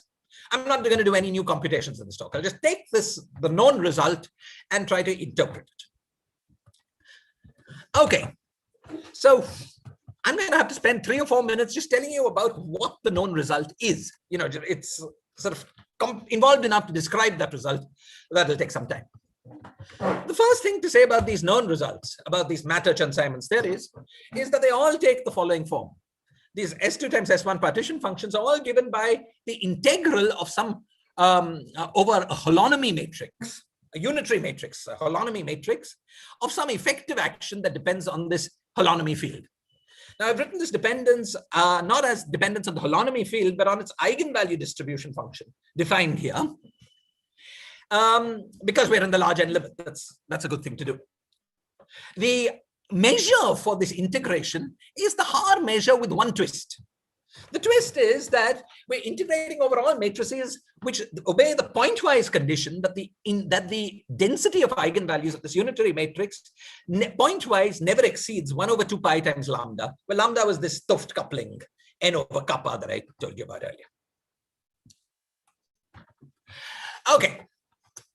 Now, I told you about the structure of these these partition functions. All theories have the same structure, have a partition function with the same structure, but different theories differ in what you do the integral over, what this action, this effective action V of rho is.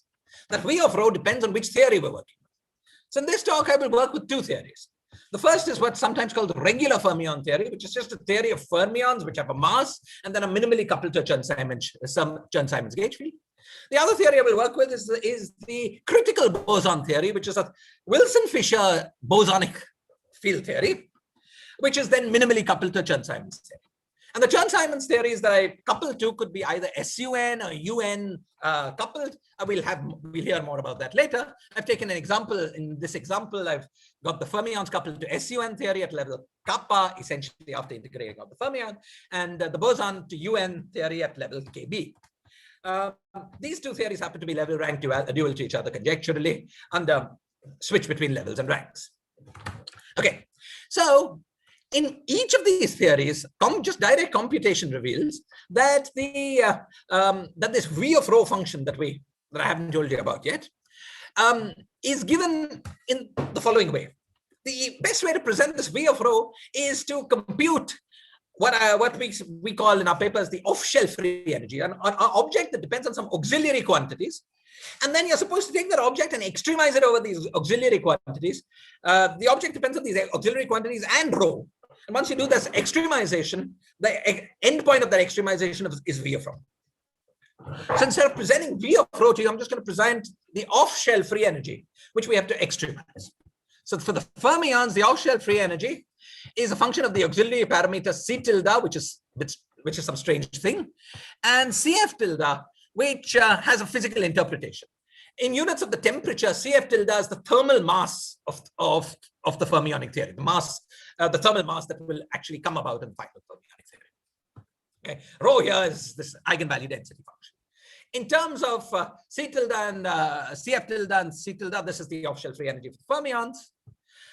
It's got some messy stuff here, and then it's got a simple and beautiful piece here. We'll come back to that. Okay, now let's move on to the bosons. The bosons, once again, you've got this off-shell free energy function of auxiliary parameters. You have to extremize them with respect to auxiliary parameters in order to get the final V of rho. The off-shell free energy is this thing which depends on the auxiliary parameters S tilde and CB tilde. Once again, CB tilde is the thermal mass in units of the temperature. And it has this messy stuff which depends on the details of contact interactions, and the theory is not universal. And then this part here, which is sort of familiar looking, looks like a one loop partition function. And then another strange piece, a piece with a theta function that kicks in only when the chemical potential of the theory is larger than the mass. Okay. Only the last 2 lines of this theory and the last line of this theory depend on the chemical potential in any way. These guys are independent of the chemical potential. Fine. So in summary, both for fermions and for bosons, the final partition function, S2 times S1 partition function, the thing that we're going to want to interpret in this talk, is given by an expression of the sort.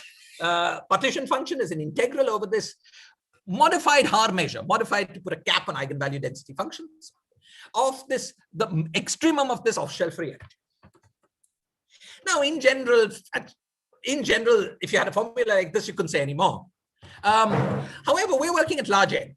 And at large n, this integral over eigenvalues can be done, in fact, is dominated by saddle points. So this integral over eigenvalues is itself an extremization problem. So now we've got something that we've got to extremize both over eigenvalues as well as over zeta I. And we can interchange the order of the extremization and do the integral first and then extremize over these zeta I parameters. So to evaluate this S2 times S1 partition function, we need to do two things. First, we've got to extremize, and this is the point of view I'm going to take in the talk. First, what I'm going to do is to evaluate the integral over U of this object at fixed values of these auxiliary parameters, and I'm going to extremize this object over the auxiliary parameters. Okay, these two steps I call step 1 and step 2. Step 1 is simple, beautiful, and will form almost all of the talk. We'll come back to step 2 last minute of the talk. Okay. So for fermions, step 1 is integrating over this beautiful part of the thermal part, the simple universal part of the partition function that I told you about for the fermions. This part here, which was not messy, didn't depend on the details of the contact interactions in the theory. We need only to integrate over that part because that's the only part that depends on the eigenvalue distribution function. So as far as that integral is concerned, this stuff is constant that goes along for the right. Okay. So we need to do this integral over this part of this off-shell free energy over this strange measure for unitary matrices. Now, this is simple and is very simple. In what sense is it very simple? Well, this is simply the one loop partition function. It's just the free partition function. The free partition function of free fermions twisted with a UN holonomy. So pretend that the gauge, the holonomy is like a chemical potential for this theory where NF is a gauge field, a global symmetry, twist it with that chemical potential, and just compute the free partition function of fermions. That's what this thing is. So in other words, what we have to compute in step 1 is this integral over this interesting measure of the free fermion partition function. The question we're going to ask is, what does this mean? What are we actually doing here? Is there a beautiful description of this, of the trace that we're computing in IFF? Before we get to trying to answer this question, let's look at the same question for bosons. Okay, when we work this out for bosons, we have to do something similar. We need to do the integral over the unitary over holonomies with this modified Haar measure, but of something that looks like a one loop determinant, and then something else, this thing with the strange theta function.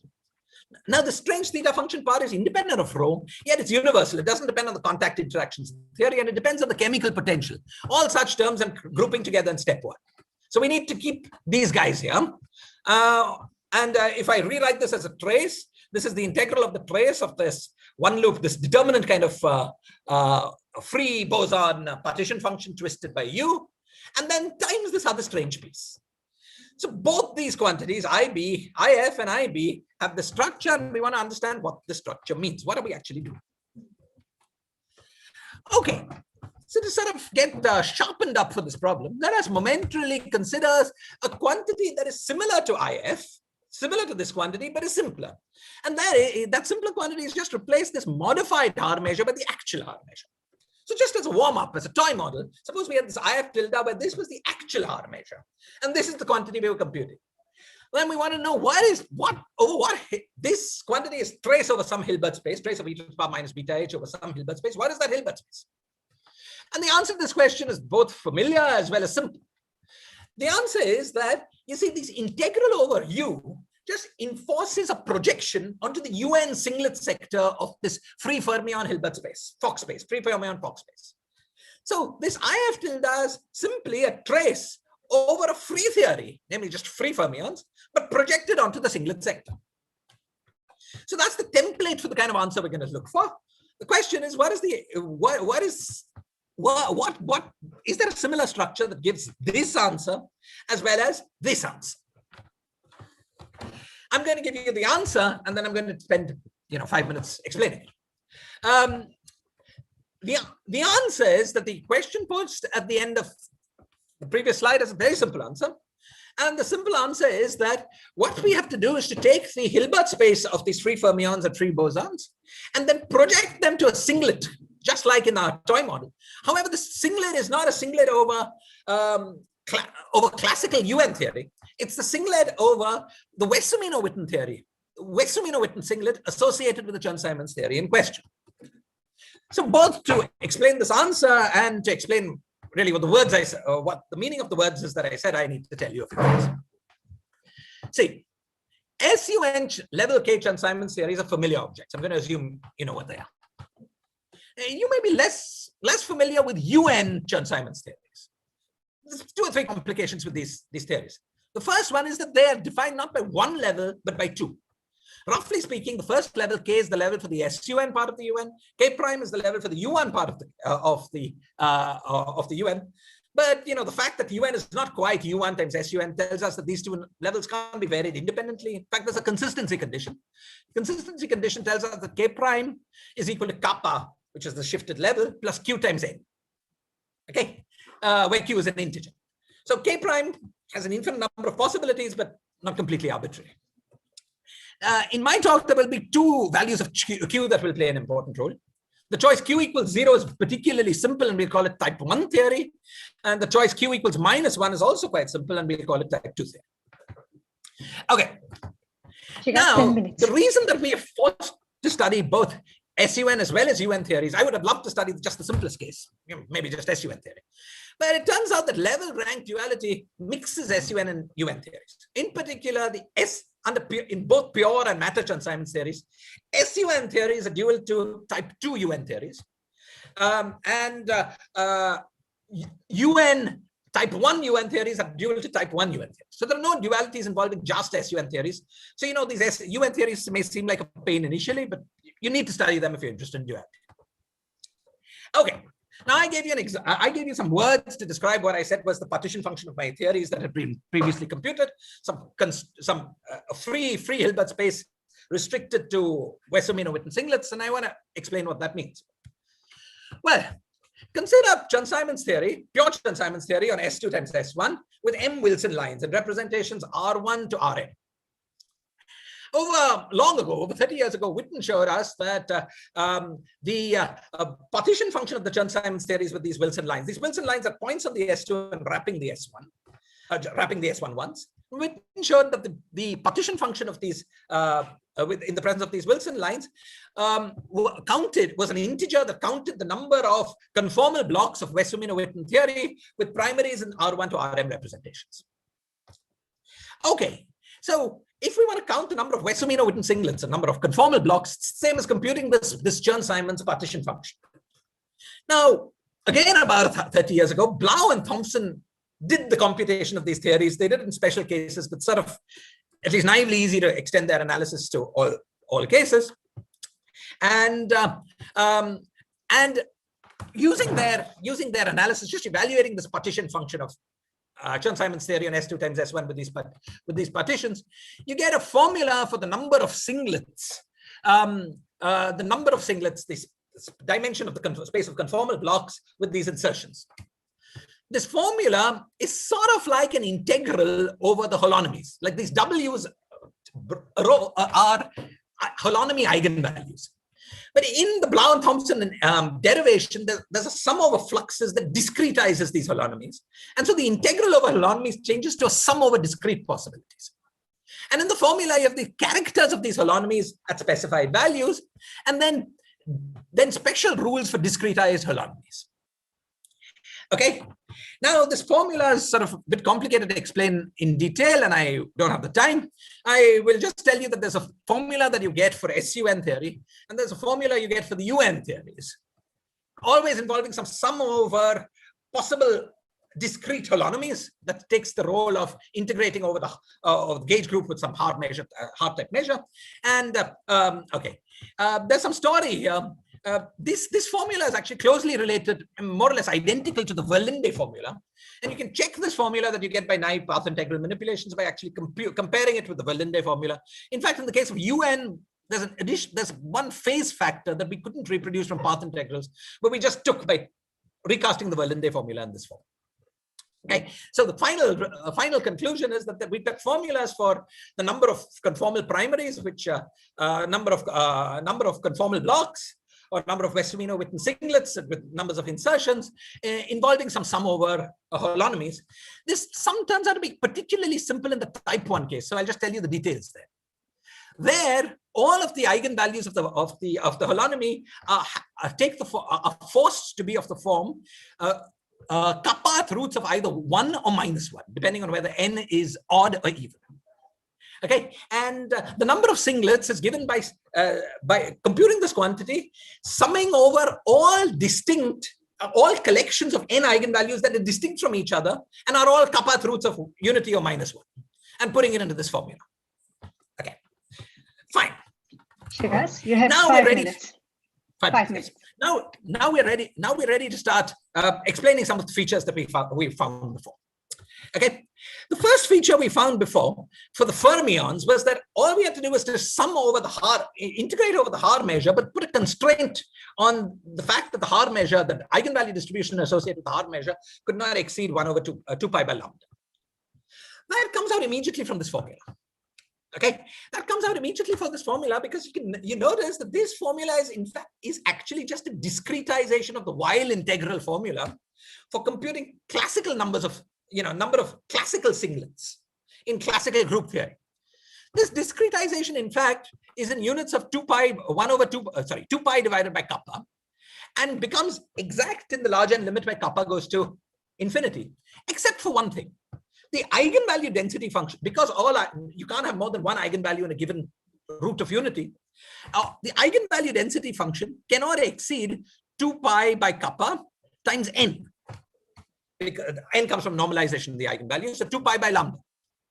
And so this discretizes the usual hard measure, but with an upper bound in eigenvalue densities. And so that explains, so this integral, this sum in the larger n Thoth limit turns into this measure, explaining the formula for that IF on the previous slide. Great, that explains it for the fermions, but what about for the bosons? You might have thought that the same thing should just be true for the bosons, so we won't get this weird factor involving the theta functions. Actually, there's a twist. You see, suppose we compute the partition function over the free boson, Fock space, twisted by this chemical potential U. That is this object here. We just have one factor, one sort of Bose-Einstein factor for each single particle state. A's are the single particle states of the theory. But notice that each of these factors is a sum over infinite possible occupation numbers, and the nth occupation numbers weighted with the character of the n symmetric box representation of the gauge group. Now, there was a caution in red that I didn't read out to you, but our formulas involving integrals calculate the number of conformal blocks only when all insertions that we put are insertions of integrable representations. This guy goes beyond integrable representation because n goes on to infinity, goes beyond kb. Those representations are no longer integrable. Okay? The correct answer for conformal blocks for non-integrable representations with other integrable representations is that they're just 0, because non-integrable representations decouple in conformal blocks. Okay, so what we're actually supposed to do is to take this formula and take each of these factors and then truncate them so that the expansion in Taylor series expansion never exceeds kb. Okay, so that's what this line kb here means. And then do the sum. But well now, there is a simple bit of algebra that tells you that this truncated denominator is the same as an untruncated denominator multiplied by some factor. And then when we take logs, we exponentiate and take logs, we find that this factor here is just like it was untruncated, plus an extra factor involving the log of this 1 minus y by kappa, y times kappa, but in the large n limit where kappa goes to infinity, this factor just becomes kappa times theta of y minus 1 times log w. And we get a factor of one such factor for each state. And then in doing that, we build all the states that contribute have such a factor have y greater than 1. Those are states where the energy lies, energy of the state lies below the chemical potential. Such states only exist when the chemical potential is larger than the energy. And when you put it all together, these additional factors here contribute to that extra weird factor for the bosons.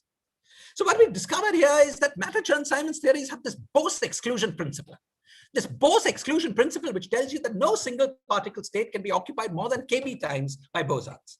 So it's a new thing, and it's very interesting. It tells you that Bose condensates of free boson theories are cured by Chern-Simons interactions. Okay, now we found this answer for the step one. This free answer constrained to be a Wessel-Witten singlet. Now let's take the large volume limit of this answer. In the large volume limit, something interesting happens. You know, the general answer where you're constrained to be where you're restricting to Wessel-Witten singlets involves some sort of summation over these distinct possible eigenvalues. But in the large volume limit, that summation is dominated by one term, sort of by a saddle point type contribution to the sum. And that one term has eigenvalues given here. The eigenvalues that are symmetrically distributed around 0, or the eigenvalues are symmetrically distributed around 1. The phases are symmetrically distributed around 0, and as packed as they can be. Okay, so in the large volume limit, the sum of eigenvalues is dominated by one term. And because of that, the whole partition function here factorizes into product of partition functions, one for each single particle state. Now that's sort of very cool, because normally factorization into one partition function for each single particle state happens only in free theories. It happens in the free boson-Fock space or free fermion-Fock space. Here what you have is that this happens at all values of the Stoft coupling lambda. And the single particle partition functions that we get are sort of like Q deformations of the free boson partition function. What appears here is, instead of there being a combinatorial factor that counts the number of ways of putting some number of particles in a state, you get a quantum dimension of the n-box completely symmetric representation. Okay, but these quantum dimensions are given in Q numbers listed here. Similar formulas hold for fermions, and they're both Fermi dual to each other. So now you might think, well, we've discovered a sort of new free limit of these theories with new free statistics. Actually, there's a caution.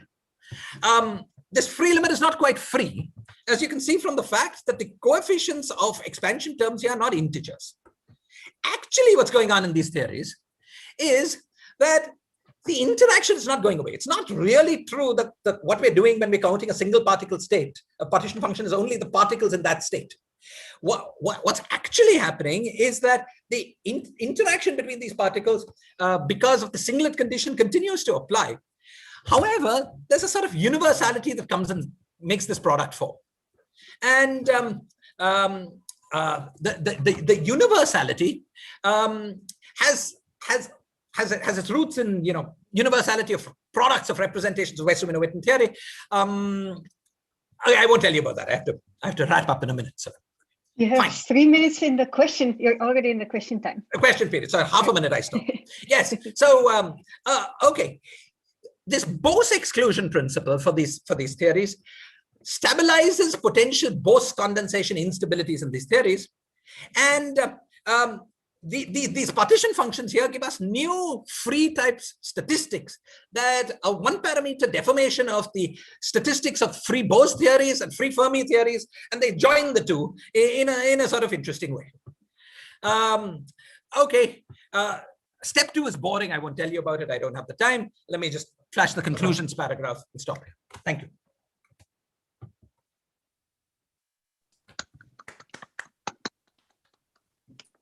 Mukund.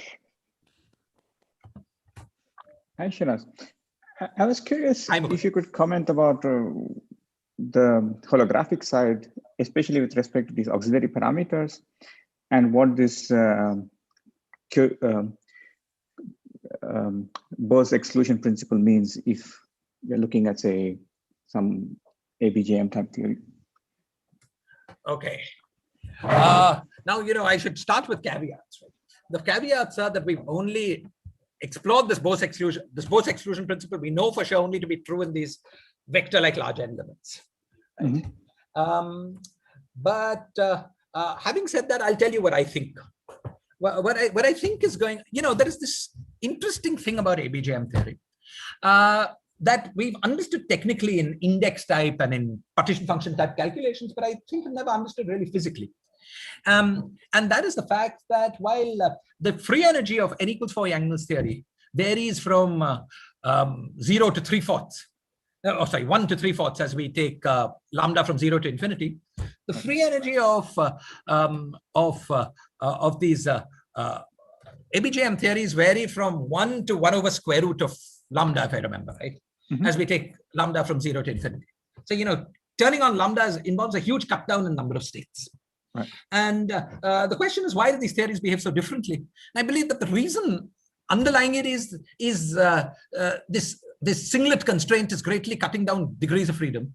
These Wess-Zumino-Witten singlet constraints cut down degrees of freedom much more severely than ordinary Gauss law constraints do, as is apparent from the fact that in the volume goes to infinity limit, the Gauss law singlet constraint just goes away, but the Wess-Zumino-Witten constraint stays, as I tried to show you in these, in this part. Yeah.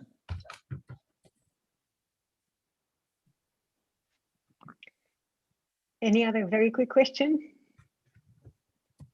Okay. Quick comment. Don't see any. Okay, great. Please go ahead.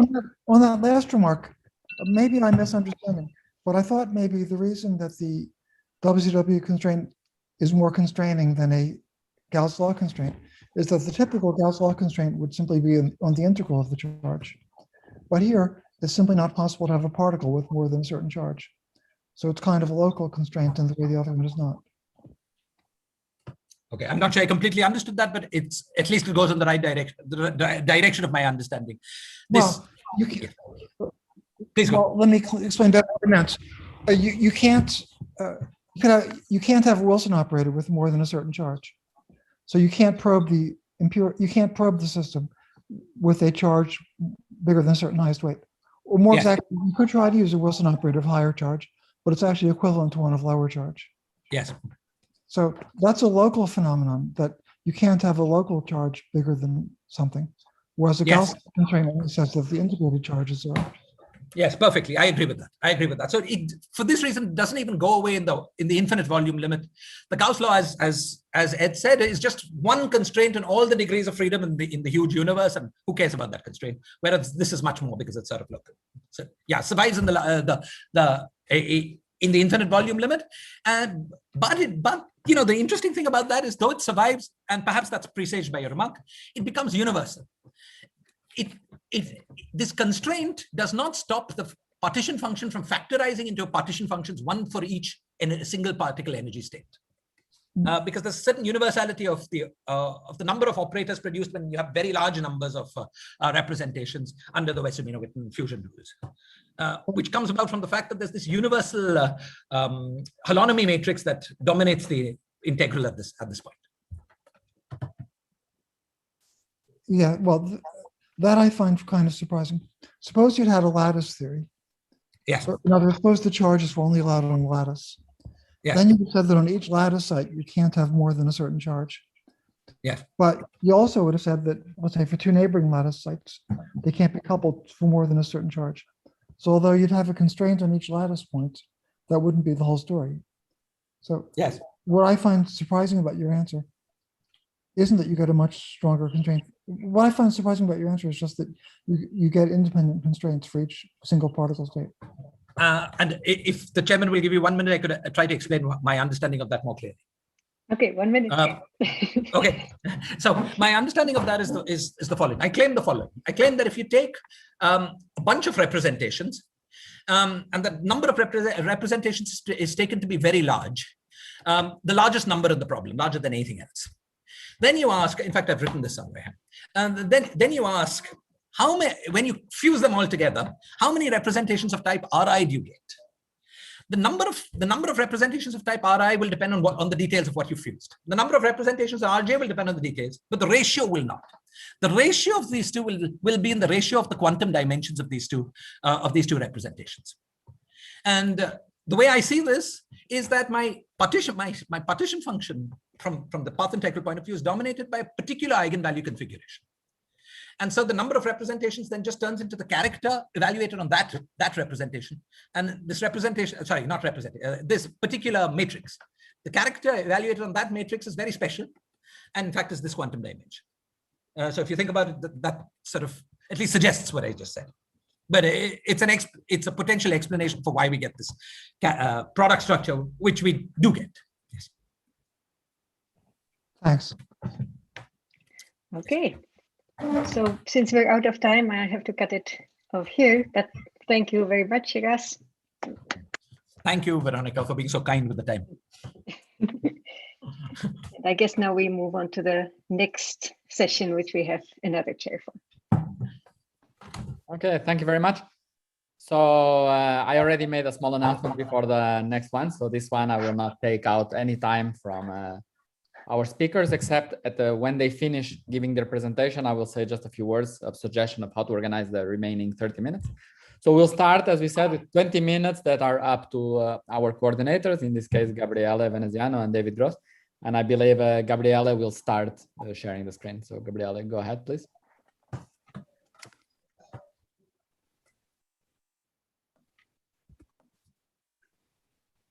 Okay, please take it away. Thank you.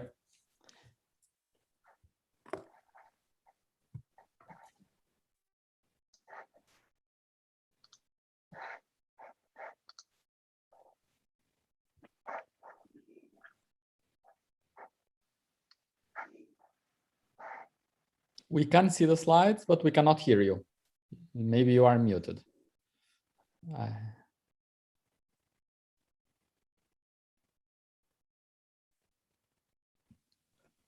Okay. Yes, very good. Now you can hear me. Okay, thank you, Pedro, and thank you all the organizers for having asked me to share with David this task of initiating this discussion session on the high energy limit of string theory. Now, I interpreted this task, being an old guy, as telling you about recalling some old results, particularly for the young generation. At least these results I will present will have stood the test of time, but as I will point out all along the way, they also bring up questions which I think are very relevant even today. In particular, questions that have been asked when in response to the inquiry that David and myself have made. So let me start by recalling that the birth of string theory was very much based on high energy behavior, namely on the Regge limit. Let me remind you that a peculiarity of Regge pole exchange as compared to elementary particle exchanges in quantum field theory have an imaginary part. And from there, the duality bootstrap came about, trying to relate the behavior of this imaginary part in the Regge regime to the contribution of S-channel resonances. I should emphasize right away that this works very well, except for the Pomeron, for the vacuum trajectory, and that led to the dual resonance model. However, soon the emphasis, sorry, I can't see the whole screen myself. Okay, now it's okay. Oh la la. How come? I cannot go back. I have to scroll back my slide. You click the left arrow, probably it will go back. Yeah, but the left arrow makes... It's not, okay. Then you click the screen first and then left arrow. Let's see, maybe I will... Oh, how come? Usually it works, yeah. I don't know why it went ahead. Okay, but maybe I will. Click left arrow, it should work. If you first click the screen and then click left arrow. Okay, let's see. Oh, you're right. Perfect. Okay, so what I was going to say is that the emphasis with the dual resonance model shifted very early on the duality between resonances in one channel and resonances in the cross channel, and on crossing symmetry. In any case, the need for an infinite number of resonances of unlimited mass and spin came out of that bootstrap, together with linear Regge trajectory, very much suggesting, of course, a stringy interpretation. And right away, one found that there was an exponential suppression at high energy and fixed angle, something never seen in quantum field theory. And that suggested, of course, that the colliding objects were extended, soft, missing, say, any point-like constituents. And by the way, this was one of the reasons, not the only one, why this Nambu-Goto string, as it was later understood to be, lost to the QCD string. And one first question that I would like perhaps to discuss with you later is what's the Regge limit of large N, just to make it simpler, QCD? I don't think we know yet the answer to that question and how it differs from the string high energy behavior. Now, 20 years later, say 1997, well, the Green-Schwarz revolution had happened, and the attention in string theory obviously shifted from hadronic physics to quantum gravity. And some thought experiments were conceived and efforts were made to construct an S matrix for gravitational scattering at very high energy, trans-Planckian energies, and impact parameters smaller than R.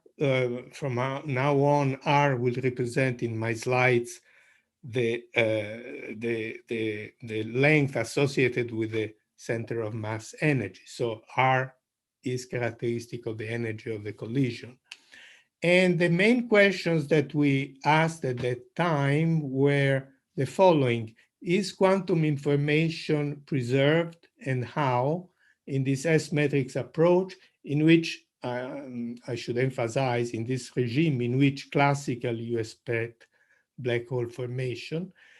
The second question was, what's the form and the role of the short distance string modifications of gravity?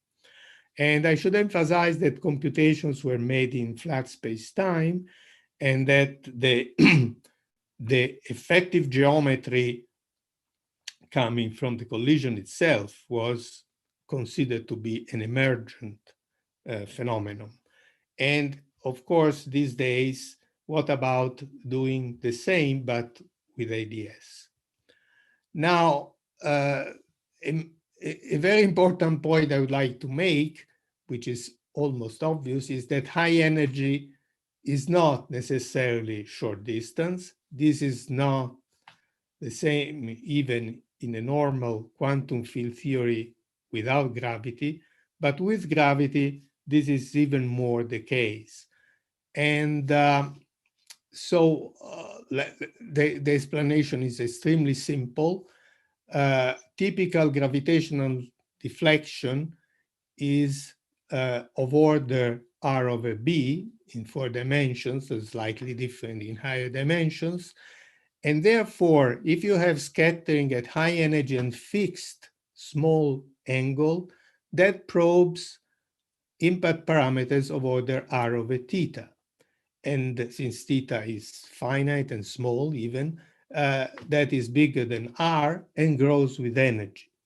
So in the presence of gravity, you find that the higher the energy of the collision, the larger at a fixed angle is the distance you're probing. That looks a little bit in contradiction at first sight with the huge momentum transfer, which is of course theta times E, but the explanation of that contradiction, apparent contradiction, is that the large classical momentum transfer is due to the exchange of a very large number of soft quanta. Each soft quantum carries a typical momentum of order h bar over b, but there are g times s over h bar of them, and that's how you build up your huge momentum transfer by multiplying, if you want, these two factors. this has been called T-channel fractionation. And by the way, this is a phenomenon which is very well understood and even used in the present amplitude approach to black hole binaries, or if you want, to the relativistic two-body problem in general relativity.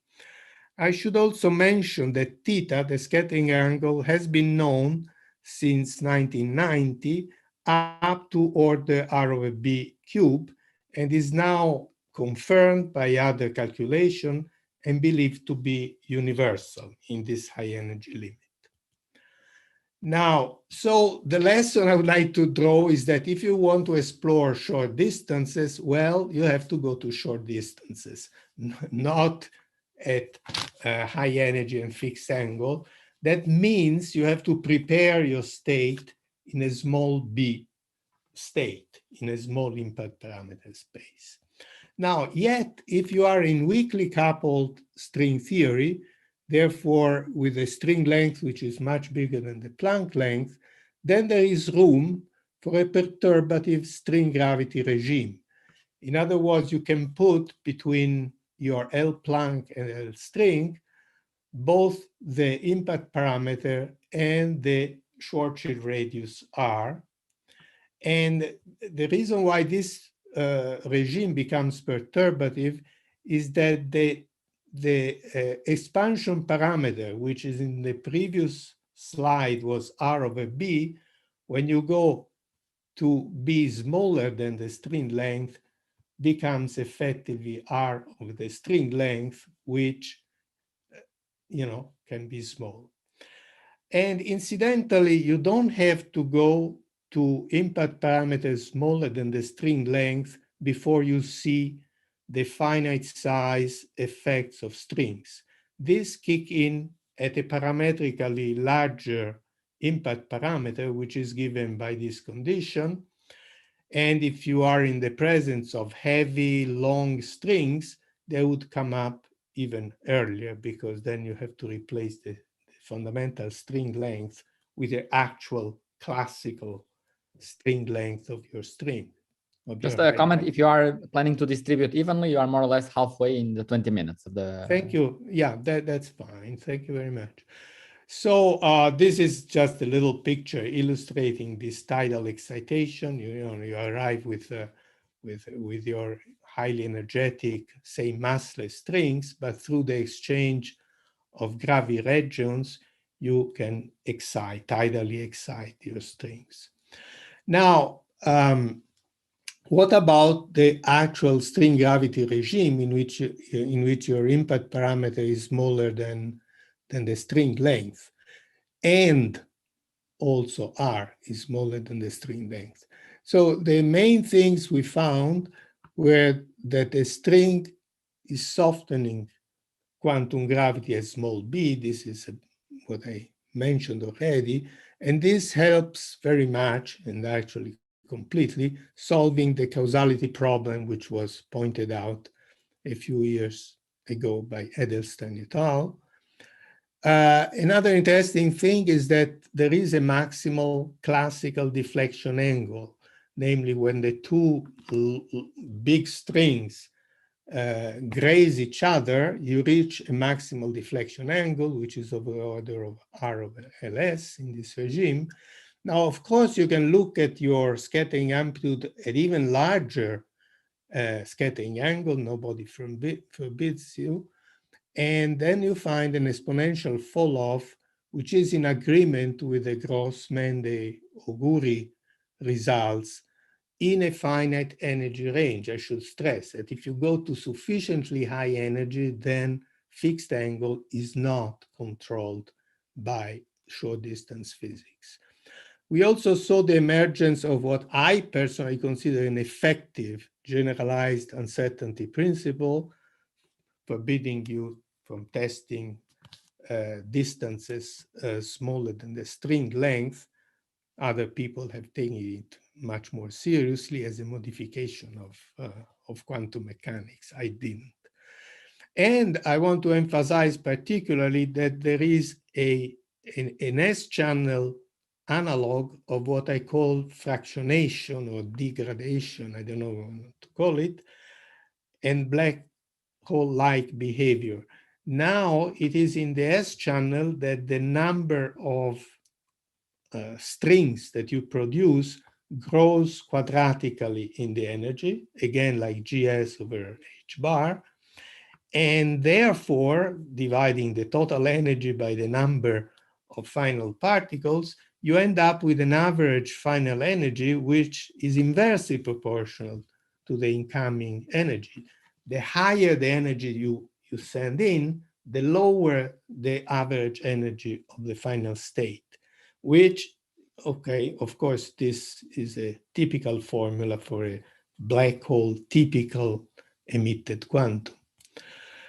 Then I want to open just one parenthesis, one slide, for two recent developments and applications. And sorry, there are no strings attached here. So one is that the already mentioned 1990 result on theta turned out to be inconsistent with the high energy limit of Bern et al.'s two-loop result on the relativistic two-body problem in GR. And the solution, which came only about a year ago, is that you need to add to the calculation of Bern et al. So-called radiation reaction contributions. And the nice thing is that once you do that, then you get a smooth result, a two-loop, all the way from the deep non-relativistic regime to the ultra-relativistic regime. In fact, some people think that maybe it would be very useful, besides having the usual post-Newtonian expansion around small velocities, to have another expansion near the ultraviolet or ultra-relativistic limit. And the second result, recent result, is that gravitational radiation from high energy scattering at small angle, so this dE d omega, turned out to have a bump at omega equal of order 1 over the impact parameter, and this has just been confirmed by Saho and Sen in this very recent paper, and also perhaps even more interesting, a knee about the Hawking scale omega equal 1 over r. So even in this situation, which is quite under control and simple, you find perhaps the emergence again of this softening of the final state radiation, of course, at the expense of having a lot of particle production. So this brings me to the final, the final. You are at 16 minutes. Yeah, I have only one more slides besides this one. So far we have discussed this weak gravity regime at large impact parameters, a string gravity regime in which the string length makes your life easy. But of course, the big challenge is how to go from region 1 and 2, cross this red line, which is where you expect to find a critical line behind which you expect collapse. And so my last slide will be about this so-called strong gravity regime, in which you go to energies and impact parameters such that you expect black hole production. Now, an interesting question is whether you should approach this regime starting from from this string length being bigger than B, or the opposite. We looked at the second case, and we made some progress, but short of solving, of course, the question. In this case, you can check that the semi-classical contribution to the scattering amplitude come from some effective 3 amplitudes, which you can resum in a 2-dimensional or D-2 dimensional, in general, effective field theory, which is some kind of crude approximation to something worked out by Lipatov. So this Really, is if you allow me, maybe we could put this slide on after David finishes, and yeah, if there are yeah, questions this to follow is up, this because has we are- a list of questions, and of course, yeah, this is my last slide, and I just listed a few questions which I think would be the matter of discussion for the following discussion. So I'm perfectly fine with stopping here. Very good, very good. So thank you. Thank you, and let's switch to David, and then we'll thank both of you. So, David, you can share your screen, and you will probably have around. Oh, I have to unshare. I have to stop. You can unshare, or if David starts sharing, I think he will over. It will be automatic. It will be automatic. So David officially would have like 1 minute and 10 seconds, but I think we'll give we will extend a little bit. It's the informal part of the meeting anyway. Okay, David, please take it away. Well, luckily, there's nothing after us. So I'd like to thank the organizers for putting together this innovative addition to the strings and for managing to carry this off in the middle of a pandemic, which is hitting Brazil very hard. Congratulations. So far, it's great. I'm going to talk very briefly and try to fit into my 10 minutes a discussion, a very small aspect of high energy string scattering. And I'll be discussing, if you want, the fixed angle high energy string scattering or the string length going to infinity, string tension going to 0, alpha prime going to infinity limit of string theory. I'll remind you of some old work, which hasn't been followed up much in recent years, and I think should be, on the saddle point analysis of string world sheets, which is relevant in this limit in perturbation, string perturbation theory. And then some recent work trying to explore an old idea of Polchinski, Horowitz, Susskind, Amati, Russo, and others on trying to identify massive string states with black holes and probe stringy black hole microstates. So let me just remind you that, well, this is the bosonic or closed string amplitude roughly in tree approximation, which of course is a sum over the exponential of the area of the world sheet in string length units. And you see from this that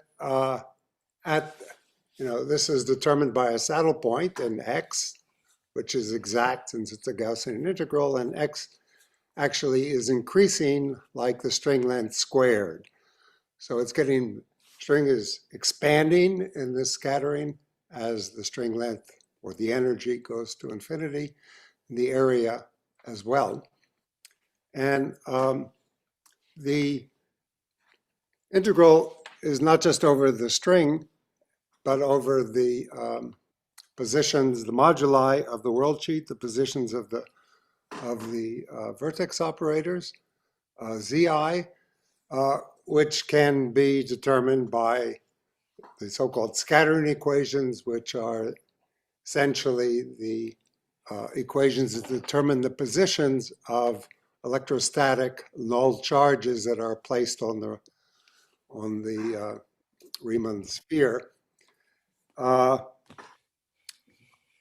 For the case of the 4-point amplitude, there's a unique saddle point, and the answer, of course, agrees with the Veneziano formula, which A is given by, and behaves like e to the minus s, or L string squared times s, times some function of the scattering angle, which is not important. So this extremely soft behavior was noticed immediately when the beta function was introduced, and is very, very soft, much softer than the power law that one encounters in quantum field theory at large momentum, and even softer than the bound proven in quantum theory proven using unitarity, causality, and assumptions of polynomial boundedness by Sorellis and Martin. That's an indication that something that clearly the tree approximation is not sufficient. Unitarity obviously is not satisfied, and that one needs to go to higher orders to understand whether this this violation is actually there in string theory. I'd like to show you what the string scattering actually looks like. The saddle point gives you a picture in complex trajectory space of strings scattering. So we're going to picture that world sheet in temporal gauge, where the strings start out as point-like objects coming in from infinity, expand, merge, split, and scatter. And the area of the surface is increasing like L string to the fourth. The amplitude, therefore, as before, goes like e to the minus L squared times the energy squared.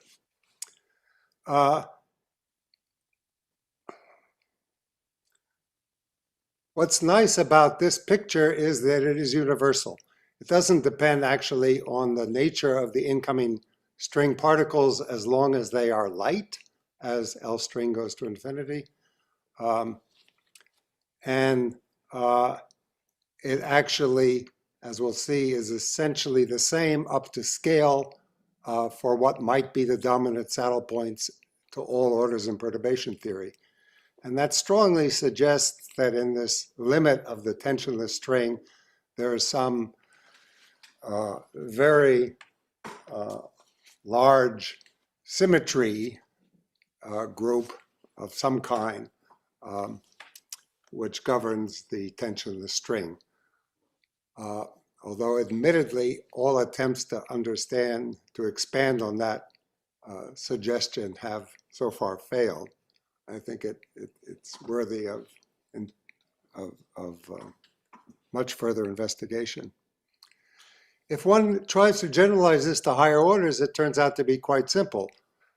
In lowest order, essentially one is finding the equilibrium position of null charges pi on the complex plane in electrostatics.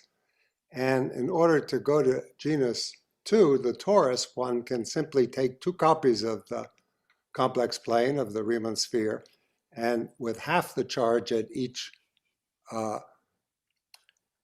and connect these charges by square root branch points and construct a genus 2 surface, which is obviously in equilibrium as before. And one is describing the torus as this curve with square root branch points at the vertices where the charges are located. This has a generalization to hyperelliptic surfaces in genus N. And in such a case, one can simply generalize the same picture of high energy scattering as before, except that the strings, which are in this case closed strings, each of those lines really is a string that winds around twice. And in higher orders, what happens is simply the charges are reduced by a factor of 1 over g plus 1, and therefore the string shrinks and loops upon itself twice. In genus 2, loops upon itself 3 times. In general, the size of the string decreases. So it goes like L string squared times the momentum, but is reduced by a factor of g plus 1. However, the area, therefore, decreases by a factor of 1 over g plus 1 squared, but they're g plus 1 sheets to construct this Riemann surface, so the total area of this world sheet decreases like 1 over the genus plus 1. And the amplitude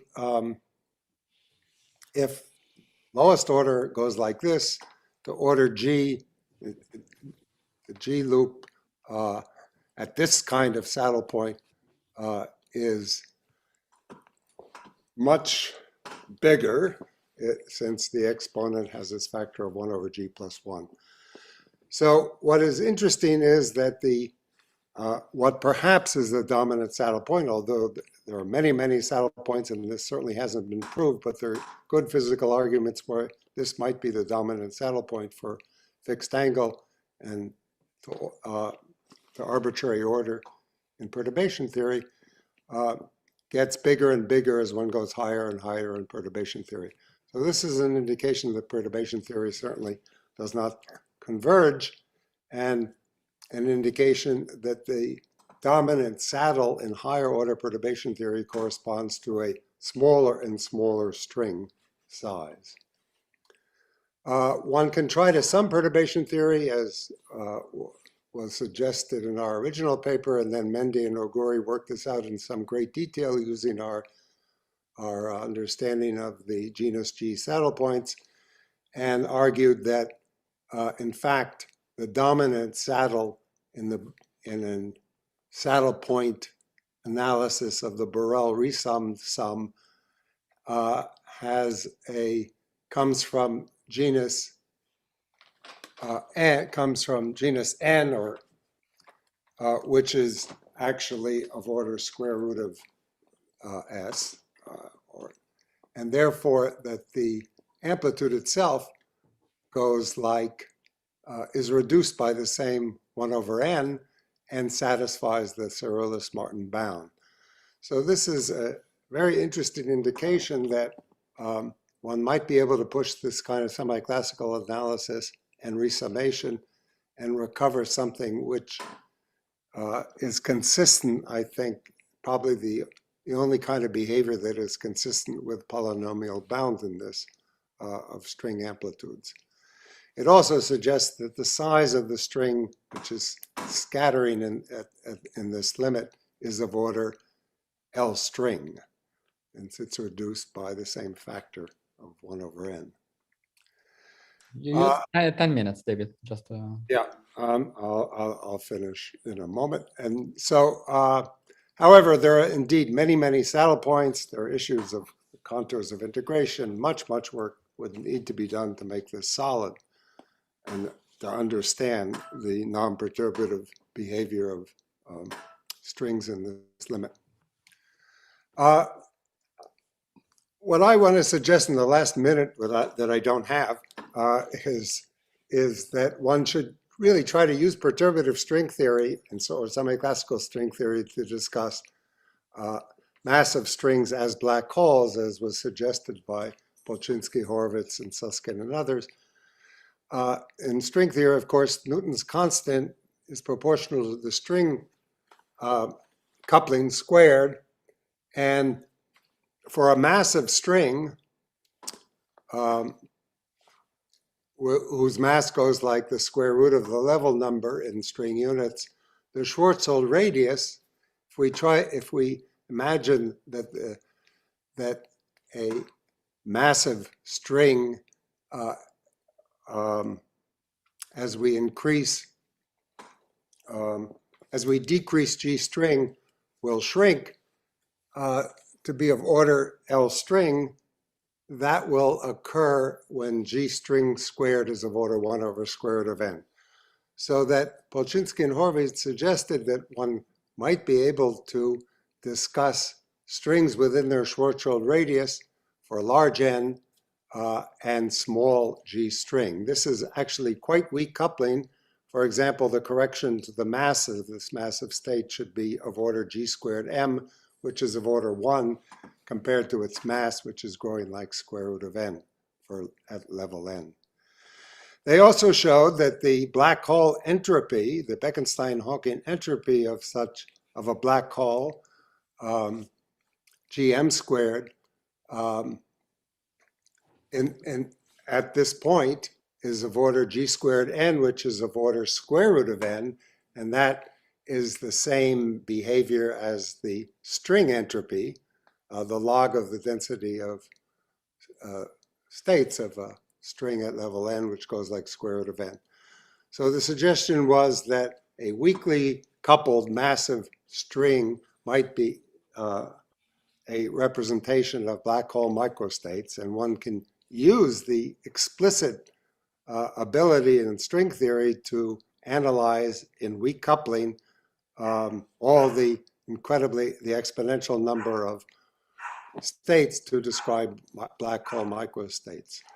And this was, I think, strengthened by Amati and Russo, who studied the decay of a massive string into photons and other massive strings, averaging over all the initial states of the same mass and summing over all outgoing heavy string states, and found that the decay rate as a function of the photon energy obeys a black body spectrum with a temperature that's given by the Hagedorn temperature of the string at this level, at this with this coupling, which equals the black hole temperature at the correspondence point.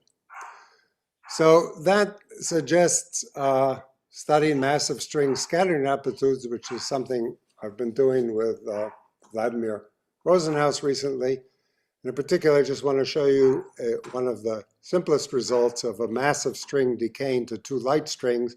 There are many massive string states, of course, labeled by the various oscillators one can excite using DDF formalism to describe physical string states. The typical states are given by a Boltzmann distribution and with a level number which is increasing rapidly as n goes to infinity, like square root of n. And what we find is that the amplitude has a very interesting dependence on the angle between of the scattering particles and their polarization, and has extremely chaotic behavior, which varies very sensitively as one varies this angle, or varies the polarization, or changes by a very small amount the nature of the black hole microstate. It's extremely chaotic. This function, as you see, has zeros for all rational values of the square of the cosine of half the angle.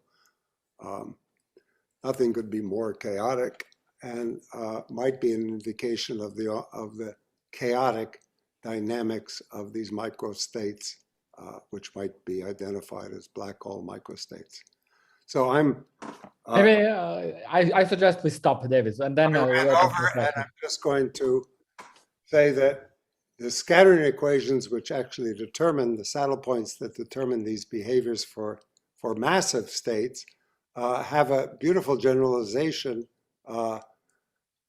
to the case where you have massive states. P hard here is the momentum of a massive state of mass square root of 2n, and psi is the polarization. And this is a generalization of the famous scattering equations, which appear many places. And although this is a very simple example. So my original goal way back was to find a high spin symmetry that controls a high energy tensionless perturbative string. That still hasn't been done at all. One would hope, I was always hoping that ADS-CFT could be used to determine the non-perturbative high energy string scattering in flat space. I think that might come up in the discussion. Hasn't been done. And I'm quite excited by the ability, perhaps, to take the one theory which has an enormous number of explicitly treatable perturbatively states which might correspond to black holes, and discuss in detail their properties, their chaos, their decays, and so on and so on. So I'll leave it there. Thank you. Thank you. So before we move to the questions, let me just suggest something. So as I suggested in the previous discussion, if you are very much encouraged to turn on your camera so that it feels like a more informal discussion, and raise your hand when you want to ask a question.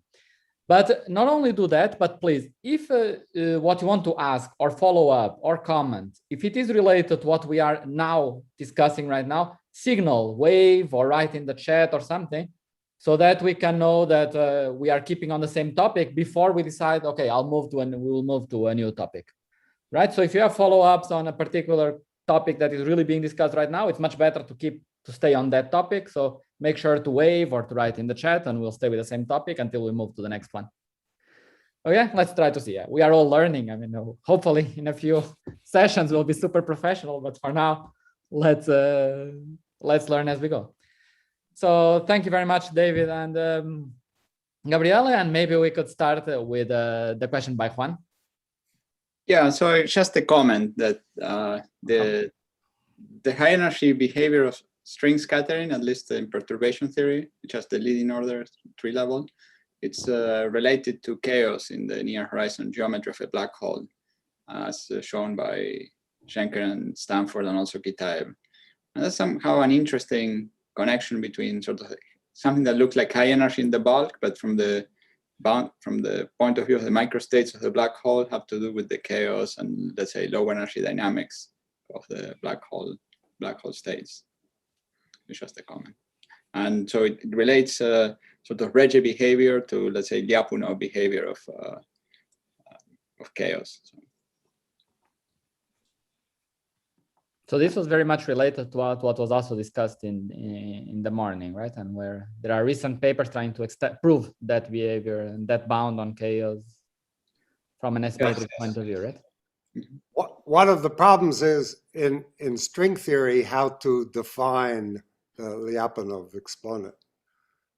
How do you define the Lyapunov exponent just from the S-matrix?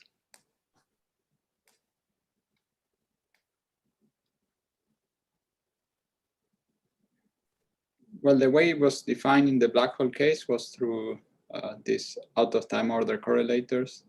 Perhaps, I guess in the S-matrix, Polchinski had a paper where he was suggesting changing some of the initial particles and then looking at how the particles change sometime later. So it included a bit of a transform to real time.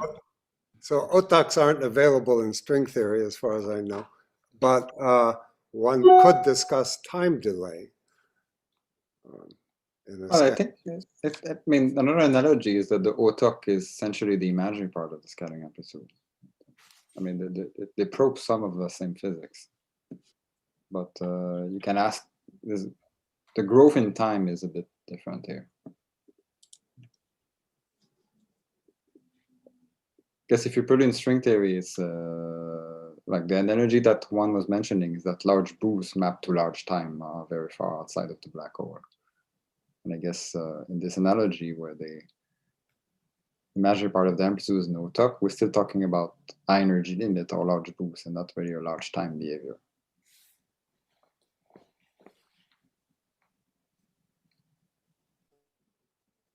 Maybe I can ask a quick question about that. That I think is about that, but I'm not a specialist. But in Leonardo's talk, he was mentioning that 2 subtractions was enough, and that in some situations we knew that the behavior was S to some power that depended on the dimension at large energy.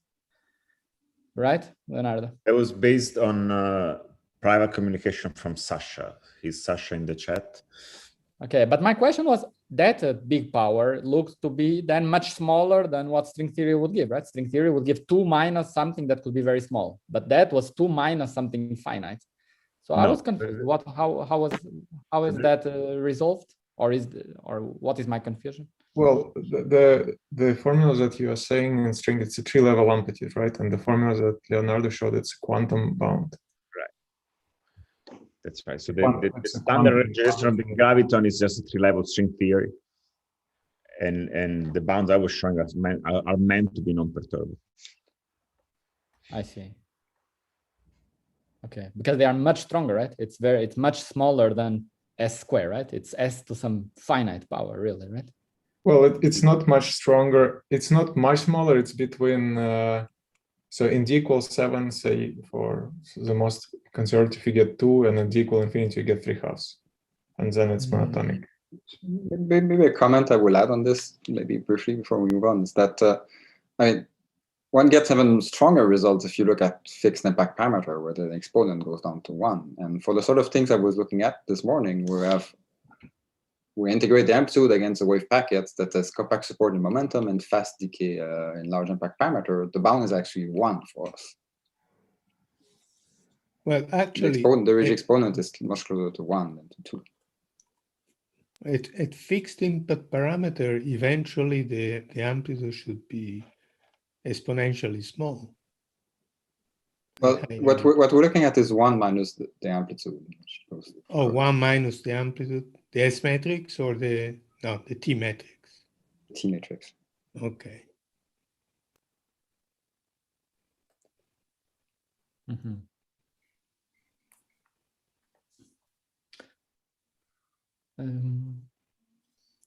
Other questions or comments or follow-ups on this topic? Otherwise, maybe Hiroshi?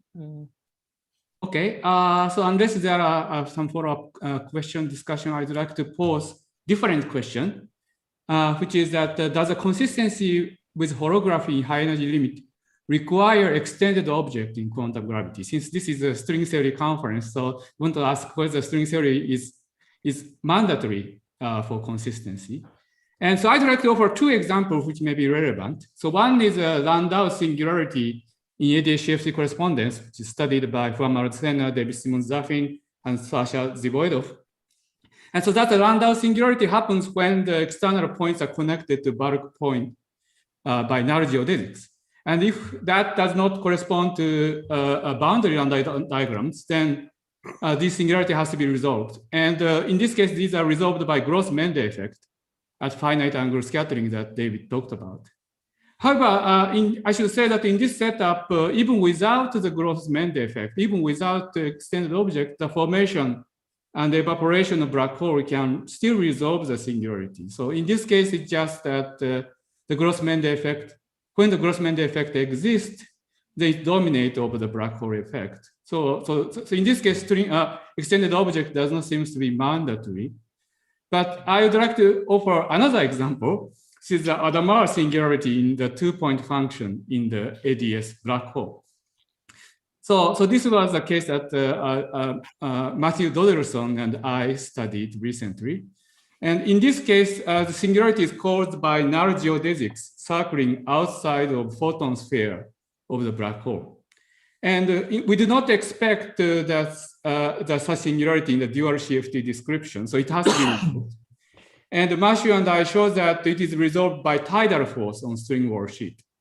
So the tidal force stretches and contracts the strings and cause particle production on the wall sheet, and this smoothens out the singularity.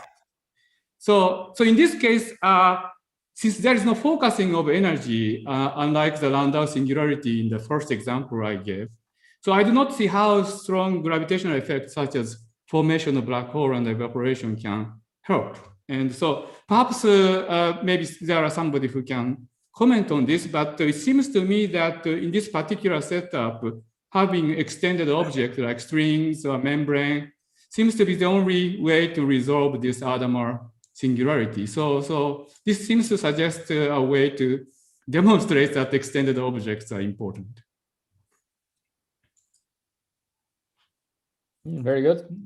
Maybe another example that is related is the work by Simon, Zohar, and Amit, and I will forget, Sasha, right? On the large S and T, where they also explain some universal string behavior, right? Or they argue using Bootstrap for universal string-like behavior. Yeah, this is a great topic. So I don't know if people want to chime in on whether we need string theory for sure. Well, but of course they make an assumption of having weakly coupled infinitely massive strings. You know, they assume a lot of things which we only know show up in string theory. Yeah, we assume some things that we not like to assume. Maybe I could add from reverse bootstrap perspective, there's something special about theories with gravity, which is what we're looking at here, which is that you're forced to have higher spin states in the UV. to have, you cannot, like, because you have some rules which express low energy gravity in terms of heavy states, so you need heavy states. And then you can ask a question like, how much can you get rid of the, you know, from perspective of the spectrum, like the fact that you have extended object is some pattern about states with large spin, because the spin is related to the size of the object. So in some sense, in gravity, you're forced to have higher spin objects.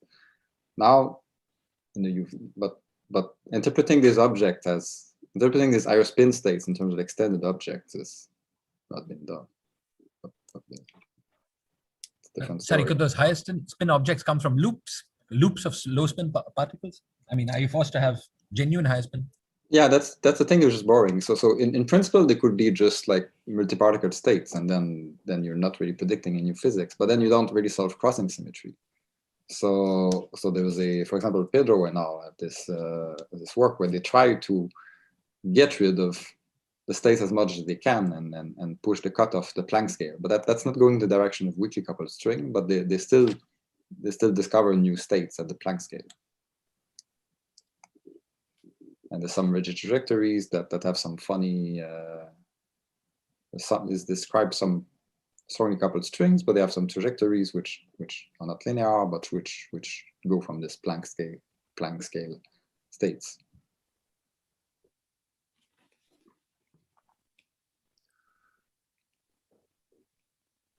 Yeah, so it's a challenge to show that the states you really need states that look like weakly coupled. But if you assume that new states come at a like scale, you would like to show that somehow they organize to something like string theory, but that's not clear. But as Leonardo was showing also this morning, some of the bounds we have, they're not saturated in string theory, but like string theory is not so far. So it feels like we're at least starting to corner it. Mm-hmm.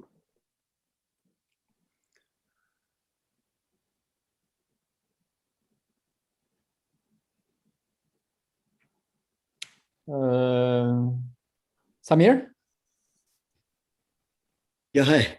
I had a question or maybe a comment on what David was saying at the end of his nice presentation about the Horowitz-Polchinski correspondence point, where a string sort of seems to just about go into a black hole and the entropy sort of matches at the point where a string is getting into its Schwarzschild horizon limit. Way back around that time, we had looked at this and we found that actually that is not a smooth crossover. And what happens is exactly at the point where a string is trying to go into its black hole radius, a different set of degrees of freedom becomes light, which are given by fractal NS5 branes. So one might think that NS5 branes are heavy because they go like 1 by g square and g is still taken small. But what we had learned from black hole entropy just earlier the same year, or 96, is that these branes come in fractal units. So if you have some charges like string winding and momentum charges, then the other branes will come in fractal units of those charges.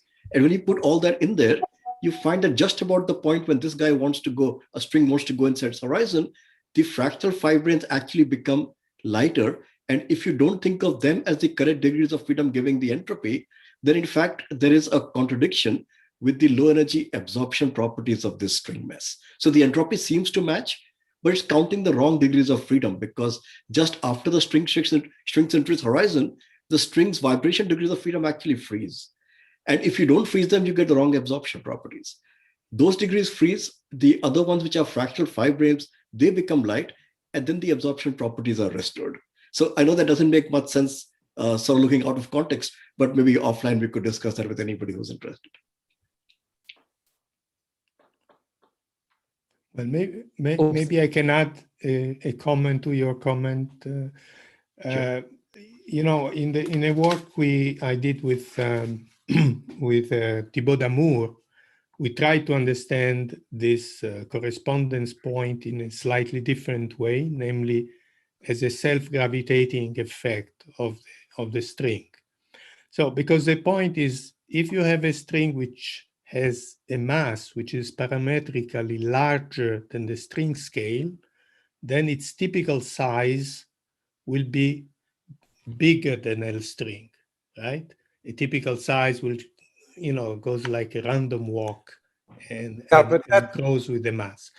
However, what we found with Damour is that self-gravitating effect can actually account for a density of states which at the corresponding point is large enough to reproduce the entropy. On the other hand, trying to go beyond that, namely to higher mass, sounds very difficult. I mean, something very magic has to happen in order for the string entropy to keep matching the black hole entropy above that corresponding point. I was hoping in that, but I got very frustrated. And my tentative conclusion, maybe it goes well with what Samir is saying, is that somehow U is no longer a single heavy string which matches the entropy. You need many more degrees of freedom. It's a little bit related to what I was calling fractionation, namely, you know, light strings being produced, or maybe light other objects being produced on top of the heavy string. I don't believe now that a single heavy string state will be able to reproduce the entropy beyond the correspondence point. Well, yeah, the correspondence point is sort of a crossover between where it's a good description to perhaps use perturbative strings or semi-classical string theory. That I can agree. Yeah. Yeah. But, you know, it's not obvious. I think there is also some work by some recent work by João about this large D limit, which may have some bearing of this issue. I don't know if João is still around. Yeah, right. Because he's trying to approach this point from above. Yeah. You know, from the black hole side. Right, right.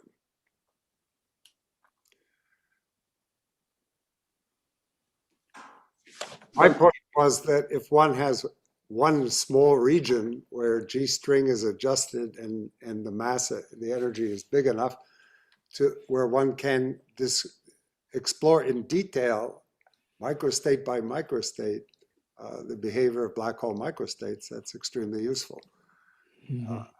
Even if one can't, you know, go to higher energies or stronger coupling. By the way, David, I have one more example which is similar to Amati Russo. When you look at these tidal excitations of the string that we have in this high energy thing, if you just look at the mass distribution of the tidally excited state, that is, you know, Boltzmann-like. Temperature, like, you know, like Hagedorn, you know, e to the minus m/t, something like this. On the other hand, if you look into the details, you find the perfectly unitary S matrix. So the microstates are there to ensure that, you know, information is preserved. But if you look at it just roughly in terms of distribution, then it looks thermal, not really thermal, but, you know, some Boltzmann-like. So that's similar to Amati Russo. By the way, speaking of tidal effects, Emil had a comment on the chat that would be nicely related to Hiroshi's point. So maybe. Oh, I see. I don't know if. Let's see. Emil would like to unmute.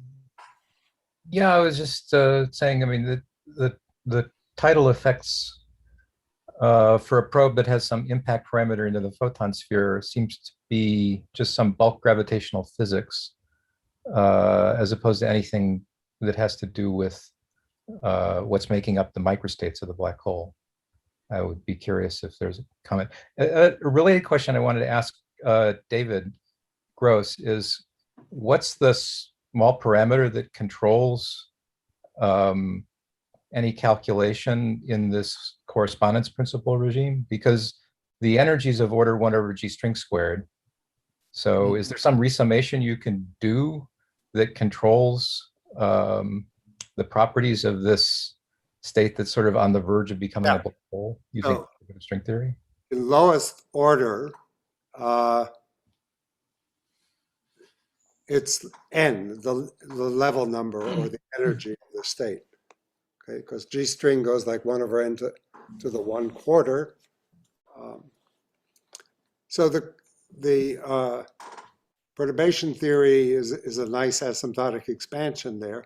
However, I have no doubt that higher orders in perturbation theory will exhibit the same issues that came up in fixed angle scattering, and they will be more dominant. And in fact, what I'm hoping, well, what might be the case is that there's a kind of, again, universality of the kinds of saddle points that dominate the behavior of these microstates and their scatterings, and that one can learn at least qualitative, if not quantitative, things about the scattering to all orders, and then maybe resum. And that's the region where the string actually isn't growing as one pumps in energy, but remains of order the string length in the scattering, which is really needed for this correspondence principle to work. Horowitz and Polchinski and others made arguments about gravitational effects, which would keep string small as they scatter at high energies. But and that seems to be what happens in fixed angle light string scattering. The string shrinks, and in high orders, it shrinks to the size of the string scale.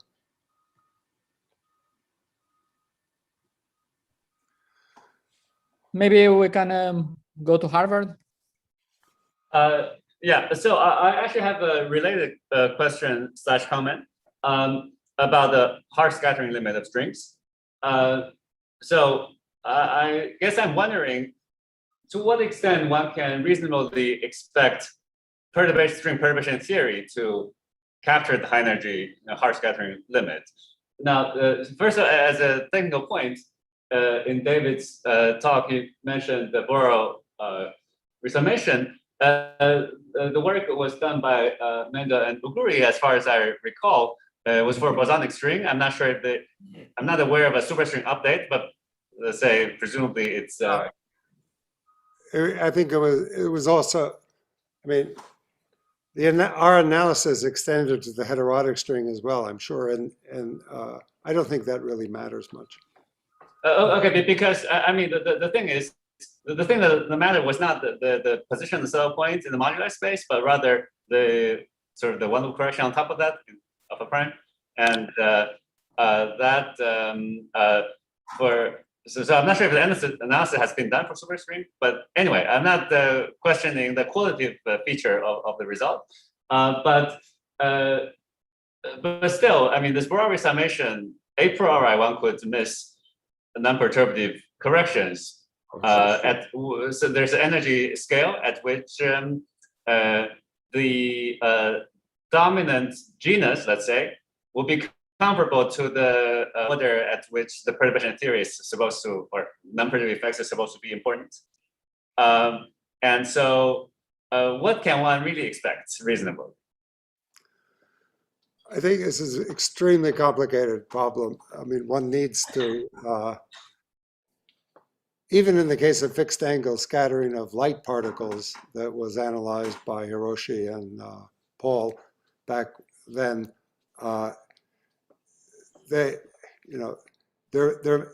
nobody even knows, has classified or counted the number of saddle points of those integrals, and certainly not discussed the contours of integration, et cetera, et cetera. So there's an enormous amount of work that would need to be done to make it solid. But it's yeah, but the thing is, so all of this discussion was, of course, still within the realm of perturbation theory. We know we certainly know examples where their non-perturbative contribution to string scattering amplitude, say graviton scattering amplitude, in type 2B string theory, that's not in fact captured by any perturbative like R to the fourth, there's some instant corrections and so forth, and potentially they could be important or not for this in order to extrapolate to the high energy regime for the harsh scattering. On the other hand, as I tried to say in my talk, if you use this iconal resummation and you go to the specific regime in which there is no classical saddle point, there is only a complex saddle point, we do reproduce precisely the Gross-Mende-Auguri behavior, e to the minus square root of s. And this is a completely different approach, and it confirms fully the result, however, only in a limited energy range. And in fact, the Borel resummation of Mende-Auguri only works in a limited energy range. So you cannot go to infinite energy. So it really depends. Maybe that is where you become non-perturbative. If you try to extrapolate to infinite energy, indeed, the whole thing breaks down. And then it depends. If you are at if you are at high energy and fixed angle, then the iconal will take over. You know, gravitationally, you can deflect by 90 degrees. There is no problem. You have gravitational deflection of 90 degrees easily. You don't have to, So the difficult thing in gravity is to go to short distances where you have black hole formation. To have large angle scattering, look at the inspiraling black holes. They have a lot of deflection angle, the inspiral, and still is a soft physics problem, is a large distance problem. And that's what we have been claiming all the time. If you go to infinitely high energy and fixed angle, it is large distance. If you want to go to short distances, you better go to small impact parameter, period. However, I am convinced by a variety of reasons, which I didn't have time to explain, that this e to the minus square root of s, which in Sorellis Martin claimed was a lower bound, is probably correct in any causal theory. And that is probably correct. But in the theory of gravity is certainly correct because the amplitude is big at fixed angle. Is big. So you certainly satisfy the Serulus-Martin bound. It's order 1. It's not even exponentially small. You have elastic scattering in gravity with big deflection angles. It's enough to go to large impact parameters and you pick up a contribution.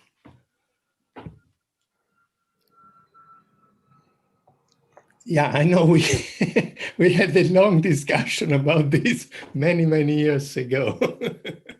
I think it would be nice to have some input also from someone that would give us some feedback from ADS. Is there some? That would be excellent. What could we learn from ADS? We have all these speculations. How could it be? How could it be? In principle, in ADS, everything should be very well defined. So yeah, maybe João or Juan could say, I would love to hear a little bit about what could ADS teach us about these questions. Yeah, I would ask the question to Leonardo because I was a bit puzzled because in principle we could say let's use ADS to define let's use the flat space limit of ADS CFT to define the scattering amplitude non-perturbatively, and then we study the high energy limit using what we know about the Regge limit of CFT correlators. But this is very subtle because you have two limits and in principle, they don't commute. You have to take the flat space limit first and then the high energy limit. But I got a bit confused because this morning, I think Leonardo was saying that they established that double subtracted dispersion relations just goes through from ADS to flat space. So maybe it can help me. The more correct statement, and Simon can chip in, is that the in some sense, tautologically, if you have a CFT correlator that has a good flat space limit, so the S matrices that come as a limit of ADS will obey a double subtracted relation. I think that's clear, because what we show in the recent paper is that you can just uplift the flat space, the flat space bounds that come from double subtraction to good CFT dispersion relations, and there's no doubt that those are valid as a CFT. So if you grant me this limit, then it will work. But I think Simon has stronger opinions about this, so he perhaps can. No, but I have a simple comment about the order of limit issue. Is that, I mean, there's no free lunch in CFT. The reason our bounds of lift is that we dodge the bullet, and the bullet that I think you described, Zhao, is that. There are issues about estimating the Fourier transform from impact parameter to momentum space. And there are issues about bounding things in impact parameters, because in principle, you need infinite momentum to define impact parameters amplitudes explicitly. And we dodge both these bullets by basically looking at functionals that have compact support and momentum, and that decay in impact, parallel decay at large impact. And that's why our bounds work. I mean, it's not like a CFT miracle. It's just because we have a flat space mechanism to avoid these issues. So more precisely, we prove dispersion relations for amplitudes integrated against these sort of test functions. That's what we really prove. João, why do you have to take the flat limit first? Isn't it enough to have an ADS radius which is large compared to impact parameter and Schwarzschild? I mean, I was just imagining, so you have a function, well, let's just say 2 parameters, this, let's say S, like the energy in units of ADS, and N, the large N limit of the gauge theory. Yeah. And you could have some behavior like growing very fast as a function of S up to some power of N, so let's say up to order N. But then the actual CFT bound is that when S is the largest parameter, we know it cannot grow faster than, say, S, if you want a quantum Reggie bound. So, but if we want a flat space limit, we have to first take N to infinity. So we could be actually we could have a bigger growth below N than what we can prove in the CFT. So that's why I would worry in principle. So I would like to understand why this does not happen. How can we show this does not happen? This is what. Let me maybe make one comment that one regime which did not yet made contact between flat space and ADS is precisely this Gross-Mende regime. So if we could construct minimal surfaces in ADS for high energy scattering, that then in a limit where the radius becomes bigger, they would reduce to the minimal surfaces that David and Mende found, that would be, I think, useful as well. It's not a corner of the flat space limit, which was not yet realized. It's not easy to input this behavior in the S matrix bootstrap, right? It's impossible. Yeah, right now, yeah, high energy, it's terrible. Either we don't know how to, well, often we know how to do it, but typically it doesn't impact the low energy quantities.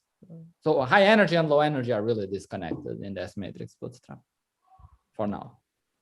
Why do you have to take N to infinity? Can't you discuss this for a finite N, finite G string?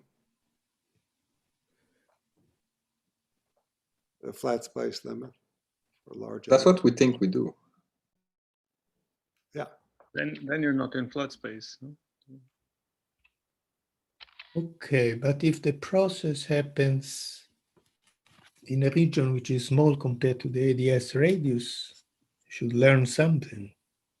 Yeah, that's the picture we have. So it's like, you know, I like the idea that, you know, we live in a curved space, but we can still build a LHC and use flat space scattering amplitude to describe what happens there. So think that's of the spirit ADS we're using. as an infrared cutoff. Yeah, we're not really taking our ADS to infinity. We're just like making sure we're looking at some rules where corrections are 1 over RDS square are small, numerically small. Also, you don't have to send the energy to infinity. As I said, it's enough to have a Schwarzschild radius, which is bigger than the impact parameter.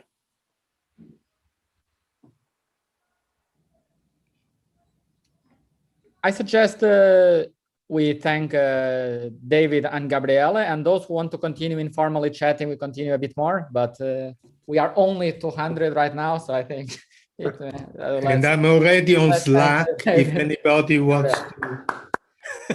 And yes, if there are more questions, please, as Gabriele said, we have Slack, and please do use it both for this session and for the ones that follow. Yeah. Okay. Oh, congratulations on more the informal successful discussion, first but the official program is over for today. Okay, and it's dinner time for me. Bye-bye. Yeah, thank you. Thanks a lot, Gabriele. Cheers. Well, that was a Slack thing. Yeah, I don't know, João, maybe you want to discuss a bit more the issue I'm not sure I understand exactly the issue you're referring to. I mean, you understand the technical scenario that I was suggesting, that you have two variables and you have different growth